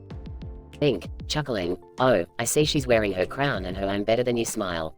Tell me, Zelda, if your dad is the king and Ganon is the pig, what does that make you? Oh, that's right, a royal bitch. Zelda's face turns bright red, but she maintains her composure. Midna, slyly, you really know how to push their buttons, don't you, hero of time? But can you handle it being pushed back? Link, smirking, Midna, you're like the Kardashian of the Twilight Realm, except with more ass and less relevance. Midna, bouncing up angrily, you fucker, I'll shove my luminous ass right up your... As Midna lunges at Link, Impa intercepts and pushes her back. Impa, grimly, this is beyond ridiculous. We all have a common enemy, the Calamity Ganon, yet here we are, bickering like children. Link, lightly, oh, look who finally decided to speak. Impa, I've known rocks with better personality than you. Impa, through gritted teeth, you self-absorbed little prick, I've trained you since you were a child. Have some fucking respect. Ravio, chiming in, oh please, Impa, I've seen more talent in a sack of potatoes than in this hero wannabe. Link, leaning over confidently, really, Ravio? Coming from the coward who hid behind a mask just to sell his overpriced items? You can shove those rupees where the sun don't shine. Ravio, fuming, you little punk. Bingo, happily, and, thank goodness, it's my turn. I've always wanted to roast that green idiot. Link, smiling, finally, the ferryman himself. Tingle, I bet you spend more time in your tights than actually doing anything useful. Bingo, defensive, how dare you insult my tights? They are a symbol of true fashion. You wouldn't understand style if it smacked you in the face. Link bursts into laughter. Link, mockingly, fashion? Style? Mate, you look like a fucking sparkly condom. As the audience erupts in laughter, Link stands tall with a smirk on his face. Link, well, that was fun, but now it's time for the Legend of Zelda, the Revenge Roast. Ganon, your face is so ugly even the Calamity wouldn't fuck you. Zelda, you're proof that inbreeding makes for a royal pain in the ass. Midna, maybe you should have kept the Twilight Mirror handy, so no one would have to look at you. Impa, you're like a ninja version of dried up prune, wrinkled and unappealing. Ravio, your business skills are as shit as your fashion sense. And Tingle, congratulations on achieving the impossible, being an adult with the mind of a toddler. The crowd roars with laughter as Link bows and exits the stage, victorious in his roasting.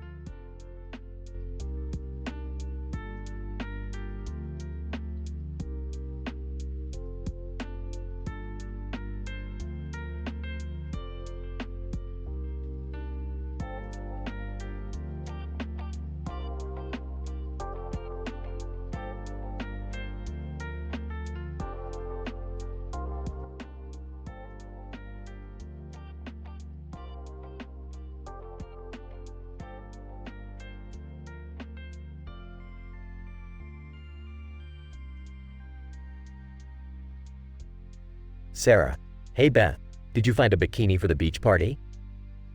Oh yeah, I found one and it's to die for. Sarah, really? Tell me all about it. Well, it's this skimpy black number, with lacy cutouts on the sides. Sarah, wow, that sounds sexy. What else? The top barely covers my boobs, it's like a tantalizing tease. Sarah, oh, I can already picture it. Any other details? Yeah, the bottom is a tiny thong. It leaves nothing to the imagination. Sarah, damn, that's audacious. Are you sure you'll be comfortable? Comfort is overrated when you're trying to make all the guys drool. Sarah, fair point. So, did you buy it? Not yet. I also tried on this neon pink bikini. It's so bright it could blind. Sarah, neon pink? That sounds very bold. Tell me more. The top has push-up padding, giving my boobs a substantial lift. Sarah, A lift in neon pink, definitely an eye-catcher. What else? The bottom has ruffles and ties on the sides, adding a flirty touch. Sarah, I can imagine the attention that would get. What's next? Well, then I tried this leopard print bikini. Talk about sassy. Sarah, leopard print? That's fierce. Go on. The top is a halter, and it pushes my boobs together, creating cleavage for days. Sarah, cleavage in leopard print, you'll turn heads for sure. What about the bottom? The bottom is a cheeky cut, showcasing my booty in all its glory. Sarah, booty and leopard print, a lethal combination. Anything else? Oh yes, this one-piece swimsuit, in metallic silver, like a futuristic goddess.